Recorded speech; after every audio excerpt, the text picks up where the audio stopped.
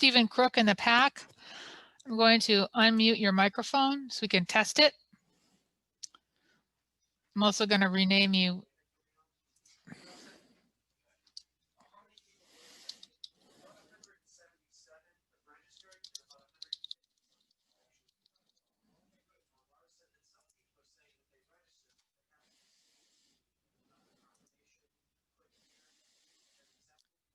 Stephen Crook, can you test your microphone?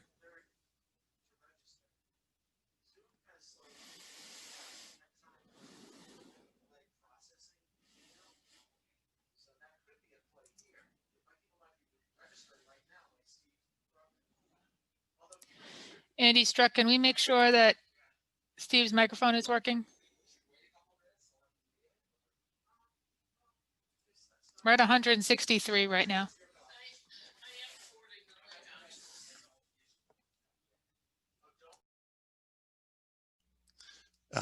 Steve Crook's microphone's working in the pack. It's just not working through the RCTV link.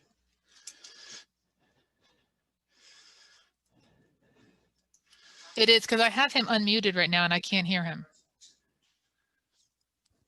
He's using the pack mic, not the mic through the Zoom. Okay, fine. All right, so I'm going to mute that then. So he's coming up as the RCTV, is that correct? Or which mic is he using so I can make sure it's open? He should be using the RCTV, I believe. Actually, a pack, sorry. Pack. Is it in as a panelist or in the attendees, Andy? That's an attendee because sound's coming through the laptop in the control booth. All right, well, I rename, what's it called? Because oh, Andy Pack, is that where you are? Yeah, that's for the video and the sound coming through the pack. The microphone link comes through there to RCTV. Okay. Yeah, Luke heard me earlier. We did a test. There we go. I see. So you're using your laptop microphone? Better? No, whatever you want to do is fine. I just need to know which one to unmute. He shouldn't be I using believe it's the the one with the laptop. blue pop guard. Okay, so Stephen, I'm going to turn off that. Oh, no, you're fine. I think you're fine. Okay. You're fine. Yep, go ahead and go one more time, Stephen. Testing 1, 2, 3. Perfect. Thank you very much. Pack Center. Thank you. Perfect. You sound Good. outstanding. Patrick McLaughlin, we still have an issue with Mr. O'Rourke.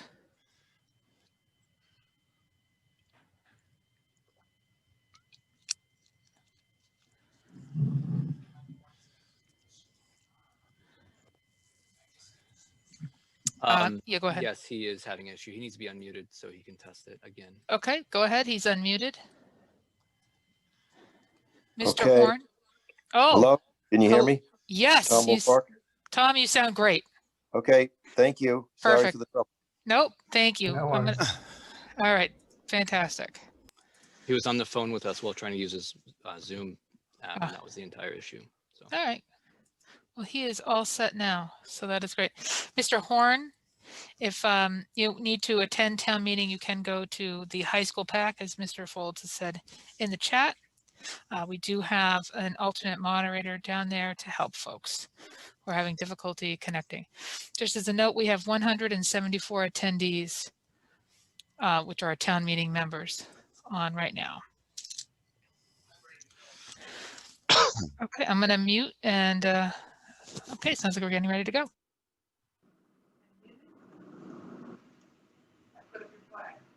Thank you. A quorum being present and recognizing that a proper return of the warrant has been made, this town meeting is called to order. Please join me in the Pledge of Allegiance. I pledge allegiance to the flag of the United States of America and to the republic for which it stands, one nation, under God, indivisible, with liberty and justice for all. Now we recognize Mr. Pacino for reflections. And we unmute Mr. Pacino. He is an attendee.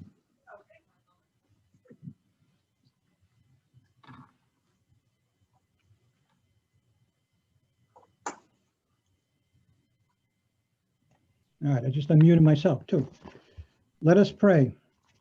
These times continue to try our patience and resolve. The pandemic has changed our world and will continue to change our world as time moves forward. It has changed our town as demonstrated by the effort put forth to convene this meeting. I join with all of you to thank all who put this town meeting together so that it results in being safe and healthy while accomplishing its purpose. The pandemic caused school systems to revert to remote and hybrid learning. People now work from home. Some find benefits from this, others did not. Businesses were adversely affected. The effect of that on the economy is still with us. Art and sports venues changed practices. Church worship has changed. Gathering of people has become restricted. We now have mandated face masks, social distancing, curfews, and communicating through Zoom meetings. People have lost their jobs through layoffs or furloughs. Fear of COVID-19 exposure is widespread. Some seniors do not want to leave their homes for fear of being infected. Against what is our normal human nature, people have become isolated. Pandemic fatigue exists. We continue to pray that those affected can weather this storm. We continue to pray that those affected, both physically and mentally, can get the rightful assistance and support they need. We continue to pray that all of us will assist those in need. We remember those who have passed away. We express sympathy to our family members, to their family members and loved ones left behind. We pray for those who are still suffering from COVID and ask for their healing. For those who have recovered from COVID, we celebrate your recovery. We especially pray for the health, well-being, and safety of those working in COVID treatment units and those living and working in nursing homes, veterans homes, and other senior living facilities that are affected by the pandemic. During this dark time, frontline heroes have emerged: healthcare workers and first responders, police, fire, and EMT. We thank them for all they have done during this time and pray for the continued health and safety as the pandemic continues. We pray for guidance and knowledge of the new normal as we go forward. We pray that a solution will be created to end this pandemic. Last week was an election and the aftermath that follows. No matter who you supported or voted for, we pray for finding a way to come together. We pray that our elected leaders and ourselves will find ways to build bridges of understanding and not walls against understanding. Since Wednesday is Veterans Day, we'd be remiss if we do not recognize our military veterans' services to this country and thank them for their service. But tonight, we are here to act in the town's best interest. My friends, tonight we continue to pray for respect of others' opinions, including those we disagree with. We ask for knowledge and guidance of the issues to be presented. We ask for clear and thoughtful decisions that are in the best interest of the town as a whole. Going forward after this meeting, we should level all hills, remove any barriers, and foster all understanding so that our decisions can reap the best results. In closing, we ask and pray that as the pandemic continues, that we continue to listen to both our state and local leaders, particularly our Board of Health, on how to proceed to lessen any further of the pandemic. Stay safe and well. Praise the Lord. God bless America. Amen. Thank you. And now a point of personal privilege, Ms. O'Neill.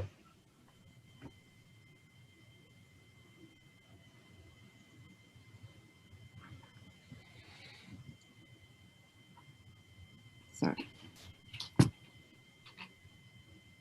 Thank you. Mary Ellen O'Neill, Precinct 4.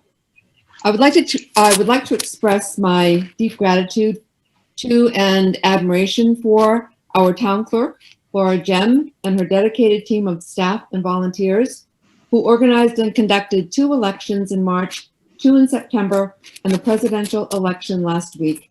The election last week entailed the distribution and processing of thousands and thousands of ballots, 14 straight days of early voting, and a full day at the field house.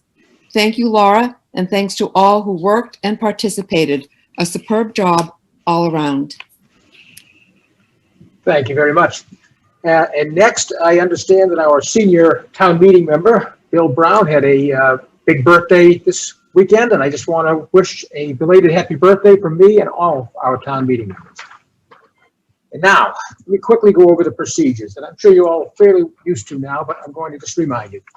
If you wish to speak for any reason from the Performing Arts Center, the PAC, please let the assistant moderator know at any time. For virtual Zoom participants, if you wish to make comments or debate, use the raise hand function on Zoom. I will watch for them, and Jane Wellman will also be watching. If you wish to make a point of order, use the chat function in Zoom. Please do not use the chat function for any other purpose. If you wish to offer an amendment, use the raise hand function. When it comes to vote, you'll see a poll appear. I will give you 30 to 45 seconds to cast your vote. Those in the PAC will vote as usual, and I will call on the assistant moderator for the tally. Here's how we will proceed. According to the new state statute that allows this method of town meeting during the pandemic, we must first authorize its use. So, Mr. Doxer, let's see. Actually, before that, excuse me. 1 second, I'm sorry.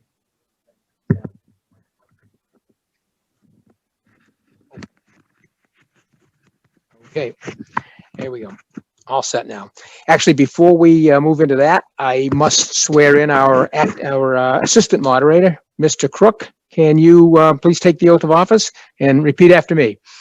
I solemnly swear I solemnly swear that I will faithfully and impartially discharge and perform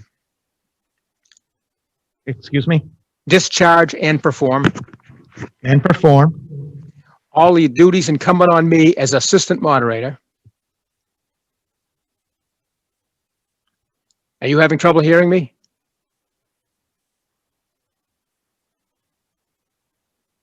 Mr. Crook, can you hear me?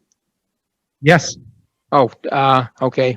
According to the best of my ability and understanding, according to the best of my ability and understanding, agreeably to the Constitution and laws of the Commonwealth of Massachusetts, agreeably to the Constitution and the laws of the Commonwealth of Massachusetts, and the Charter and bylaws of the Town of Reading, and the Charter and bylaws of the Town of Reading, so help me God. so help me God. Thank you very much. Okay, now, as I was saying, we have a special motion that we need to vote on before we begin. This is to allow this use of virtual town meeting.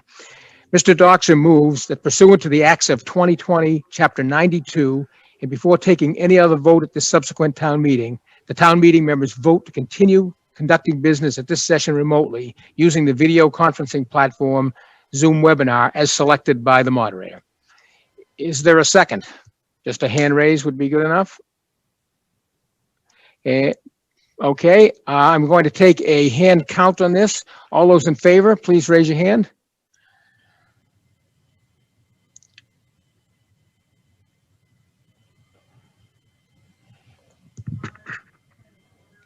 We have a point of order. Okay. All right, let me check on the point of order, excuse me. All right, let me unmute Mr. Halsey. All right. Okay, I'm not seeing the point of order. I don't know what's going on. He just said point of order. Mr. Halsey? Yes, Okay, Mr. Halsey. I've raised the question twice, which I think is pertinent before this vote goes forward.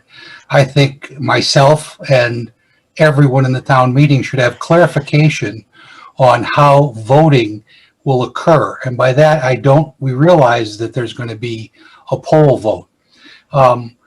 I'm interested in a clarification under this format, whether individuals, as a list of individuals, will have their votes available to the public under Freedom of Information as they were in the last meeting. Because in the last meeting, those lists were used to berate and intimidate many people in social media beyond the point. And I think it's important for us to clarify exactly how those votes are going to be recorded, who they're available to. It's my understanding that we're trying to have a town meeting as closely replicating what we normally would do outside of a Zoom, which does not include a listing by name of how every person voted. So I'd like a clarification before we vote on this format. That's fine. I actually did bring this up in the precinct meetings and on the meeting on Saturday, and I put it out in the chat. We will not be recording votes this time. It was decided that at a regular town meeting, the default is it's not a roll call vote, and recording the votes made it effectively a roll call vote, which you need 20 town meeting members to call for that. So they are not going to be recorded. They will not exist at all unless 20 people ask for a roll call vote. Thank you. Does that answer your question? Yes, it does. Good. Great. Okay. Any other further discussion before we move to a vote?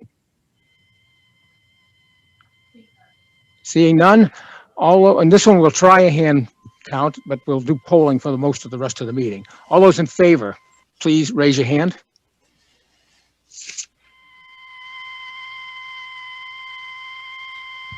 I'm not seeing a hand raising. Is that? You're seeing it. Okay.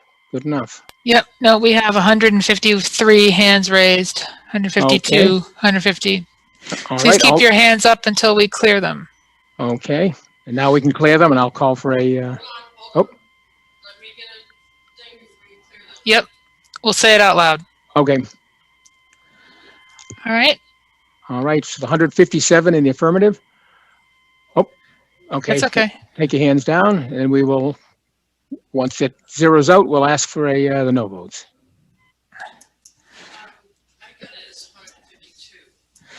I saw 157 as well, but it is still moving a little bit, but Okay. overwhelming. Yep. There's still two hands up. Is that? I keep lowering hands. Please don't raise your hand until we call for the next part of the. Okay. Okay. All those opposed, please raise your hand. You guys had to let me get the numbers before you. Yeah. Okay, there's one. And I would ask Mr. Crook, is there a tally at the PAC? At the PAC, we have 3 yes, 0 no. Okay, thank you very much. The clerk will now tally the votes. With 157 to 1 no, that's 3 yes at the PAC and 2 and 0 no. That's 160 total yes and 1 no. The vote being 160 in the affirmative, 1 in the negative, the motion carries. We now move to business under Article 1. Mr. LaLasher, we have one report, one verbal report. Yes, thank you, Mr. Moderator.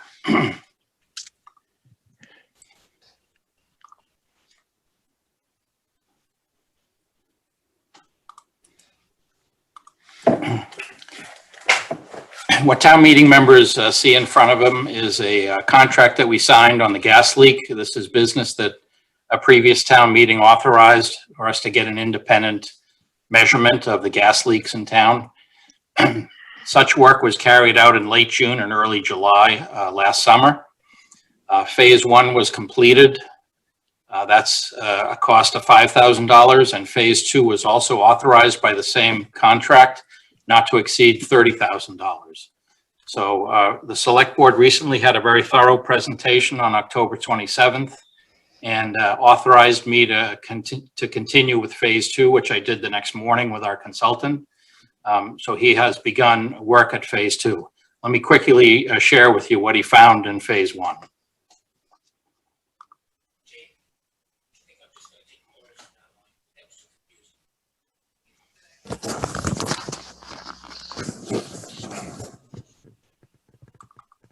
What did you say you're going to do what?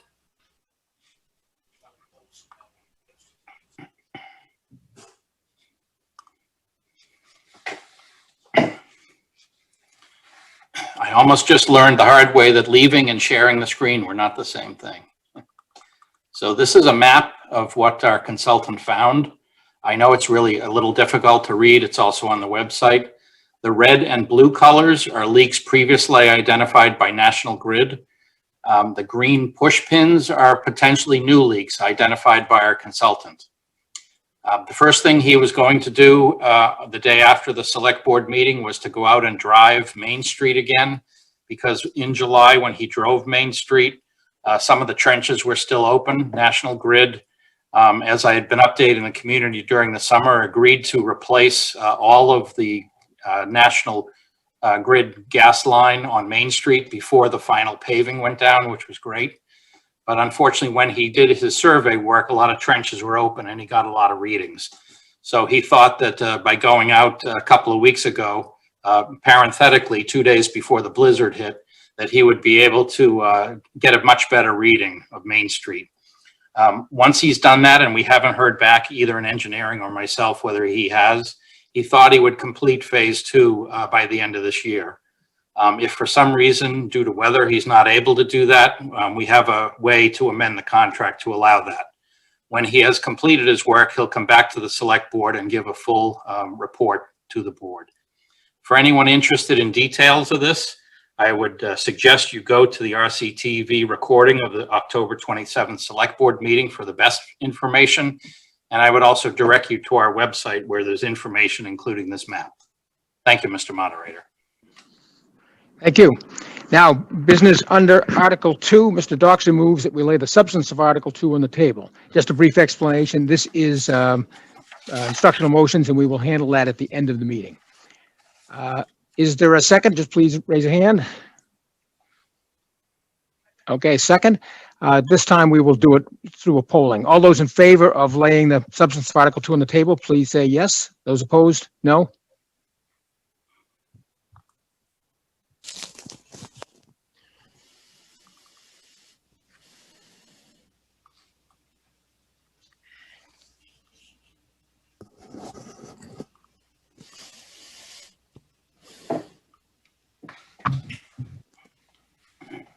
Mr. Crook, is there a tally at the PAC?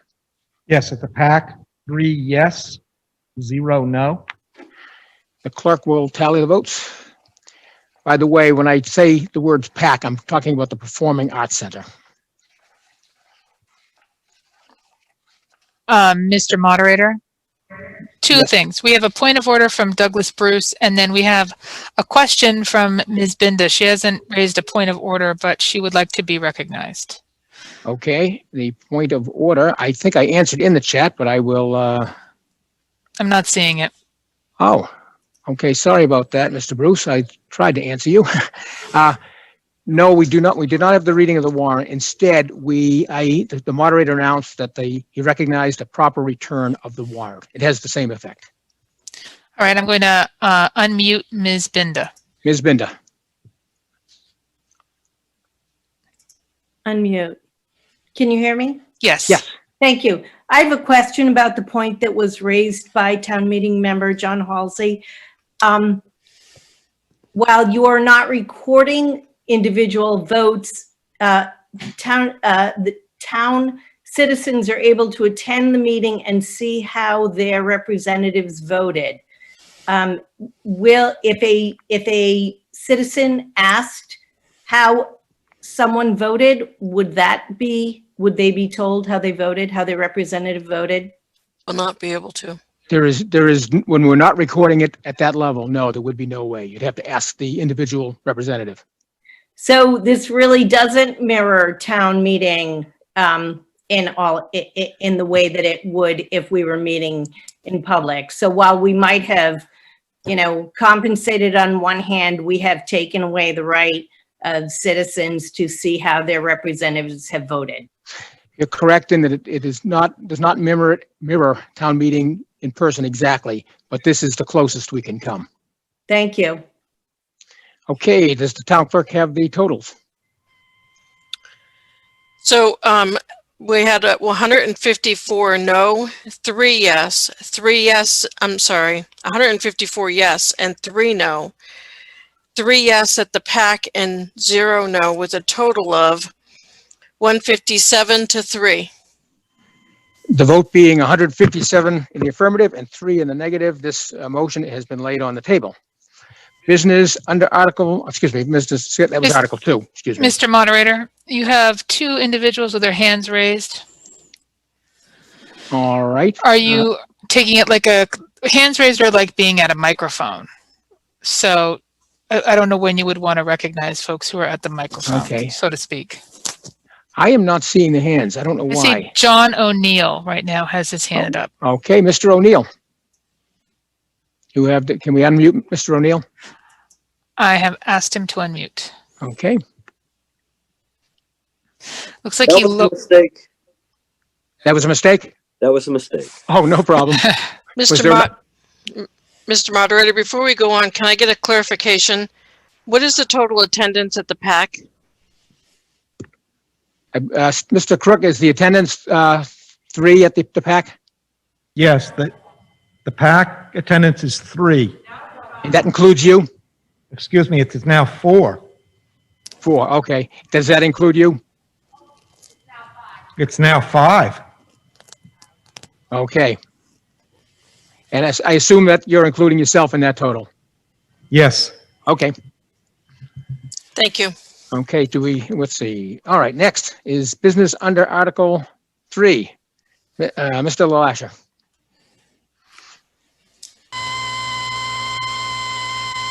Thank you, Mr. Moderator. Can we take the poll down, please? Thank you.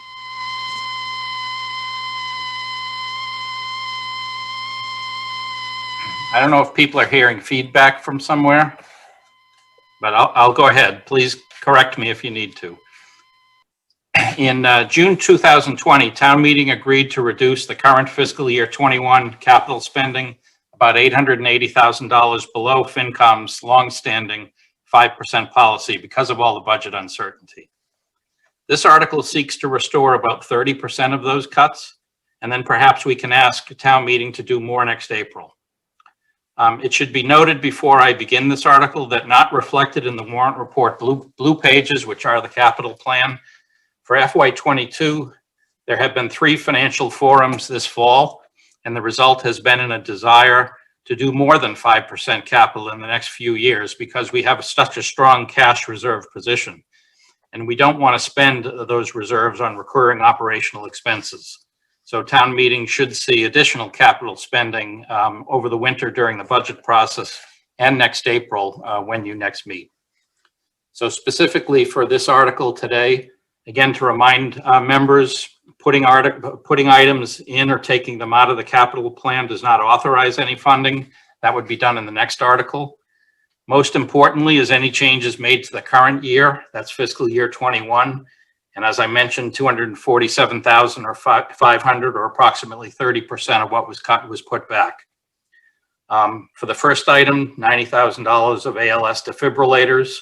The timing was unfortunate.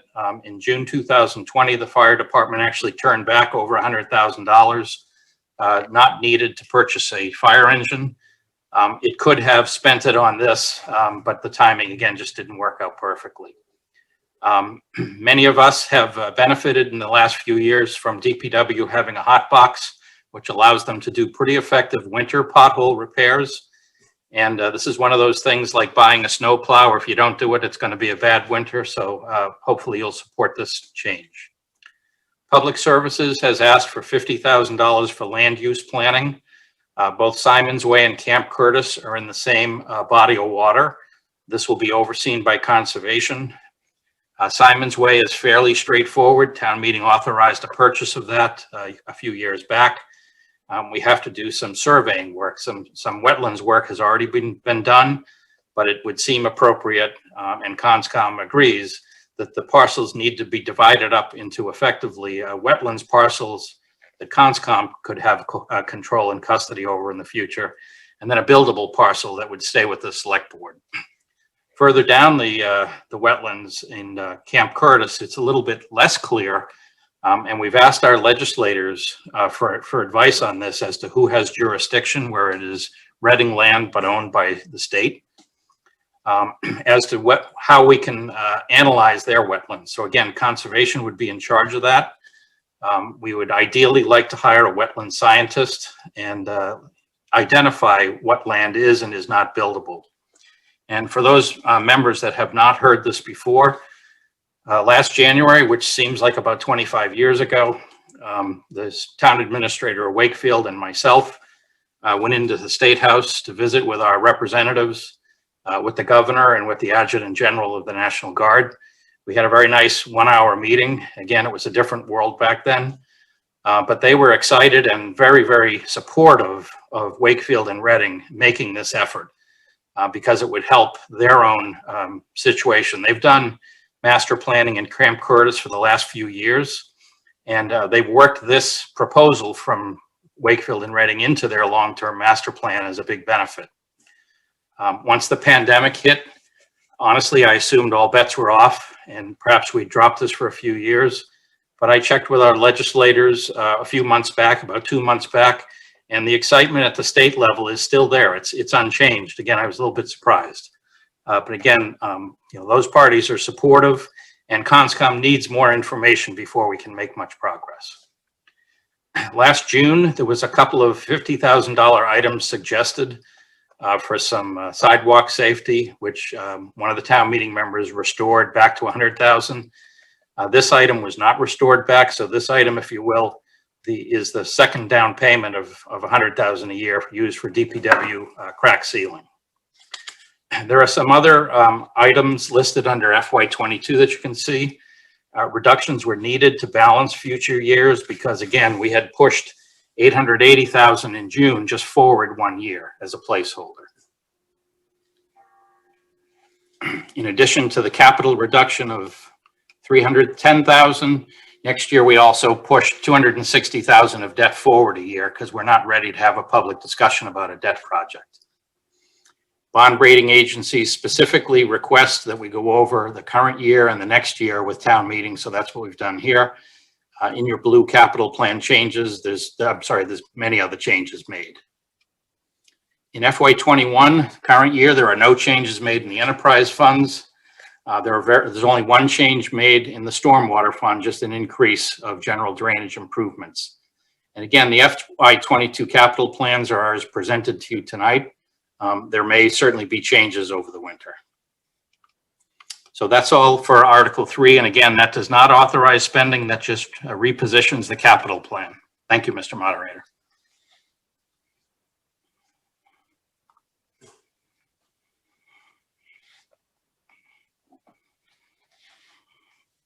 Yep, there we go.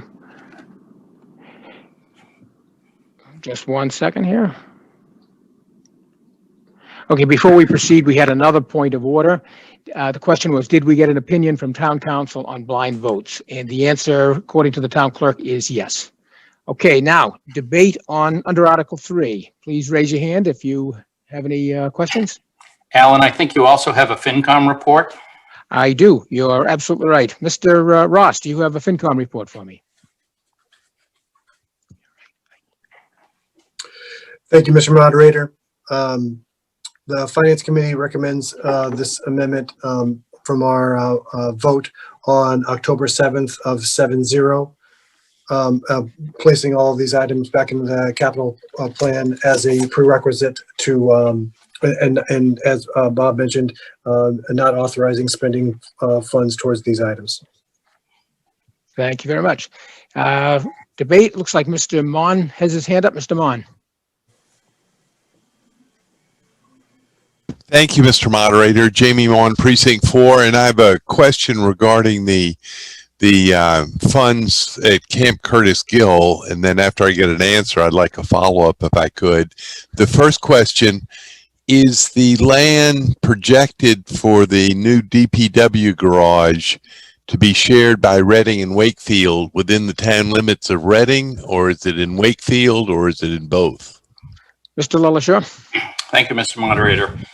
Jamie, right now, all the land identified by the National Guard is in Reading, but honestly, it's just preliminary.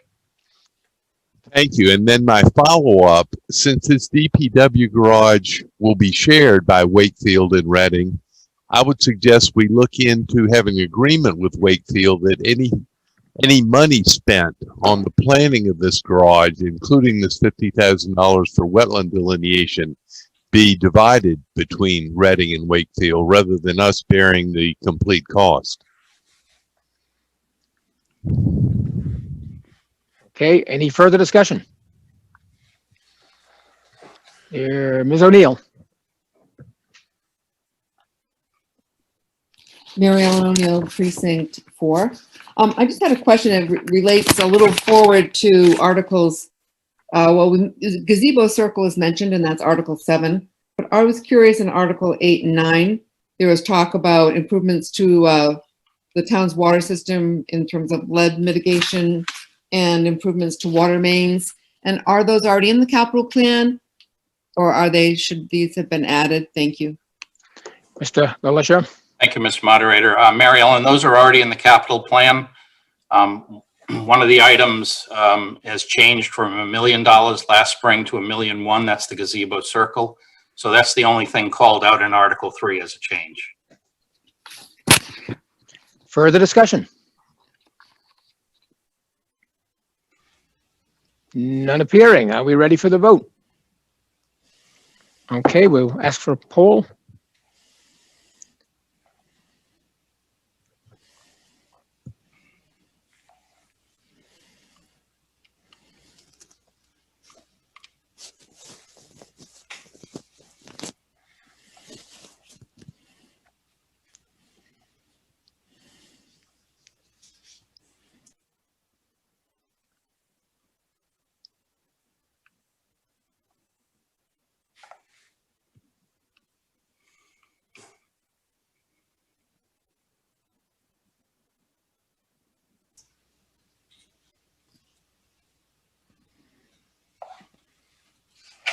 Okay, still going.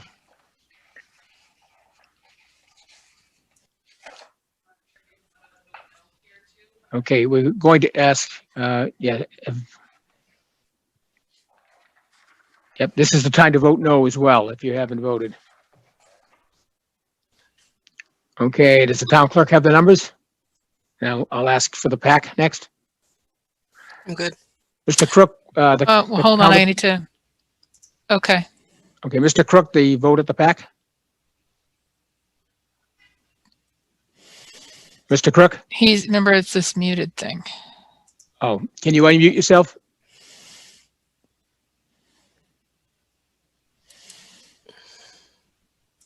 Hold on. Can you ask him to unmute? Yep.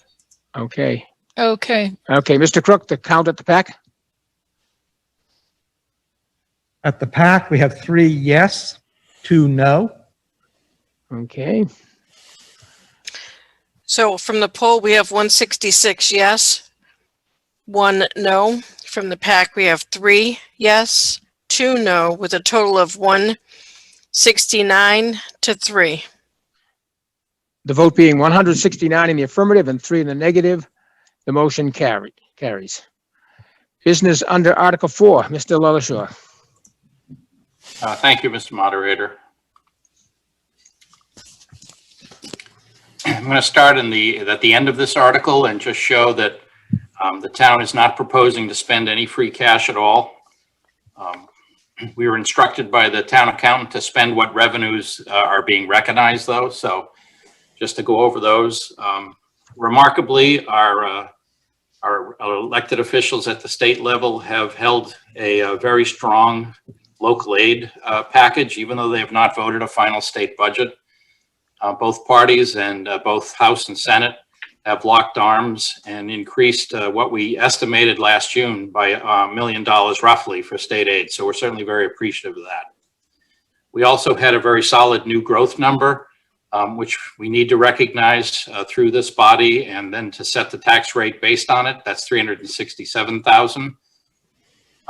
So one could argue whether the million is recurring. It's really hard to know. The 367,000 absolutely is recurring and becomes a new baseline for Prop 2.5. Interest rates have plunged since last winter, so we're reducing our expected interest rate earnings by 400,000. That's likely to be a change for a while. Our reduction of federal Medicaid reimbursements through the schools has also been reduced by 75,000. That appears to be a permanent change, or at least for the foreseeable future. Car sales, it's still a little early. We get most of our information in February, but it looks prudent to reduce that by 50,000. And then you see a small change to license and permits. So the net result is $830,000 more in revenues, which is certainly a good situation. In order to spend that 800-odd thousand, our first priority is to spend it on one-time things as much as possible and not build it into future budgets. So let's see how we did. 247-odd thousand was discussed in the previous article as one-time capital. There's two items in administrative services expenses. Property casualty, 50,000. That's thought to be probably a permanent increase. It is really, really difficult to assess any insurance market right now in the middle of COVID, whether it's health insurance or P&C. There is hopefully a one-time increase in COVID expenses of 25,000 for this budget. You'll see some more COVID information further along. Our Board of Health has certainly been doing their best in dealing with a very difficult situation. They want to do a long-term study. Long-term could mean anything from the next 6 months to several years. And line H92 is specifically a one-time $20,000 expense to help them do that evaluation with the help of a consultant. The $50,000 for short-term staffing options, I believe that I'm going to say that's probably a recurring and long-term obligation. I think we do need more staffing in that area, more professional staffing, and I'm going to look at that $50,000 as so far on this page a permanent change. In line J92, we had a terrific grant achieved by our fire chief and fire department of almost $90,000. So we're just using 9803 to round up to balance the lack of use of free cash. Interestingly, our rubbish expenses have gone up quite a bit during this year. We're assuming it's because there's a lot more people at home and a lot more people are cleaning out their basements. So that's a $75,000 increase that we just don't know if it's going to recur. I think our first inclination is maybe to use 25,000 of that to build next year's budget and not to use the full amount. The next couple of things will be one-time COVID changes. Again, $20,000 in the core facilities department for overtime. The staff has been doing an outstanding job, not only for the schools, but for the town buildings. The amount of time that they took to build all things safely is just astonishing. Rather than stand in line and order things, our facilities department built things themselves. So I tip my hat to the teamwork that's been done both in the schools and the town buildings. We are also going to request another $200,000 of an unknown expense. At this point, from a discussion with the schools, Superintendent Doherty, myself, and many others, there's a fair amount of federal money available to us right now with a cutoff date at the end of December 30th. And there is no funding currently said to be available after that date. We seem to be in very good shape through December 30th. We have applied for about $1 million of reimbursements. We have a balance almost as high left over. We have some ideas how to use it, and Town Council actually had some creative things late last week to add. So we're in really good shape for this year, for this calendar year, but we don't really know whether there'll be any aid forthcoming from the federal government after January 1st. So numbers such as this 200,000, the 25,000 in administrative services is just a hedge against us needing to spend more money. And for the federal money that's expiring in December, they draw a careful line as to how much you can prepay. So we have to be careful with buying too many supplies that go past the December date.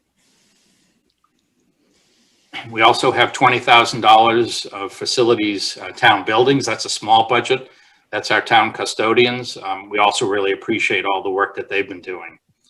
And the school department, in a similar vein, is requested $120,000 of, again, what is hoped to be one-time funding. So you could see from that discussion that many of those items were said to be one-time. There's only a couple items like the $50,000 for the Board of Health, some amount probably for rubbish, some amount possibly for property and casualty that would be built into future budgets. In the water budget, and this is to Mary Ellen's earlier question, there is an increase under debt from $1 million to $1.1 million for the gazebo circle improvements. And that's all we have for this article. Thank you, Mr. Moderator. FinCom report, Mr. Ross. Go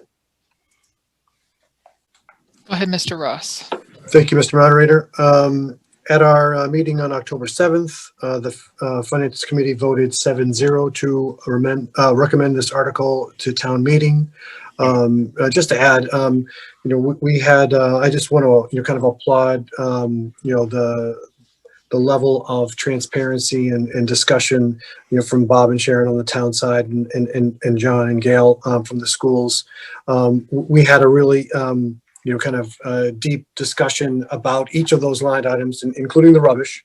And it was, it really helped educate the committee on making these recommendations to town meeting.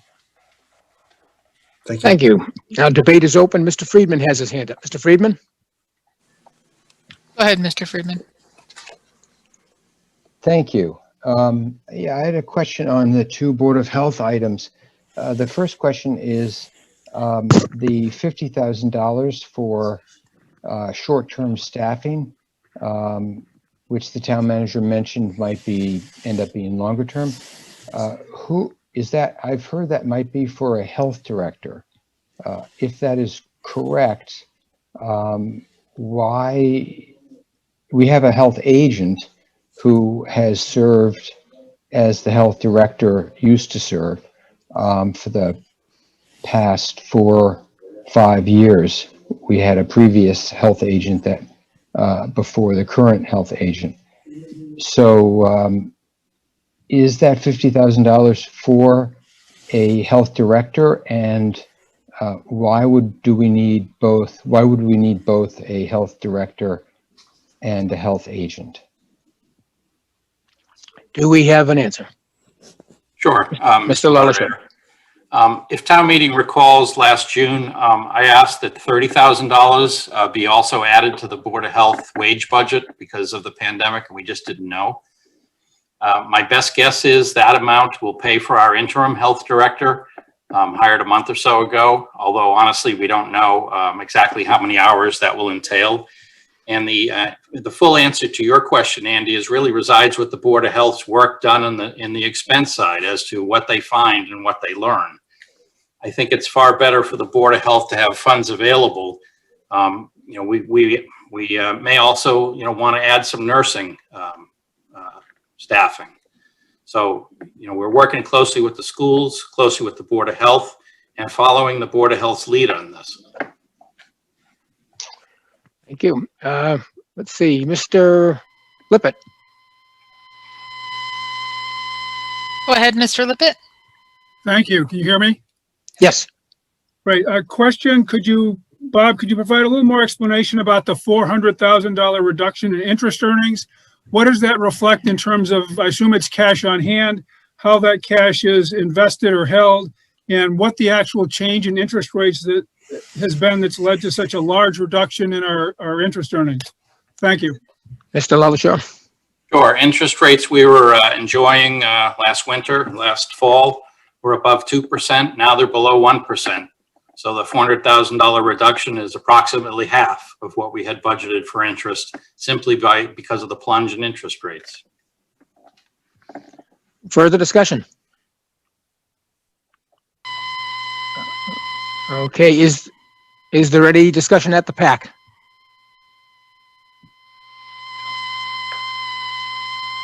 No. That Okay, high-pitched one's from the, okay. none at the PAC. Okay.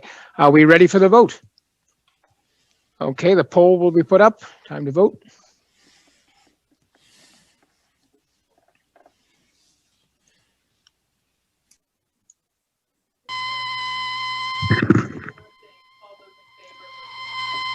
I did say that before, but they're getting to vote yes or no at the same time.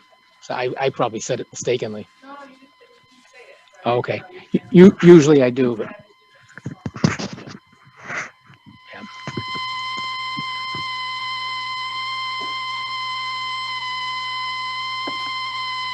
Do we know what that feedback is, or is that just me? I believe that's coming from RCTV Studios. They've just muted themselves. Okay, good. Yep, great. they're great. Yep. So it's just a little bit of feedback coming from the PAC, and we appreciate RCTV Studios managing that. Okay, and while that vote, before I announce the vote. I noticed there was a point of order. Yeah, Ms. Wiggins, do you want to Ms. take Wiggins? that now? Yes. Before Okay, we take. then I will unmute her. Go ahead, Ms. Wiggins.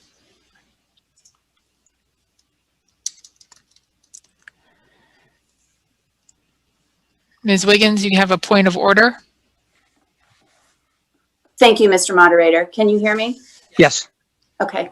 I wanted to return back to the whether or not there should be documentation of how people voted, and I do take issue with how it's being done tonight. Anonymous votes are counter to open, transparent, and inclusive government. And while I understand that it can be difficult to answer for how one voted, there is no reason that our constituents who in fact elected us shouldn't have knowledge of how we then represent them. In-person town meeting and virtual town meeting are not equivalent. So I do understand that it's not seamless transitioning between the two. However, we should be erring on the side of a transparent democratic process. I understand that this might not be able to be modified in time for tonight, but I find this change very troubling and I'd like the record to show that. This being said, could you please clarify how a roll call can be asked for? Before the vote is called for, before the vote is taken, I should say, you would, one member would have to ask for a roll call, and then the moderator would ask to see if there were 20 people that agreed. If we had a total of 20 people, we would then take a roll call vote, which would entail the moderator reading off each name with the town clerk recording the vote. Okay, so one person has to ask for a roll call and then 20 need to agree, a total of 20, second. including the original person, yes. Okay, okay. Thank you, Mr. Moderator. You're welcome. Okay, we had another hand. We actually have already moved into the vote. Did we have, Mr. Mon, did you have a question? Yes, thank you. Just to follow up, if someone wants to ask for a roll call, do they do that in the chat or by raising their hand? I would do it in the chat. Thank you. It's effectively a point of order. Okay, we have a vote. Okay, the PAC. What is the vote in the PAC?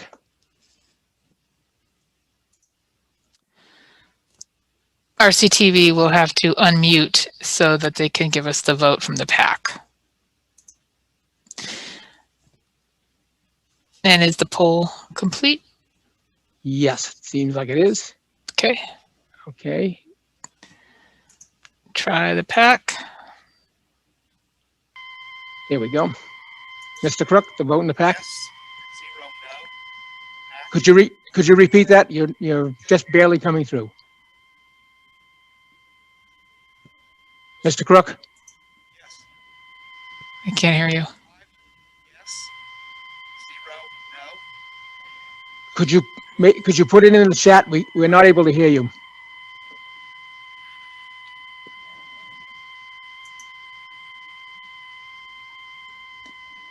Five yes. Okay. 0 no. 0 no. Okay, the town clerk will tally the vote. With 164 yes and 2 no in the poll, 5 yes in the PAC, 0 no, being a total of 169 yes and 2 no. The vote being 169 in the affirmative, 2 in the negative, the motion carries. Mr. Moderator, Nancy Doctor has her hand raised. Ms. Doctor? Yes, can you hear me? Yes. I actually had to call in because you didn't recognize my hand on Article 4. Didn't see it. So that's why I just got off the phone with your tech. But I wanted to actually address the account line H91 and H92, because even before the spread of COVID, our health departments were struggling with being underfunded, workforce reductions that actually go back to the recession in 2008, and Reading has been no exception. We've actually, from a previous speaker, we've gone from having a health director in town to sharing a health director with area towns, to having a health agent, to hiring a housing inspector to act as our health agent. So while I fully support this funding, the $50,000 for the staffing needs, it really is just a stopgap. I am very curious to hear what the $20,000 of the staff and evaluation will actually do, because honestly, anything that's going to shine a light on the dysfunction in the health department should be fully supported by town meeting. The problematic retention in the health department is very serious. We've had 3 nurses walk out of town hall. I believe the health department loses more employees than any other town department. And frankly, we can't afford to lose any more highly qualified town volunteers that have to resign from the Board of Health because they are in essence being asked to function as their own health agent. So I think there's nothing, but positive in supporting this. People say, don't waste a good crisis. So anything that's going to shine a light and turn this into a call for action for transparency for the health department and for the Board of Health should be supported. So no Board of Health member should ever have to file a freedom of information to obtain required health records or inspections. Thank you. Okay, thank you. We will have to watch more carefully to make sure we don't miss hands, but we have voted on this. We will now move to Article 5. Mr. Doxer moves that we lay the substance of Article 5 on the table. This is not debatable, but we usually offer an explanation. Mr. LaLacheur, do you have an explanation why we're laying this on the table? Sure, Mr. Moderator. There are no bills from last year to pay, so there's no business to take up under this article. This article will probably reappear next April should any mid-year bills be discovered from last year. Okay, so the motion on the floor is to lay it on the table. Please vote now once the poll is up. We have a point of order from the PAC. Okay, Mr. Crook, can you have the person come to the microphone?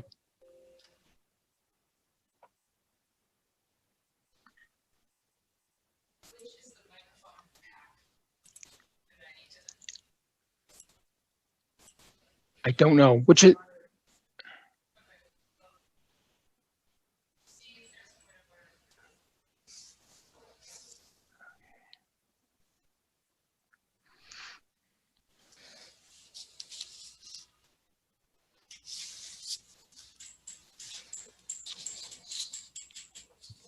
Have we unmuted the packet?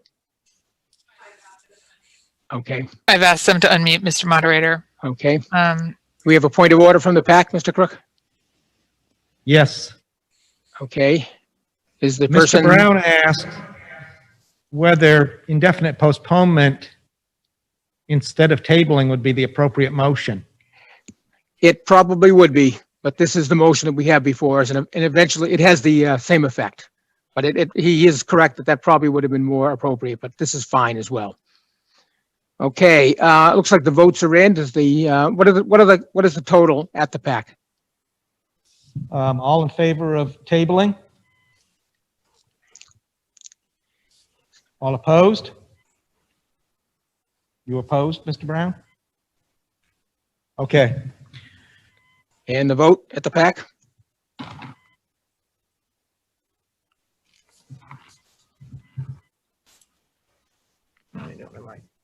Mr. Crook?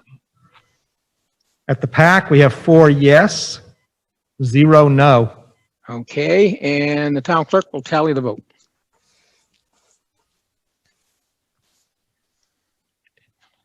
So we have 138 yes in the polls, 3 no.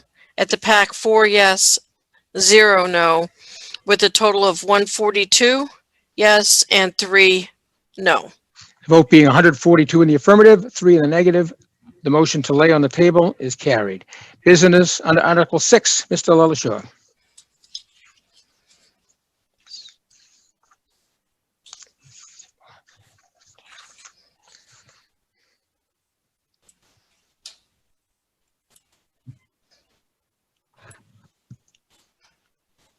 Thank you, Mr. Moderator, town meeting members. Article 6 is an annual affordable housing trust fund plan. It's usually taken up at an annual town meeting. This is one of the articles we deferred to the fall. This annual plan is required by the provisions of Chapter 40, as you saw in the write-up. Reading is unusual in that it started an affordable housing trust fund sooner than state law allowed it. by a few years. And since then, state law has made the process different, and most other communities have adopted the state law process. So we're a little bit unique in having this vehicle. A meeting of the Reading Housing Authority and Select Board meeting in joint session is needed to spend any funds from this. To my knowledge, I can only remember once down on Haven Street, a couple $100,000 being spent so that we could count a lot of affordable units. So the use of these funds, it can produce new affordable housing or preserve existing affordable housing. Now, with a balance of $385,000, certainly the flexibility is limited, but that's the theory. The town has also adopted a housing production plan approved by the state, which includes this Affordable Housing Trust Fund plan. The town is currently at 10.48% subsidized housing inventory, or SHI. That's something all of us should be proud of in a time when many communities similar to Reading struggle to achieve 10%. We're at 10.5%. The upcoming census certainly could change that, and we might be back to work. So again, this vehicle allows new housing to be created through loans or grants. It sometimes can preserve existing affordable housing, and it can also convert market rate units to affordable housing, again, with perhaps a higher balance. So the town meeting is asked to approve this annually, and I would ask it tonight.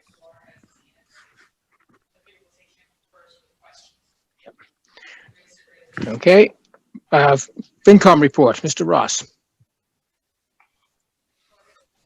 Go ahead, Mr. Ross. Thank you, Mr. Moderator. At our meeting on October 7th, Finance Committee voted 7-0 to recommend this article to town meeting. Again, we discussed this from our spring meeting, and it was a consistent and unchanged article and discussion from that time. Thank you. Okay, thank you. Debate, Mr. Dewar had his hand up first. Mr. Dewar? Yes, Dan Dewar from Precinct 3. I just wanted to make a comment. I wasn't able to vote on the last article because there was a point of order, and I waited for the point of order to be heard. I went to submit my vote, and it withdrew. So I'm just asking you to give us a little more time after a point of order happens. Thank you. Okay, that's good. Good point. Next up, let's see. Ms. Herrick. Ms. Herrick. Thank you, Mr. Moderator. And actually, I had the same situation as the previous speaker, Mr. Dewar. I waited for the point of order and then was unable to cast my vote. I had a question about our housing trust fund. I was wondering, this is probably for town manager. I was wondering if these funds could be used to provide some assistance for first-time home buyers. Other communities on the North Shore do have pools of monies and an application process to assist first-time home buyers. And I see that as another way to keep housing affordable. So I'm wondering if we have the flexibility with this trust to do something like that in the future. Mr. LaLacheur? Thank you, Mr. Moderator. Yeah, Karen, I would assume so. Again, it requires a joint meeting between the Select Board and the Reading Housing Authority. That's a question that's probably more suitably asked to Town Council. But it certainly is within the purpose of the funds. And again, grants or loans can be made. So I see no reason that couldn't be an objective. Again, the money at $385,000 is limited. So perhaps the best objective would be to find ways to get more money in this fund. But yeah, I believe it could be used that way. Thank you. Your point that it has been a while since we've made any withdrawals from this account resonated with me. Thank you. Appreciate that. Thank you. Ms. O'Neill, you had your hand up next. Oh, nope. There we go. Go ahead, Ms. O'Neill. Thank you. Mary Ellen O'Neill, Precinct 4. So we've had this trust fund or whatever the trust fund for almost 20 years now, and we've only withdrawn one sum over the years. So I don't really find this accurately named as an allocation plan. It's more of a statement, a balance statement as to what we have in it. So I'm wondering, especially if we see some changes coming with the new census, if we can actually do something to help increase our stock. I'm also curious as to whether or not that phrase, we can use it for maintaining and improving affordability of existing housing stock. I think that we do have some affordable housing that is overseen by the town, and have they needed or not needed to use any of this money to make some improvements, or, you know, as it stated, improve the affordability of that housing stock that we oversee? Thank you. Mr. Lillishore, do you have a comment? Mary Ellen, the Reading Housing Authority has not made a request. They could make a request, and again, in joint session.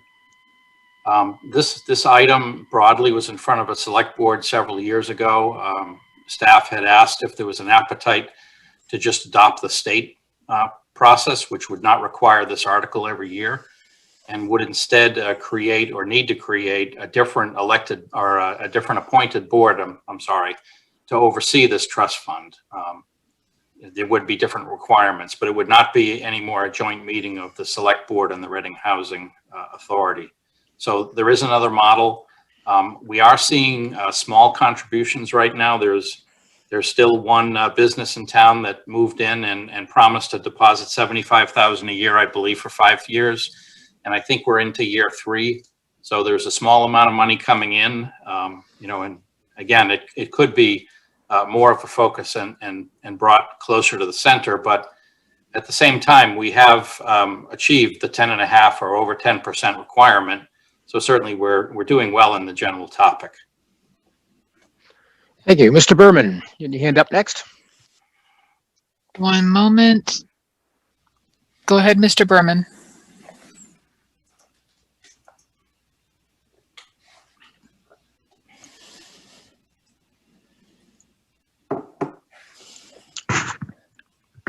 Go ahead, Mr. Berman.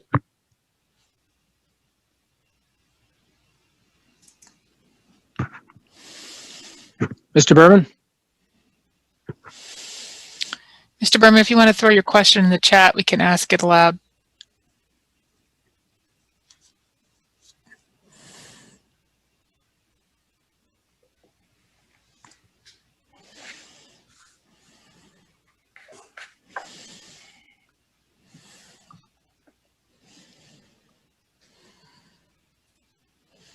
Oh, his hand is down now. I don't know if that's okay. Are there any questions at the PAC?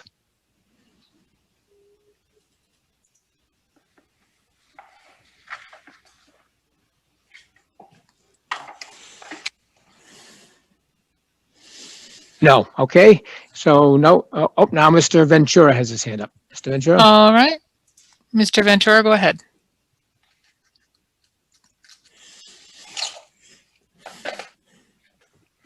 Yeah, hi everyone. Mark Ventura, Precinct 2. Just a quick question. I know a couple years ago we had a master plan, or we're in the process of developing a master plan, I believe, for 40A to curb the influx of 40B housing we had coming in. And I know we've since have reached that 10% goal.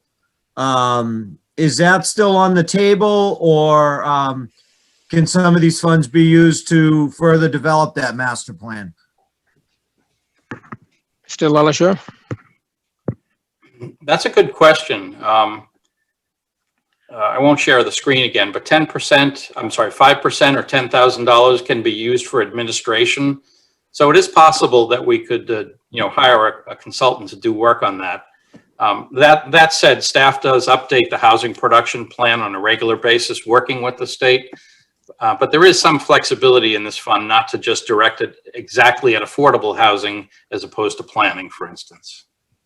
All right. Hey, further discussion? None appearing. Are we ready for the vote?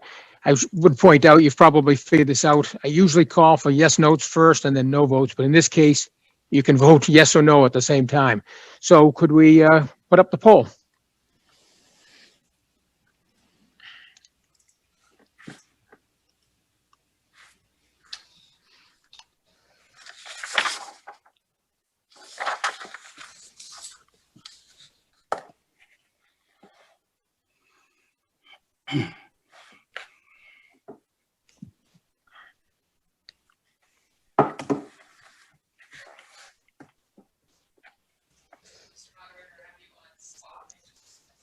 Okay.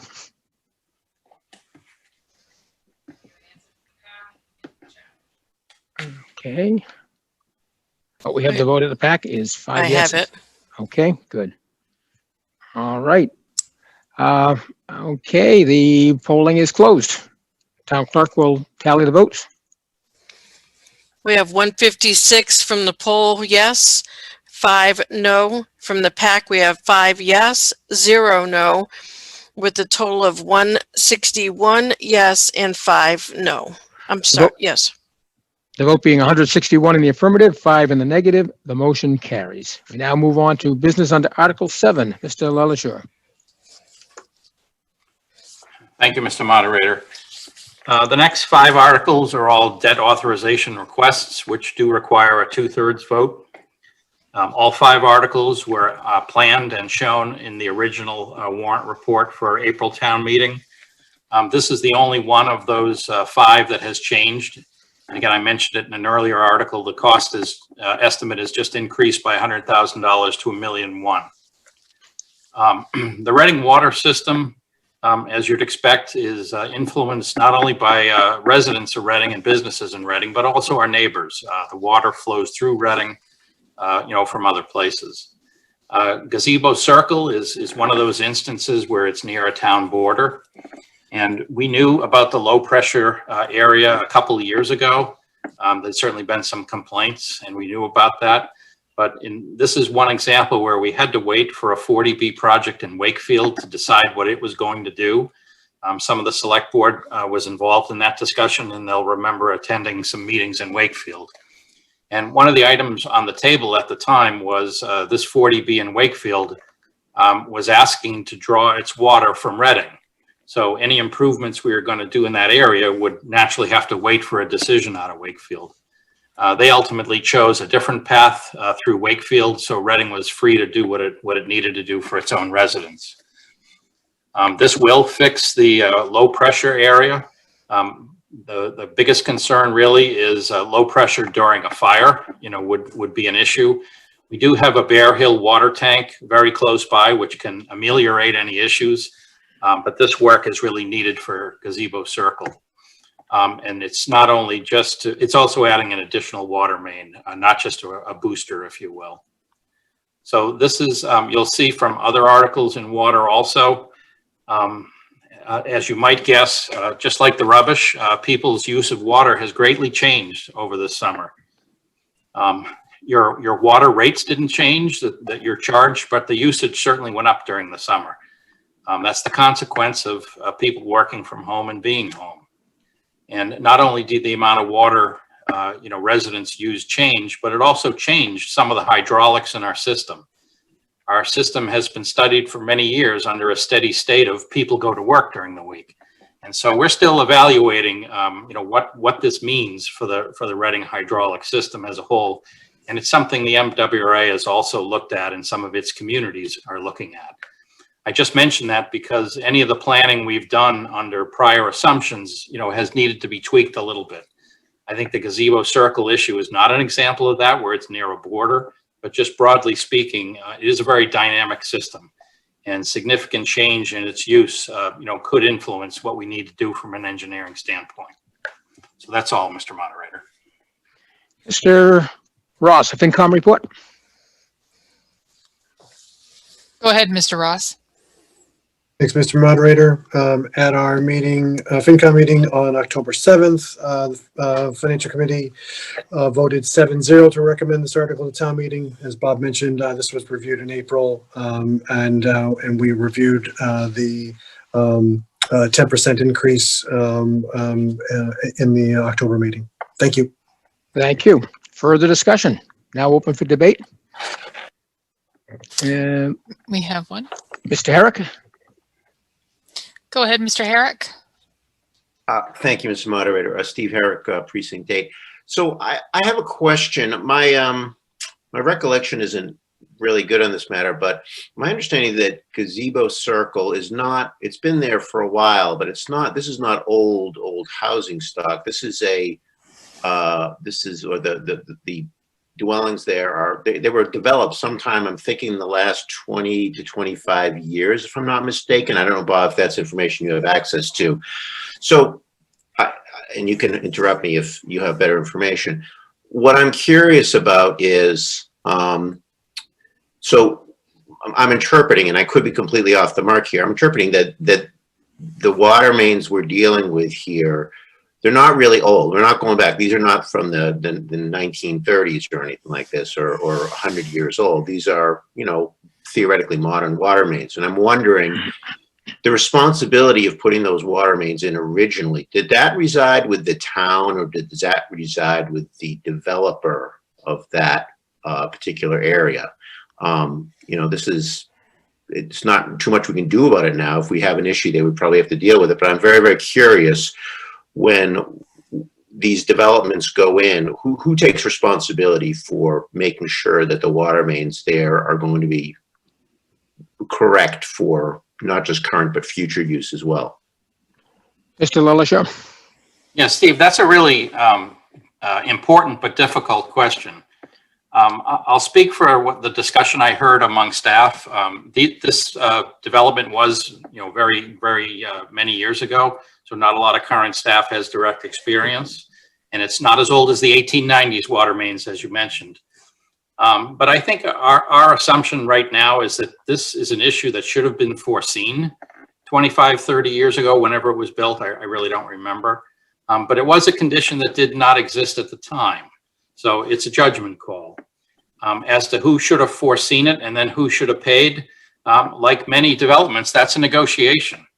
So, you know, if we have a developer that's going to cause us significant, for instance, sewer expenses, Public Works has a procedure and a policy to extract some payments from such a developer if it stresses the system and is over capacity.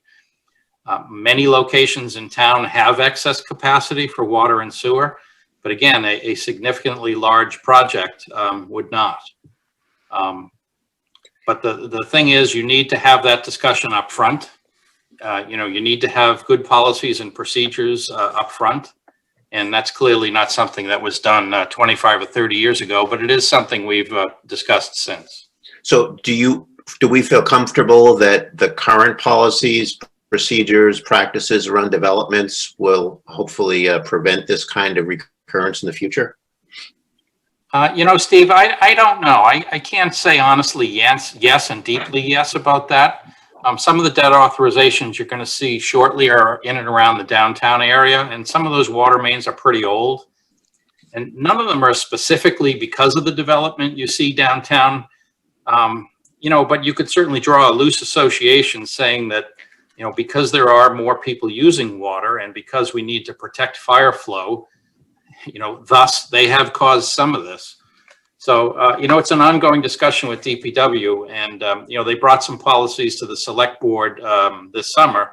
I'd have to go back and revisit to see exactly the impact, but it's an issue that probably deserves a little more thought, you know, both by our planning boards and staff, because that's really, you know, when someone comes forward with a development, that's really when you have the opportunity to have the discussion. And again, we do have that discussion in some instances, just not in all. Thank you. Okay, next is Mr. Mon. Go ahead, Mr. Mon. Oh, go ahead, Mr. Mon. Thank you, Jamie Mon, Precinct 4. Usually, more often than not, we get loans or grants from MWRA for water system improvements. Did we pursue that option in this case? And if so, what was the outcome? And if not, why not? Mr. Lillisham? Jamie, you'll see that the answer to that in the next two articles. The answer is no for this one, but yes for the next two. There's a limited amount of funds available, and absolutely yes, we chased them down. Further discussion? Is there any discussion at the PAC?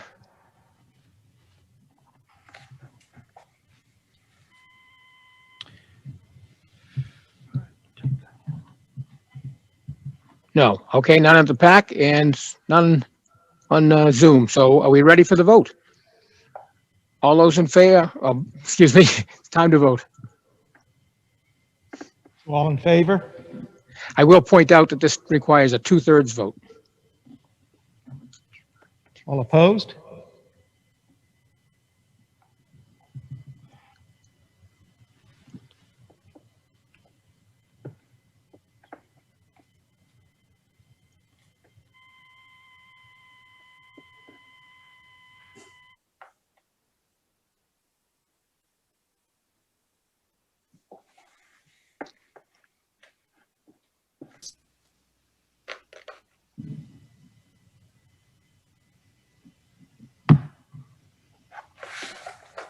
Okay, can we have the vote from the PAC? Yes. 5 yes, 0 no. Clerk will tally the votes.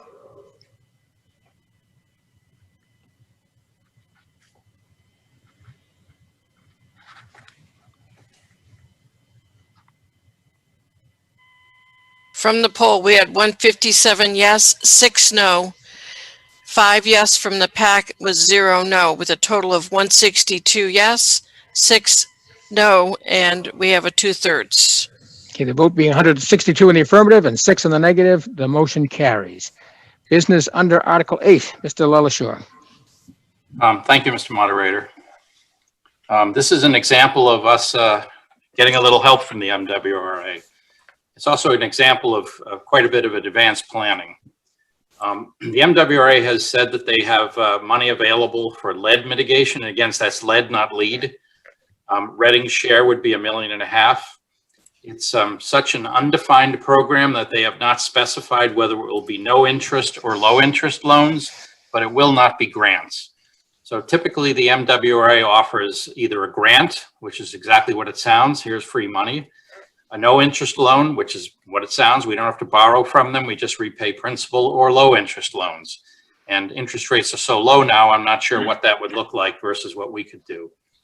But this is a program that was advertised early last spring. We did actually put a warrant article in last spring that was pulled. If town meeting authorizes this now, if any details come out, Reading is very good about standing in line quickly at the MWRA for any kind of advantage they want to give us.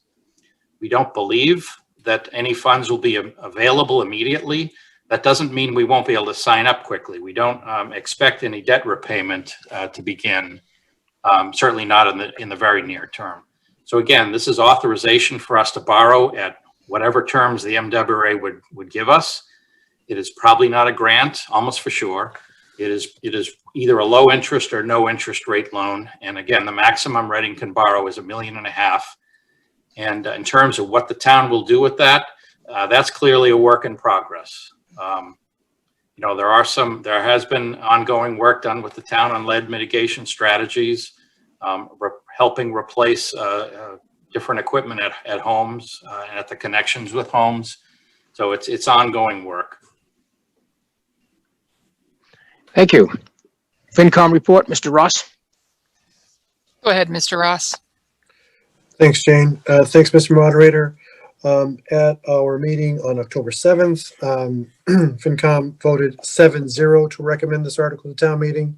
Again, as Bob mentioned, this was discussed and reviewed in the spring, and FinCom is a proponent of pursuing no or low interest rate loans whenever possible.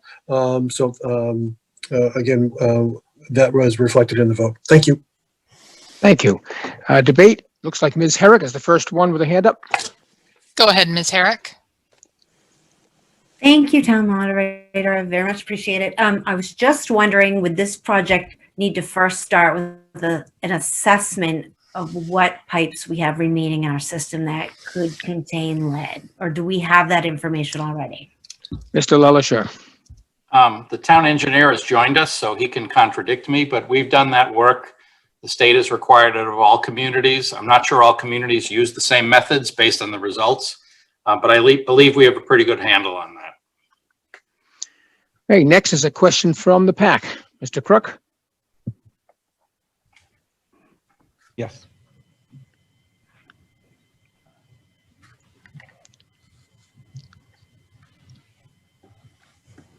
Harry Simmons, Precinct 4.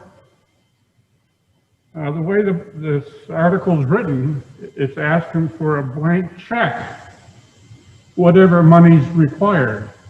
What you posted here today is a $1.5 megabuck debt authorization. I'd like to have clear language on this motion. Mr. LaLacheur? Yeah, Mr. Moderator, I'm just going back to look at the motions. Let me share the motions with you.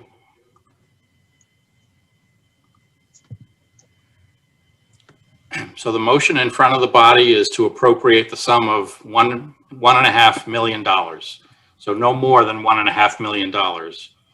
And again, we don't know what terms and conditions the MWA will offer in terms of interest rates, but it is certainly not a blank check. It is a maximum of $1.5 million. I should also point out for Harry that this is how debt authorizations work, that the exact amount is mentioned in the motion and it's mentioned in the background, but it is not mentioned in the article itself when it's written. And that's done on purpose and according to bond counsel. Mr. Simmons, you have a follow-up?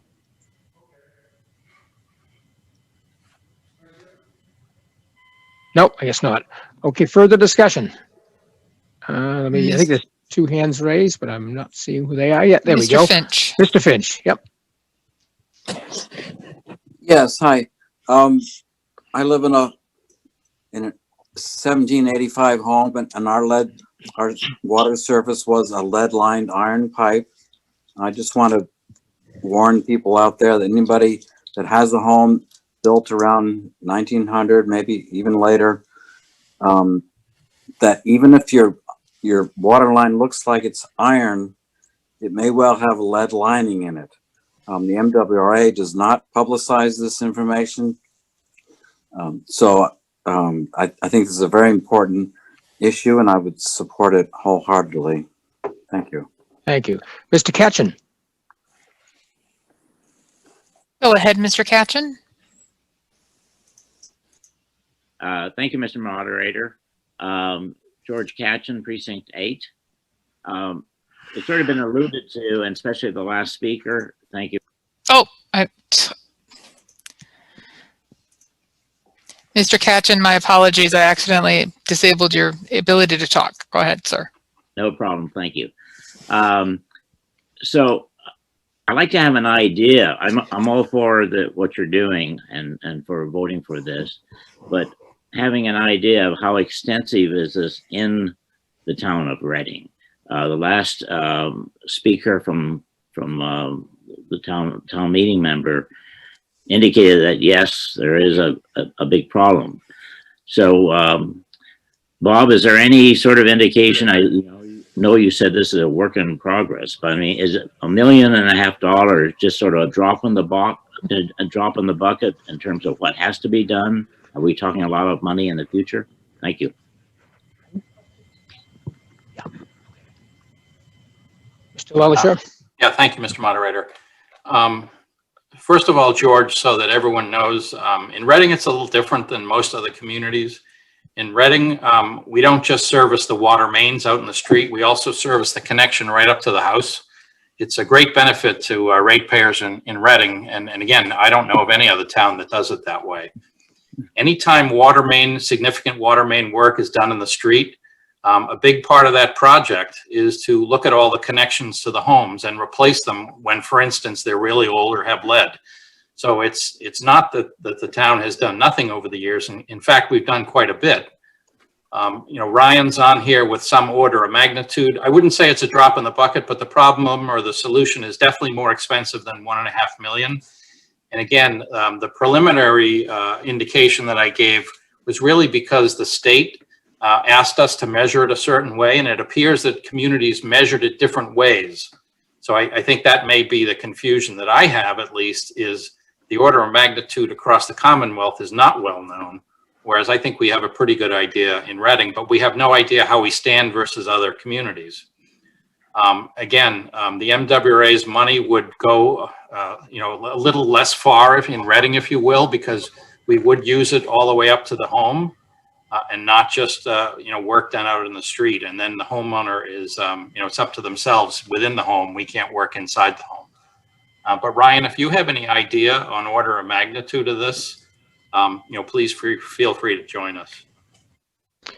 Ryan Percival, Town Engineer. Thank you, Mr. Moderator.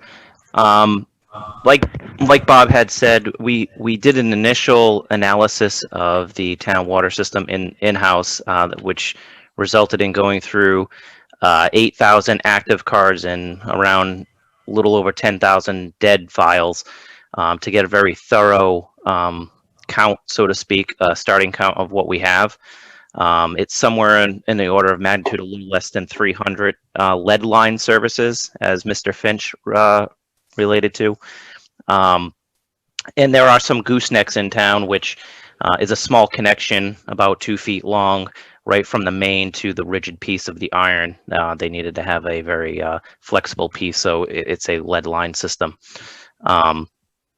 So from that point, we then hired Weston and Sampson to do a more thorough run through of our system, and also integrate that into our GIS system so we can come up with a capital plan. And this $1.5 million will certainly help in mitigating that. Okay, we have another question from the pack. Mr. Crook? Good evening, Bernard Horn, Precinct 1.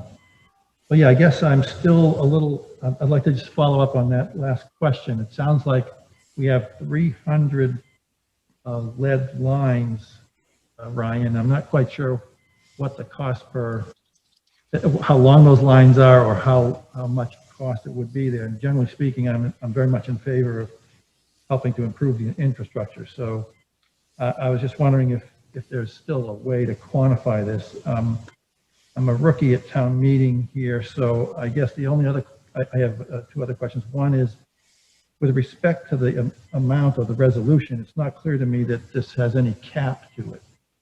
So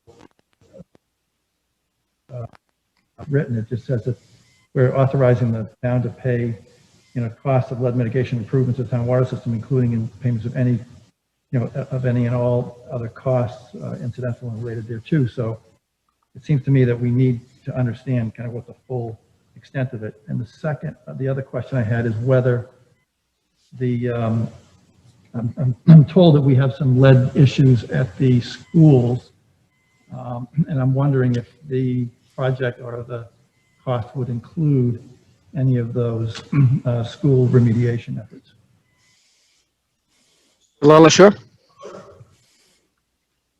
Thank you, Mr. Moderator. I can answer some of your questions, Bernie. Again, this motion now on the screen does put a limit. The limit is $1.5 million. It's not unlimited. So that's how that number sort of works into this. And it's also in the description or the background of the article.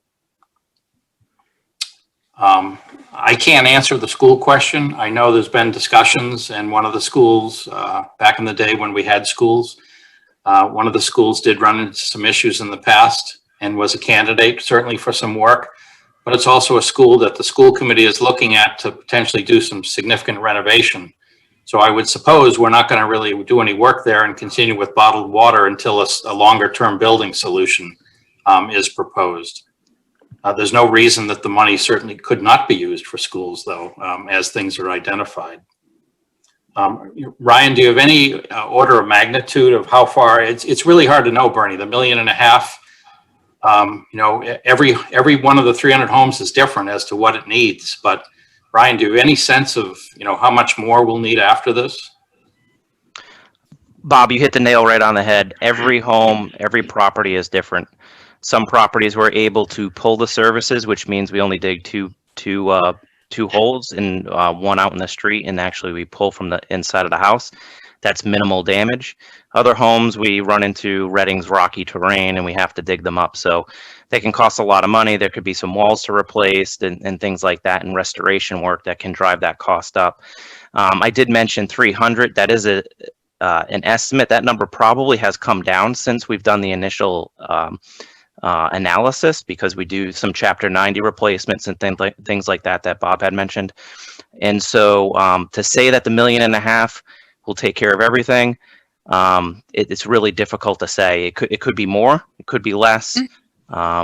We are very committed to removing the lead. That's why we're established that capital plan moving forward. Yeah, and I can say from experience as a customer as well that replacing or moving an outside water service can be as low as $800 or as much as $2,000 if there's not significant issues. And, again, to do simple math, we have $5,000 per 300 homes. So again, we're prepared to deal with the larger, more complicated issues. But I guess until we really get there and do the work, it is really hard to know. But I think order of magnitude is this $1.5 million is a pretty good start, and we'll see where we are after that and take care of the rest. Thank you. Talk about these lines. Is it the in other words, is this just something from the street to the home, or is it a 1 mile stretch of line that goes down a road? Order of magnitude, is this $1.5 million, or is it 10 million or 15 million? I mean, that's kind of what I'm trying to understand. Yeah, I'm going to say broadly, it's the connection to the home, Bernie. Okay, Mr. Ventura. Hold on. Go ahead, Mr. Ventura. Oh, thank you. Mark Ventura, Precinct 2. Just a quick clarification on this. You had stated you service from the street to the home. So I'm assuming that's to the meter, which could be in someone's basement, like mine is. So the engineer alluded to also repairing cost of walls and stuff like that. So if you go in to replace this, you're actually covering the costs for the home repairs as well that are associated with it? Mr. LaLacheur? I've not seen any examples where that was necessary, but I guess in theory it could be. If it's a very, very old connection and removing the connection destabilizes something, yeah, we might have to do some work. Further discussion? Is there any discussion from the PAC?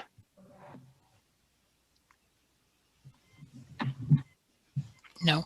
No. Okay, are we ready for the vote? Again, remind you, this requires a 2/3 vote, and the poll is up now. All in favor? All opposed?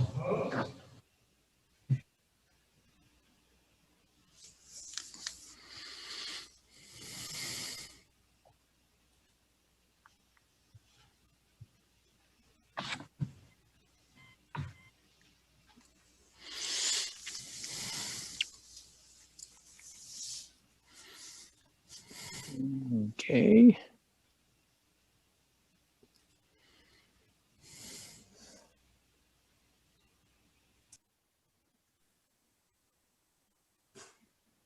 Okay, the polling has closed. Will the town clerk tally the votes? Can I have the vote from the PAC, please? Oh, yes. Yes. 5 yes, 0 no.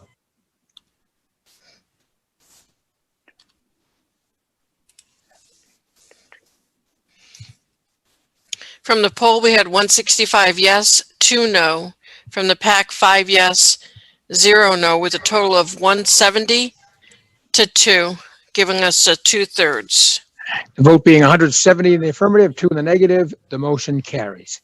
Business under Article 9, Mr. LaLacheur. Thank you, Mr. Moderator. Article 9 is a request to authorize $4.3 million of water improvements loosely in the downtown area. I've listed that in the details under the warrant report, which is replicated here. I'll come back to this, but for visual learners like myself, here's what it looks like. So it includes Haven Street and Gould Street, which are new developments and perhaps related, developments, but there's a lot of other work that's not related to recent developments at all. This is just, again, a general improvement. Reading has listed every water main that's more than 25 years old at one point in the capital plan.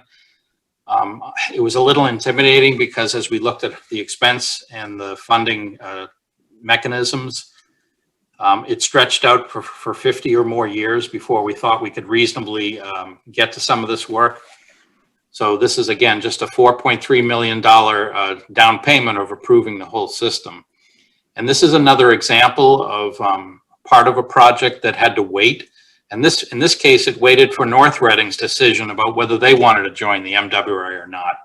And certainly anything north of this location is the same way. So it's time for us to take another bite of some water main improvements generically. You'll see from the list that's presented, some of it is not water main improvement. This is just to go underneath the railroad tracks to effectively connect water mains or keep the connection of water mains is estimated as almost $1 million. It's very expensive. As you can only imagine, to go under a train track where trains are running is a very intricate operation. Something the state and federal government will not look at lightly. So that is part of this. And another phase that I was also shown to you. I'm just going to ignore it. Yeah. There's a lot of work down here. Woburn Street, the length of Woburn Street all the way to West, High Street, and so forth. So again, this is one section of the downtown area, a little wider than the downtown, that needs work. Some of these water mains, as the previous speaker has indicated, do occasionally go back to the 1880s and 1890s. And every time I think of that and I think them digging those by hand, it's just an amazing piece of work that was done that many years ago with very little tools. So that's all I have, Mr. Moderator. FinCom report, Mr. Ross.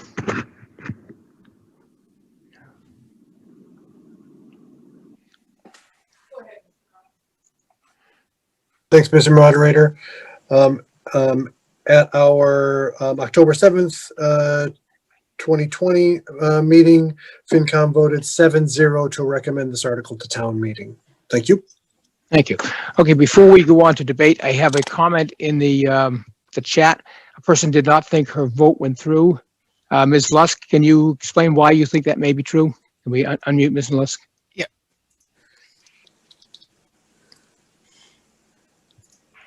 Okay, go ahead, Ms. Lusk.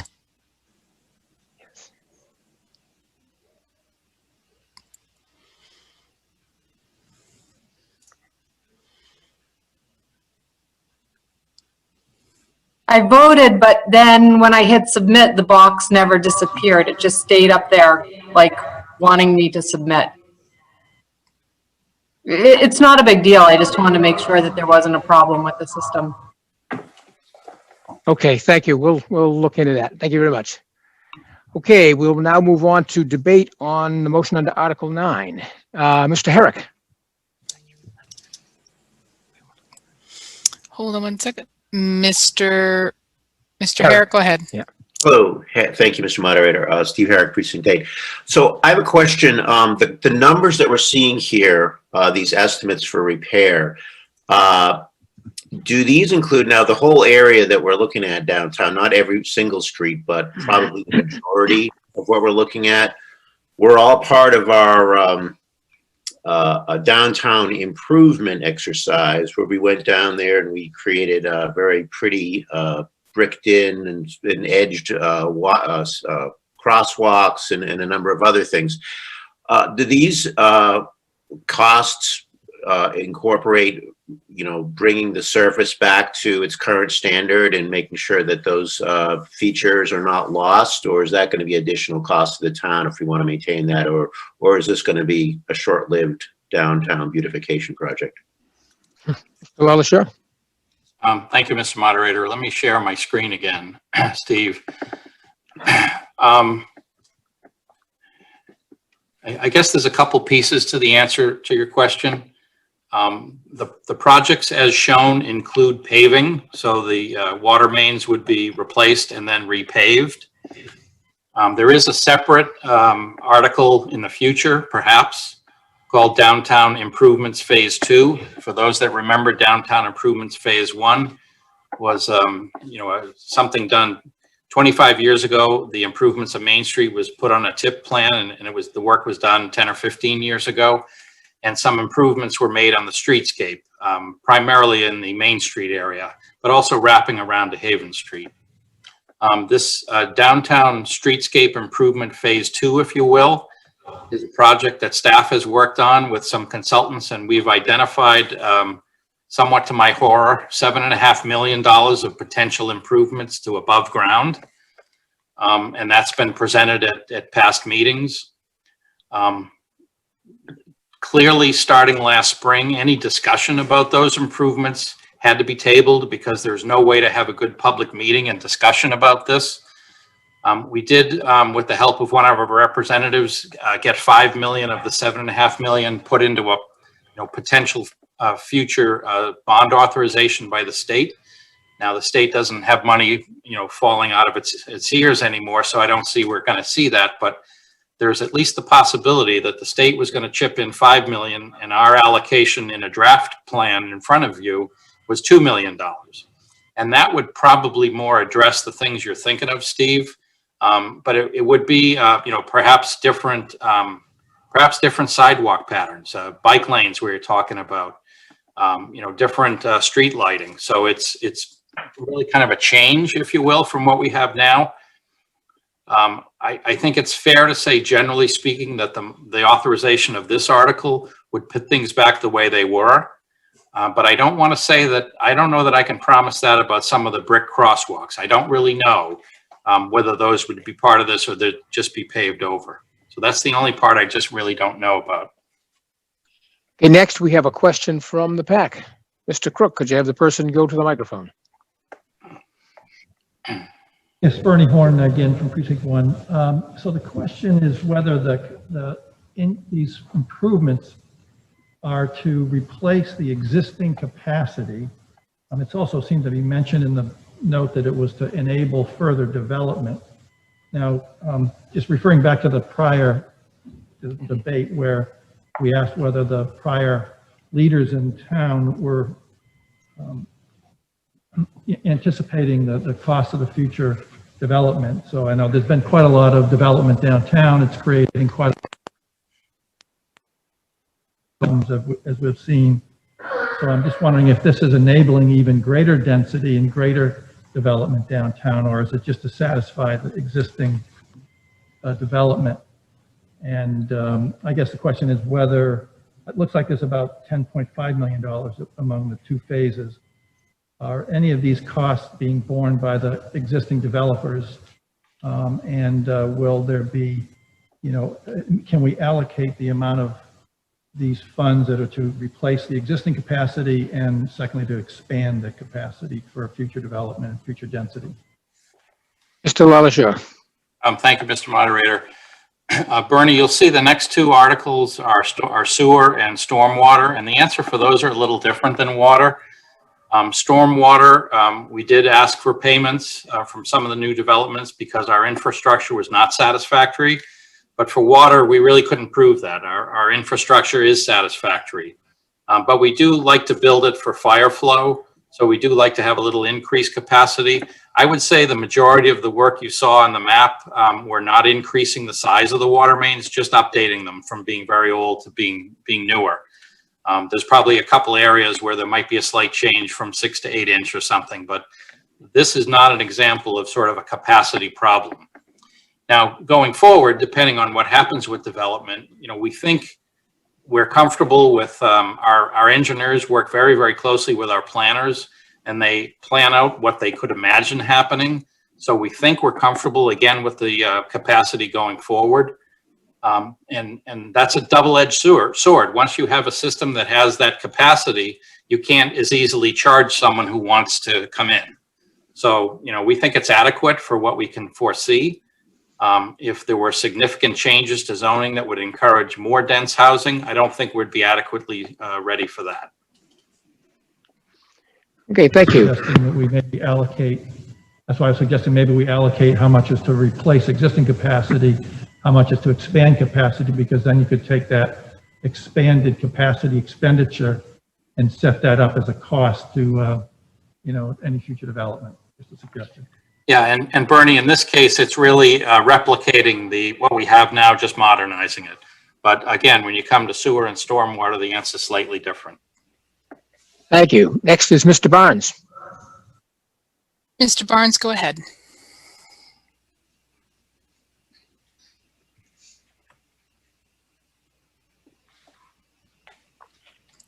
I'm sorry, can you hear me?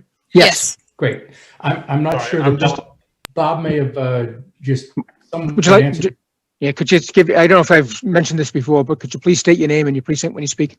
Sure, I did. Jonathan Barnes, Precinct 5. Okay. Bob may have addressed my question, but I'm not sure, so I guess I'd like to ask for some clarification. And my question generally goes to Articles 9, 10, and 11 because of the similar language, but I know we're on 9, so I'll address it here and presume it'll carry over, and if necessary, I'll ask it again. Each of these, although they address slightly different needs, hydraulic capacity, sewer capacity, water capacity, but all of them pertain to the economic development and to commercial developments, or perhaps some residential developments in this area, and largely in the downtown smart growth district, although some of them may be near it, the project on Woburn Street or the project on Prescott Street down by the train depot. But my question is this.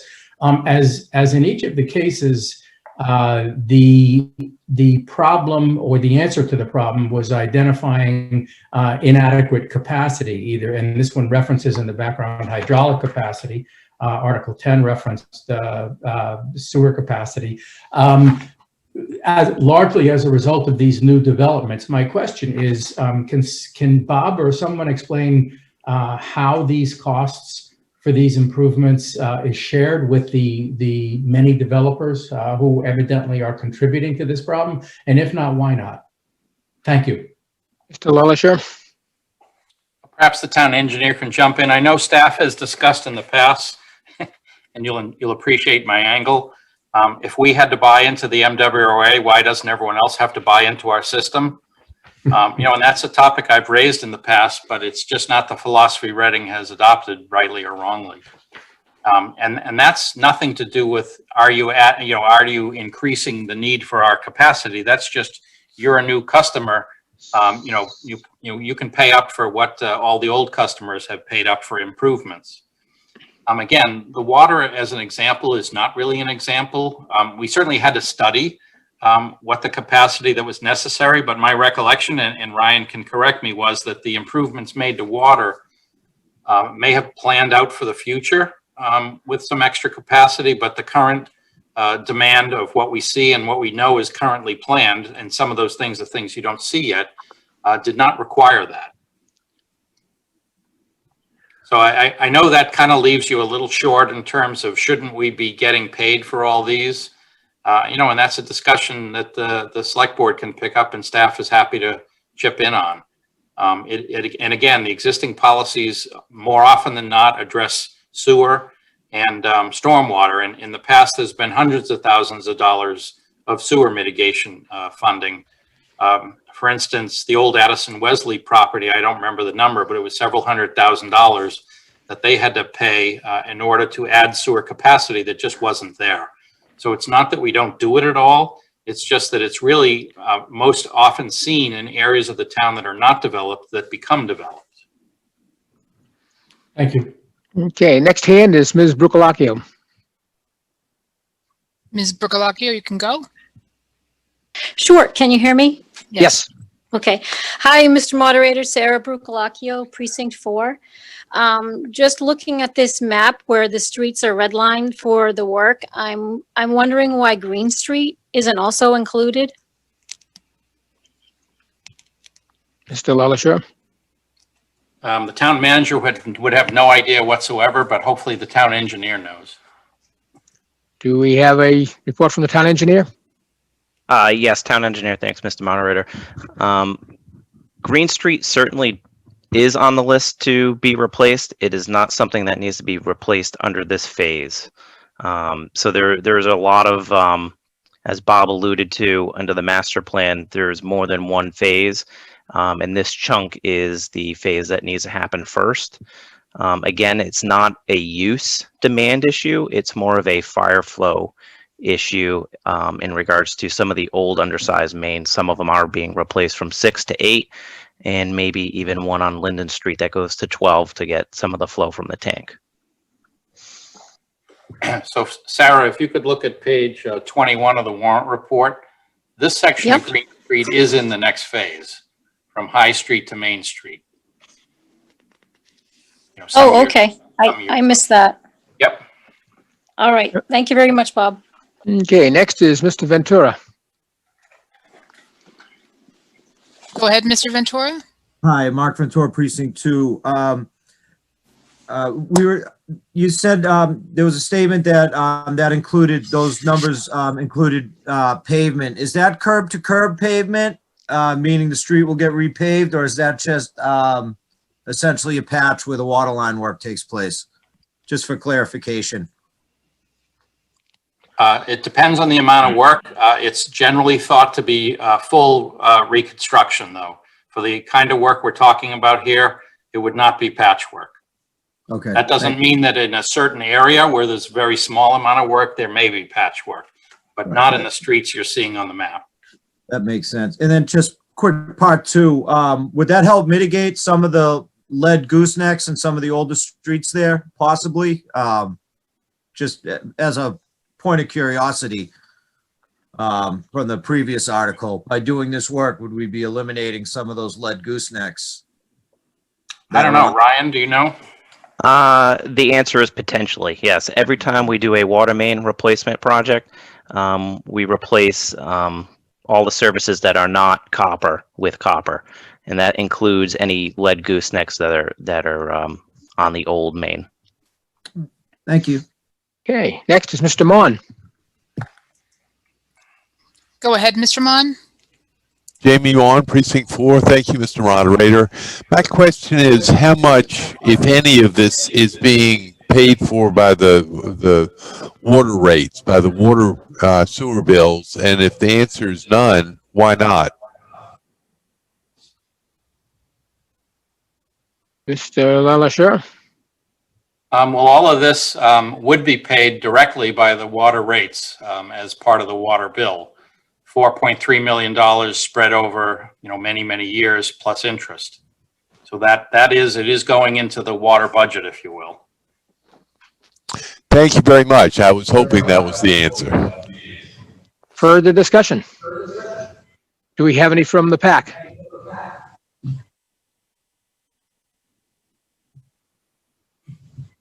No. Okay, are we ready for the vote? Again, this requires a 2/3 vote, and the polling is up. All in favor? Opposed?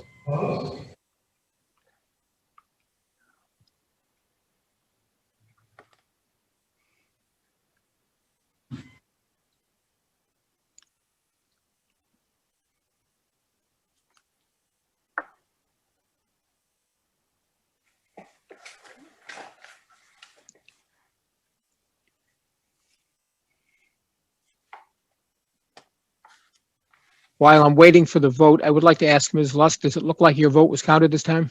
You can either answer, we can either unmute you or you can answer in the chat, either one. Yes, okay, great. Okay, the polling is now complete. Do we have the vote from the PAC? Yes. The PAC voted 5 yes, 0 no. Okay, the town clerk will now tally the vote.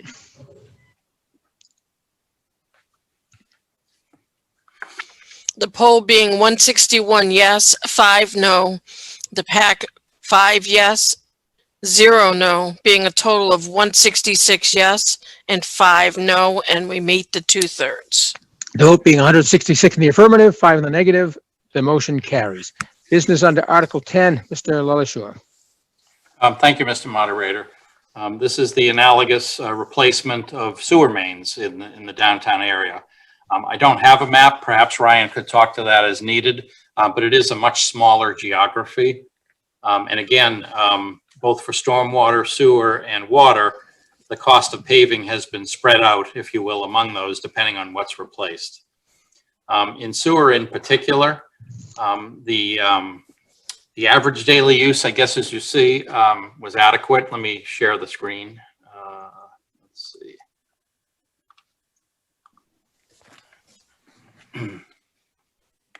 As you can see from the third bullet point, the system was adequate for an average day, but not adequate for heavy rain events.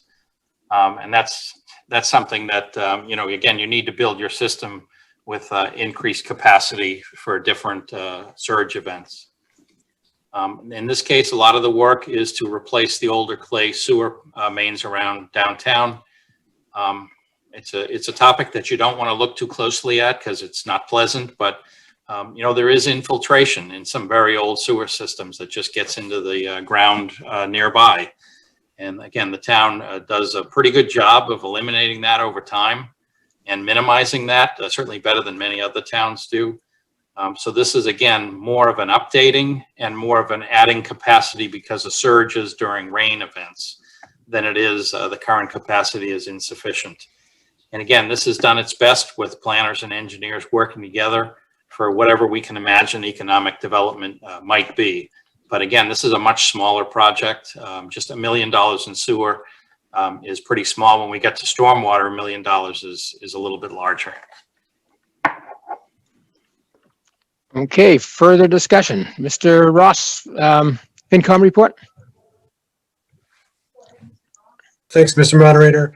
At our meeting on October 7th, FinCom voted 7-0 to recommend this article to town meeting. Again, this was, as Bob discussed, part of the discussion in the spring. Thank you. Thank you very much. Okay, further discussion. We have a hand up. Mr. Mon? Go ahead, Mr. Mon. Jamie Mon, Precinct 4. Thank you again, Mr. Moderator. And I hate to sound like a broken record, but I know historically MWRA has had a lot of funds available, and we've taken advantage of them for elimination of inflow and infiltration. Is MWRA's support now stopped, or did we reach the end of our grace period? Mr. LaLachère? Broadly speaking, except for you know, the issue you see in front of you, and I should add, I should have added, that last $4.3 million is actually divided into two pieces. We believe that we will get the MWRA to fund a part of that, so perhaps as much as $1.5 million. But again, we don't know the details yet, and perhaps the town will have to pay for 2.8. The sewer is all on us. It's not going to be assisted by low interest rates from or no interest rate from the MWRA. We're just tapped out. Again, we get to the front of the line and get as much money as we can. They tranche out their aid over several years, and it's very typical that Reading talks itself into borrowing, you know, 5 or 7 years worth at a time in the first year, and then we get the work done. So we're tapped out on sewer, and I apologize for not adding in that last article that some of that is thought to be, again, low interest or no interest rate debt from the MWRA. And I would just like to follow up, if I could. I fully support this article, and if we can eliminate a lot of stormwater or groundwater from our sewer system, it will reduce the flow and ultimately reduce the rate. So I fully support this. I just wish somebody else was paying the capital cost. Further discussion. Mr. Crook, is there any from the pack?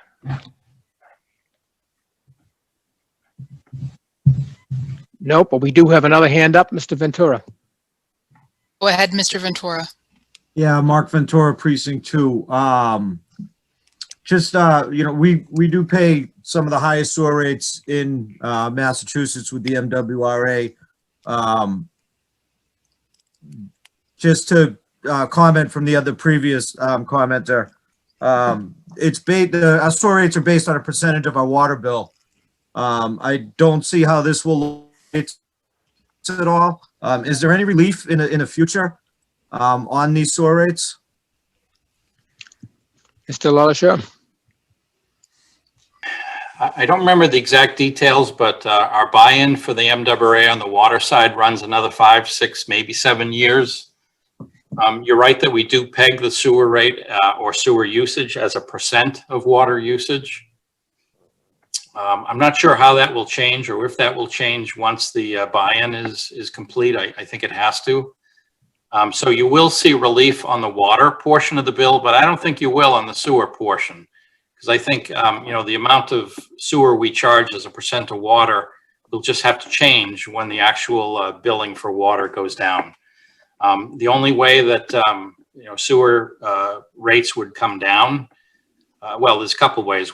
One is actually increased usage of water. That would reduce both water rates and sewer rates, but it would not decrease your bill. It would increase your bill, but it would decrease the rates. If we slowed down our capital plans in all of these areas, that would smooth out the rates. If the board would vote to use more reserves than they do, and they do a pretty good job every year using a pretty healthy amount of, almost like free cash for the enterprise funds to offset some of the rates. That's another way. Our biggest cost by far of sewer, I think 75% of the sewer budget is simply a charge from the MWRA, which is again based on volume. So that doesn't give us a lot of tools on the sewer rate, left to our own design. Whereas in water, we do have a little more flexibility, and in stormwater, it's all ours. Okay, further discussion? None appearing. Are we ready for the vote? This requires a 2/3 vote, and the poll is up. All in favor? Opposed?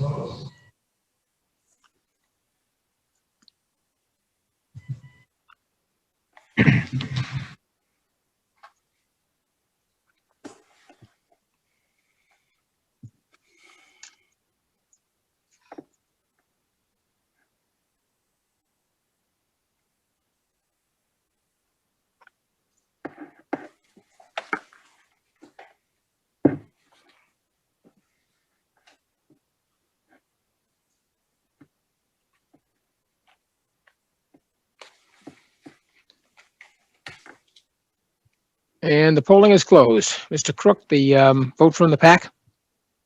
PAC voted 5 yes, 0 no. Okay, the town clerk will now tally the votes.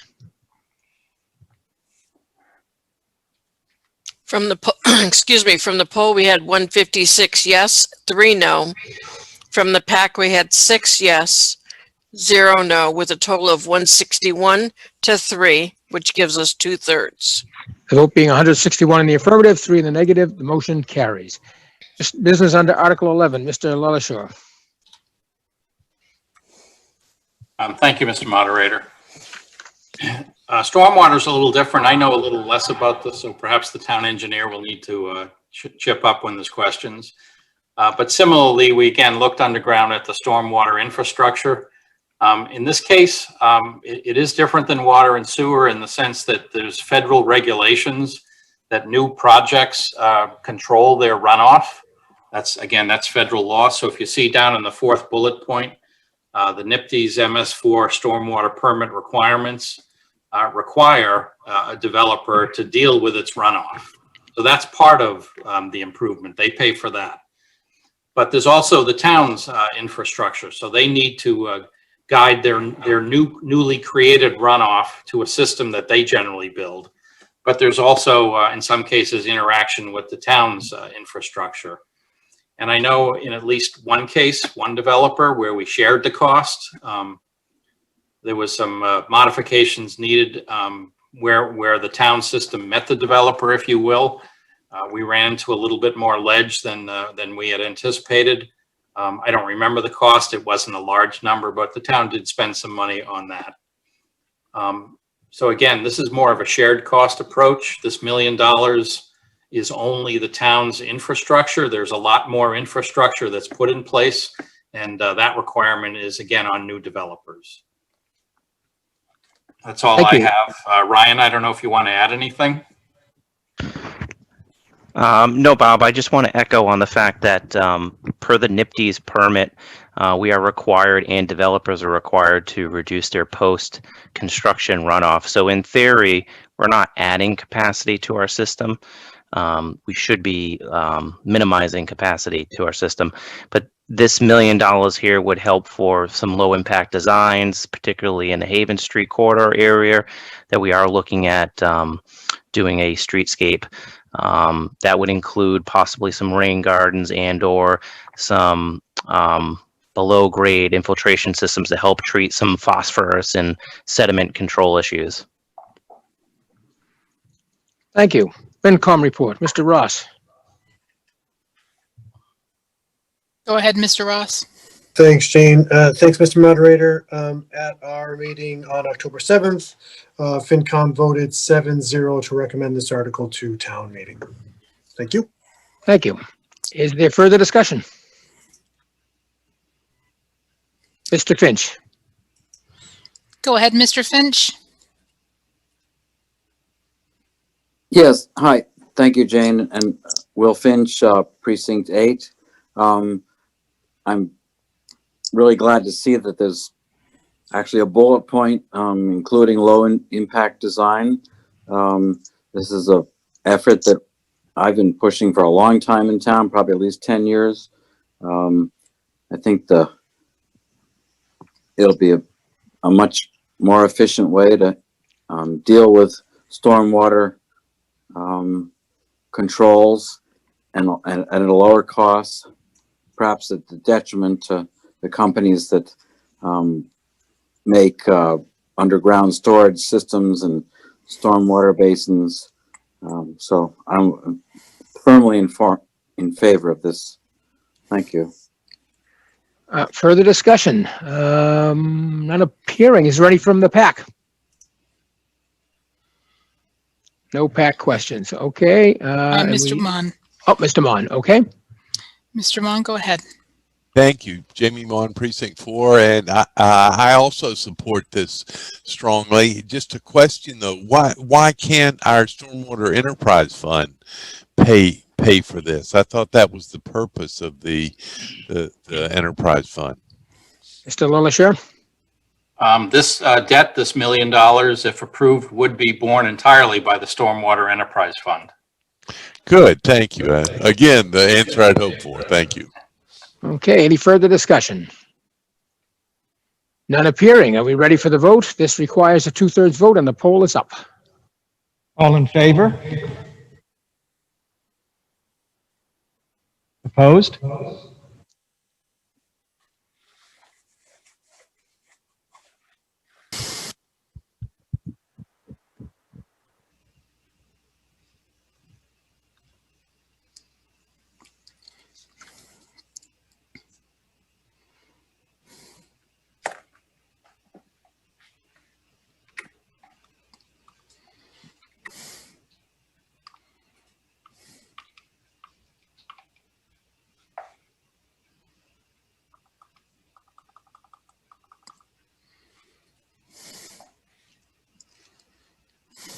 And the polling is now closed. Mr. Crook, the vote from the PAC? We had 5 yes, 0 no. Okay, the town clerk will now tally the votes. The poll having 162 yes, 2 no. The PAC 5 yes, 0 no, with a total of 167 yes, 2 no, and we meet the 2/3. Vote being 167 in the affirmative, 2 in the negative, the motion carries. Business under Article 12. Ms. Mercier. Okay.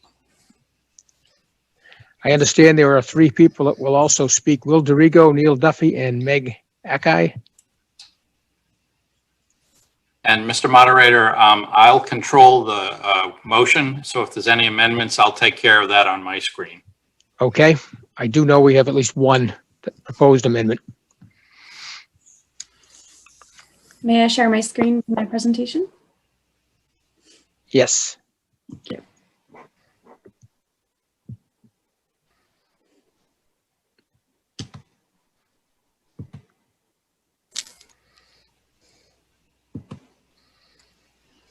Does that show up in full size for everybody?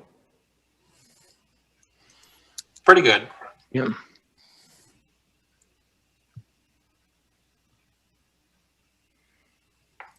Hold on one second. Doesn't seem to be showing up for me, so I'm actually just gonna try something else.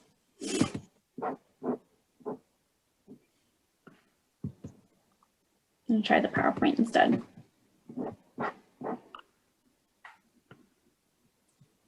Okay. So, Okay. Is that better? so go to your display settings and then the drop down, switch the views, and it should work out fine. Thank you. Yep. Okay. There you go. I don't having some technical difficulties, but you know what? I'm just going to jump in. Just go back up to the top. Okay. Thank you, everybody. For those of you who don't know, I'm Julie Mercier, Community Development Director for the Town of Reading. I've been asked to do a very brief presentation tonight and give an overview of the stretch code under Article 12, and then turn it over to our experts to give more details on this presentation. So tonight we have with us, you know what? I just want to find my notes. Sorry. So tonight with us, we have Neil Duffy from the Department of Energy Resources, DOER. We have Will Darigo of ICF International and Megan Aki of Metropolitan Area Planning Council, MAPC, here to assist with the presentation and to answer any technical questions you may have. As you can see from the slide, they are responsible for preparation of this presentation as well. So jumping right in, I'll quickly note that the impetus for this warrant article is related to the town's pursuit of green communities designation. Without going into great detail on green communities, I'll just say that adoption of the stretch code is one of the criteria we need to meet for designation. More specifically, this criteria is about minimizing life cycle costs of new construction through energy efficiency, water conservation, and other renewable or alternative energy technologies.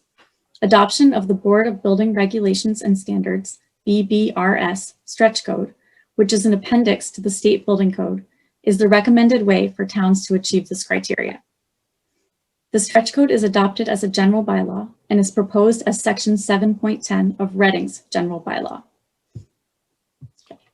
The map on this slide is slightly outdated. As of a few weeks ago, 285 communities in Massachusetts have adopted the stretch code. So this is not something that is new to most builders who are used to doing work in multiple towns. Also, in preparation for tonight, we hosted a virtual educational session on the stretch code, which we invited over 300 local developers, builders, project attorneys, project architects, and project engineers, as well as all town meeting members and all board, committee, and commission members in town. Stretch code applicability. So the stretch code only applies to new residential construction and new commercial construction that's greater than 100,000 square feet or greater than 40,000 square feet for conditioned spaces such as labs and supermarkets. Additions, renovations, and repairs are exempt from the stretch code. In response to some questions I had about specific applicability in certain instances, I had some conversations with our local building inspectors, and I just want to provide a little bit of additional information in this regard. So given what our local building inspectors know about the stretch code and know about the HERS rating requirements and testing, at this time, there is no size of an addition that would be considered new construction and trigger the stretch code. In terms of renovations, at this time, they believe that even a gut renovation of a residential structure would not trigger the stretch code. And then furthermore, with regards to reconstruction and reconstruction after total loss of a property, they're of the opinion that if the reconstruction is clearly new construction, it would likely trigger the stretch code. So what does this mean? The stretch code is actually not much of a stretch. The current base energy code allows for two paths, the prescriptive path and the performance path. So the prescriptive path is a checklist of compliance measures and requirements. And the performance path is focused on how the building functions holistically based on modeling and testing and uses the Home Energy Rating System, HERS index. Performance allows for trade-offs and adjustments based on how a building performs. Both paths require inspections during and after construction. Stretch code requires a HERS rater to conduct the testing and inspections. To reiterate, the stretch code requires applicable new construction to follow the performance path. So why test performance? Prescriptive codes don't guarantee good installation, air and water tightness, or that thermal insulation is effective. For instance, small air gaps can reduce insulation R values by 50% or more. Additionally, a HERS rater can provide third-party verification that a structure has been designed, built, and operates efficiently. So that ends my portion of the presentation, but I do want to conclude by noting that our local building inspectors are totally comfortable with the stretch code and have been requiring a HERS rater for new residential construction for a while now already. To them, this is not a big deal. And for more technical details about how all this works, I'll now turn the presentation over to Will Darigo of ICF International, a global consulting services company that works closely with DOER on energy initiatives at the state and local level. Thank you, Mr. Moderator. Thank you, Julie. Can everyone hear me okay? All right, great. So again, yes, my name is William Darigo. I have been in the trades for about 20 years now, working under the MassSave umbrella for the last 17 years. I formerly did perform home energy ratings, and I'll kind of start with that there. So the question that probably everyone's asking is, what is a HERS rating? So it's right there, right? So it's on the slide. We got the home energy rating system. The scale that you're looking at on the screen goes from 0 to, it can go beyond, and it can actually go below 0 as well. To keep it straightforward, we're going to look at the scale from 0 to 100. The reference home was based on a code home from 2006. So that's, if you're thinking about it in that sense, in 2006, the homes were at about 100. Our target now is shooting for a 55. That means that it is 45% more efficient than that reference home built in 2006. Next slide. So what is the HERS process? It is very, very, very similar to what is required for prescriptive code now. What you're looking at between steps 1, 2, and 3 is the first step and the last step. That's really what's different with the HERS process. The in-field inspections, what you're looking at on the right side of the screen with the person holding up the fan, that is a blower door. That blower door test is required, again, currently now by base code. For the HERS process, you are adding in an energy model. So what happens there is the home energy rater, they get a set of plans from the builder, and they'll look at the set of plans, they'll organize and everything, put everything into the computer, and they'll see what kind of savings is generated by doing different things to the different pieces of the house. And we'll show a couple examples of that in just a few minutes here. So again, the step, get the plans. Step 2, go in, do the testing. Then step 3, take everything you've gotten from that test and put it back into that model. Next slide. So the costs. I think that's obviously the number one question on many people's minds. What are these costs? Looking at it from a total incremental cost to what it affects at the budget for building a home, it is a fraction of that total cost. A lot of costs are going to be higher just in change orders, trying to figure out, do you want hardwood floors? Do you want granite countertops? Do you want X, Y, or Z? So again, just to kind of put to rest the issues of cost here, it is really not that much of a stretch. If you're looking at it here now, we're looking at this example is a natural gas heated home. So in the instance of sponsoring sponsors of the MassSave, in this case would be National Grid, you can see that there's some rebates as well. So overall, the total cost, netting it out, building to the stretch code versus base code is about $1,000 here. What is really important to look at though is the home buyer line and what that reduced cost is per year for the homeowner.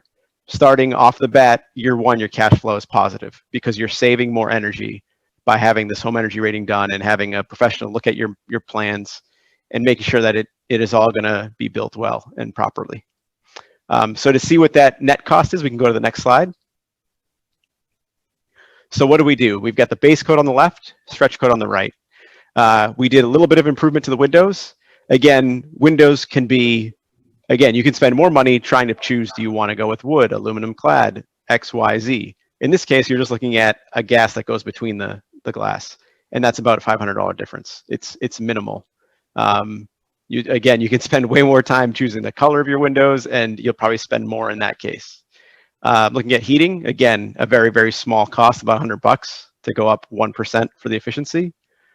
Cooling, again, we've got a couple degrees higher there. We want to go for a 15 SEER system, etc. So if you total all those up, that's where that number comes in at the bottom, the 2416. And then we have the rebates. Remember those rebates. So that's why that net cost is only $1,000. And this is that natural gas example. We can go and look at an electric example as well. So next slide. So here, because Reading does not have, it's its own municipal plant, in this case, there are no rebates. But again, we look at the total cash flow. What do you see? You see positive there. You've got money, you've got savings right off the bat. And again, this is because of the energy savings that you're getting out of this better equipment and a better performing home. So even if there aren't rebates, the homeowner is still going to have a lower utility bill at the end of year to year for as long as you own that home. So this does make sense to do. If we go to the next slide, we can again look at how we got to those costs. So we've got, again, better windows here for hot water. Instead of using a standard, old-fashioned tank, you now go with a heat pump water heater. So there's about a $600 difference there because there's just, the overall cost. You go to the store, you go to Home Depot, Lowe's, you can look up these numbers. Heating and cooling, again, we're improving the efficiency for that heat pump. And that's about it. So there's a few different things there you're looking at for costs. And again, as I mentioned, it is a fraction of a total budget to build this home. So hopefully, cost is not going to be a major issue here. Next slide. Oh, I think that's it for me. So I know it was pretty quick. If there's any questions, obviously, feel free to ask.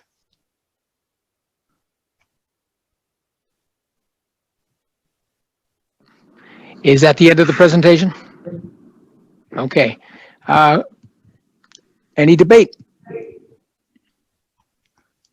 We have a hand up. Mr. Struble, I need a bylaw report. Sorry about that, Mr. Struble.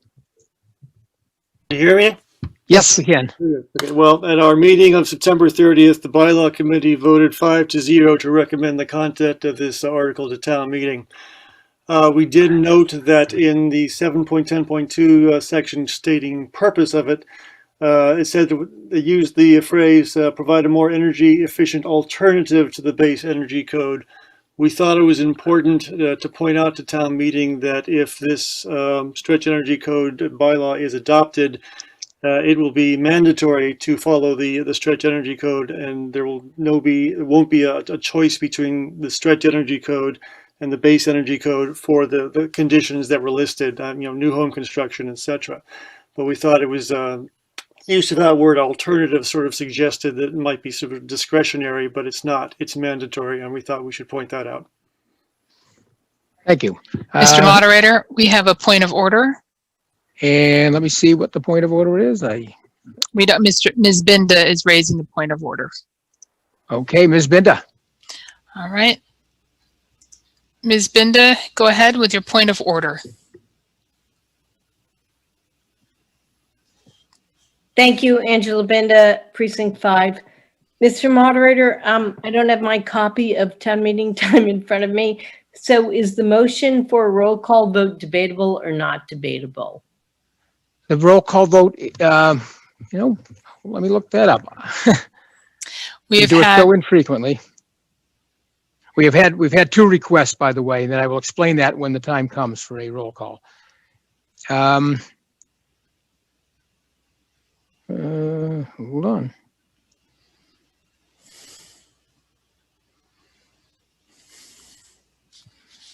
I'm not finding it. Hold on a second.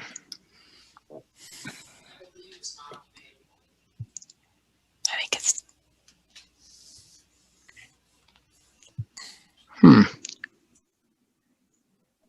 Well, I will look that up and we will continue on with the discussion on this item. And I will let you know before we take that vote. Mr. Yeah. Barnes, Oh, may I speak? when the time comes, yes. Okay, do you want to speak on this article as well? Well, I do, yes. Oh, then, sorry, go right ahead. That's why I was asking if it was debatable or not debatable. But do you want to speak on the motion under Article 12, or are you looking to debate the, okay, Yes, then, I do. Yes, I do. I wanted to say that I'm in support of Article 12. I have listened to constituents and I have listened to select board members and town meeting members, and I am very much in favor of Article 12. I would also like to ask for a roll call vote. I hope that other people have the ability to speak after this, but I'm asking for a roll call vote in addition to my support of our. okay, we've had a couple of people ask that when the time comes to vote, the way it works is it's not debatable, but 20 people have to ask for it. So I will ask for the people who are in favor of the roll call vote before we take the final vote. Thank you.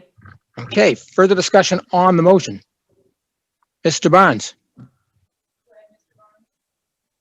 Jonathan Barnes, Precinct 5. I also support Article 12, but I do have a question, or I'm seeking some clarification.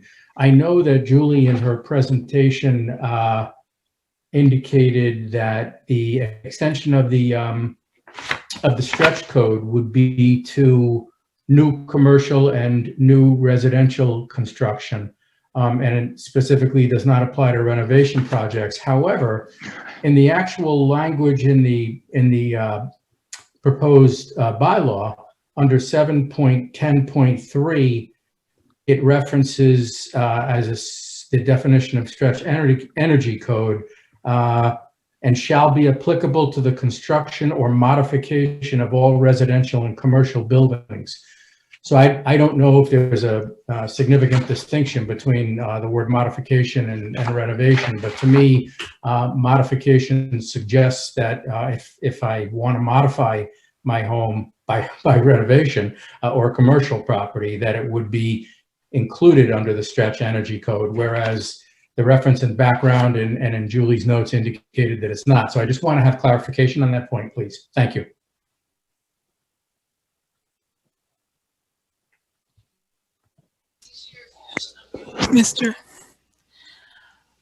I thank you, Mr. Barnes. Okay, next person up is Mr. Talbot. Go ahead, Mr. Talbot. Thank you, Mr. Moderator. Dave Talbot, thank you for your work on the stretch code. I was curious, a lot of these items actually don't change. Does that mean that all these insulation specs and air leakage are as tight as they can be, that no tighter? And this also might answer Mr. Barnes's question as to why a modification wouldn't trigger any of this, because a modification might not be installing new heating equipment. But I'm just wondering why so many of these aren't changing. Do we have an answer? So I could probably take that. If we're looking at the current slide, I mean, the base code, this is just kind of showing what we could change, potential. So for instance, there's trade-offs. You could, for instance, leave the windows at a 0.27, 0.30, and you could adjust the floor insulation as an example. In this case, we just put no change required because there's not really much you'd have to actually change. But you're welcome to do more, you're welcome to do less. It's all based on that model and achieving that target 55. Am I still on? Yes. Okay. Yeah, I mean, these changes seem pretty subtle. It's obviously worth supporting. Thank you for bringing it forward. Okay, next is Mr. Ventura, and then after that is Mr. Sasso. Mr. Ventura, you're next. Go ahead, Mr. Ventura. Hi, Mark Ventura, Precinct 2. I'm sorry, my internet sort of hiccuped during Mr. Barnes' question, which was one of the same as mine, but I do have a follow-up. So it does it or does it not apply to renovations, modifications? I was So unable to hear that before. this is Neil Duffy with DOER. Mr. Moderator, would you like me to address that question and the previous one? Yes, It please. was already answered, but yeah. Sure. So the stretch code does not apply to renovations and additions. Julie was correct in her presentation. That language, and I understand why that language with modifications in there is confusing, and it's a bit circular. So bear with me for a minute. But the stretch code is an appendix in the energy code, and in the stretch code itself, in that appendix, it refers to which buildings, how different types of buildings shall be treated. And so it does reference existing buildings and modifications, renovations and additions of existing buildings. But what it does is it says refer back to the base energy code, essentially. So they are mentioned in the stretch code, but the point is that there is no difference between the two, because all the stretch code is saying in that case is that you should refer yourself to the base code. I hope that helps. Yeah, now as a follow-up to that, she did allude to not at this time. So in the future, if it does apply to additions, renovations, etc., will that be a town meeting item, or is that just a change that will happen without any input from town meeting? If you adopt the stretch code, then you're adopting future amendments and modifications. And so Whether we like them or not. Yep, but you can unadopt it. It is not a permanent change. You would have to do it through town meeting. Okay, and then I have a few follow-up questions. I'll try to be quick because I know my time's limited. These numbers with the base code, like such as the windows, for example, and the stretch code, you're saying, oh, it's just some gas between the panes of glass, but you can get really cheap builder grade windows versus something close to meeting the stretch code value that's a lot more expensive in price. A $500 difference in a whole house full of windows just doesn't sound realistic to me. So it's the base, whatever you're talking for the base code is, I don't know, a little unclear, but so if before we leave that, I can provide you quotes from Harvey Building Products. It is that gas. So there's usually a film or a gas. Yeah, I'm very familiar. So we can get you that if you're. Yeah, I mean, I can look it up too. It. I have a Harvey rep anyways. But then the other question: what is the green communities bias other than a title? I just feel like in the future this could be prohibitive for someone that say wants to do a kitchen modification, but now has to all of a sudden replace their entire heating system. And for a lot of us in this community where we don't have gas on our street, we have forced hot water heating systems, and you almost need the house to breathe because we have no ductwork. And when all this air tightness came into place, people were getting sick. So how does that play into it? And I'm also scared about if we're forced to apply this to renovation, someone that wants to renovate a bathroom could be paying hundreds of thousands of dollars to upgrade their whole house when they just want to do a tile job and replace a toilet. Just some concerns. So it's sort of multifaceted. Sorry to go on, but anyways, I'll let you go. Yeah, I can take a couple of those.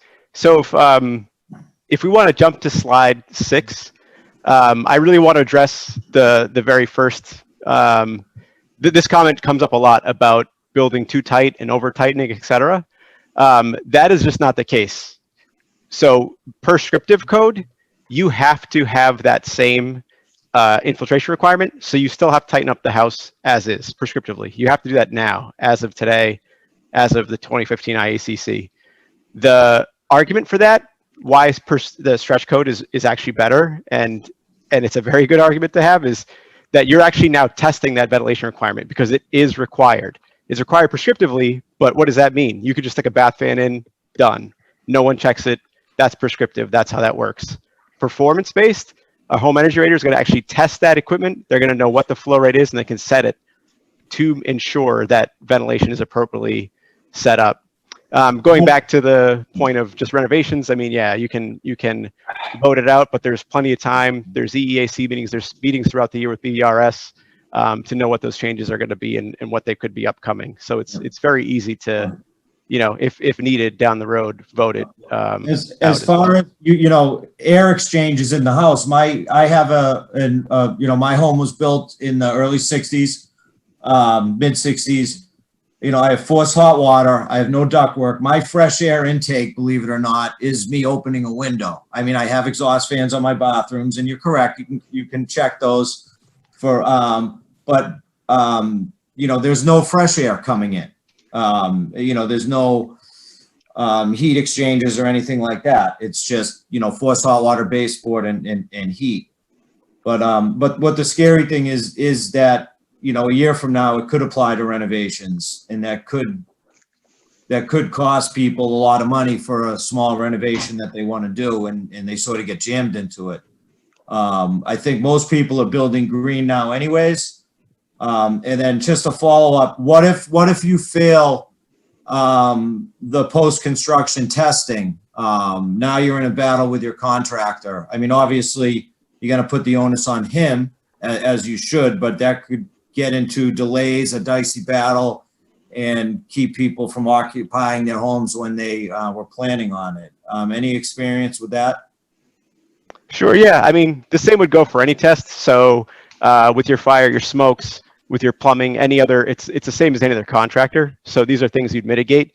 Again, with a home energy rater, they're a professional that would come out multiple times and do multiple visits, consult. As seen throughout the state, there's 351 communities. Over 80% at this point are now doing it. So builders, they're not just building in one town, they're building all over the state. So they've got experience with it. Again, early on, it kind of was difficult, but at this point in time, a lot of those issues they're just non-issues. All right. Okay. All right, and then, just go ahead. I'm done. Okay. I had said Mr. Sasso was next, but I had failed to see that there was a call for a in the pack. Mr. Crook. Thank you, Mr. Moderator. Bernie Horn, Precinct 1. I have a number of comments to make on this. And before I start, I'd just like to say that I would challenge anybody to be as energy efficient as I am in all the things that I try to do. For instance, I just recently renovated a summer house and tried to get rebates. I guess my concern here on the stretch code is that it tends to be biased towards certain types of energy solutions, often influenced by certain special interest groups. For instance, I put the most energy efficient heating more expensive than what I had to spend. And the problem with that was that I couldn't get any rebates for that because under the Mass laws, only natural gas is allowed to get rebates, not efficient oil-based systems. So I guess my concern is that if we adopt these codes, my experience in this country and others is that these codes tend to be influenced in the future by, again, special interest groups that tend to be biased toward one source of energy conservation or another. Now, I've also purchased some solar panels, the best that money could buy, and installed them. It's ridiculously expensive, and my cost savings is minimal compared to the cost that I had to spend to get those. So, as these codes, as we sign on to these codes, if somebody decides that they want to force everybody into a certain type of energy solution, it's not clear to me that that's the right thing to do for everybody. We can't get natural gas in Reading, partially because there's a very active group that's against fossil fuels, and they prevented a gas line from coming into New England. And as a result, now I can't get gas expansion into my house in Reading. So I guess, that's my simple point, is that I'm very much in favor of energy conservation. I think we can do it locally in Reading and tailor make it to the way we think is most appropriate and cost effective for the residents here. So I'd rather be opposed to this signing on to something where we have no control over the future development. Thank you. Okay, I understand that during the meantime, there was a problem with the volume on Mr. Berman, so he has typed his question in chat. Is that? That's correct, Mr. Moderator. Would you like to read it? Sure, Mr. Moderator. Mr.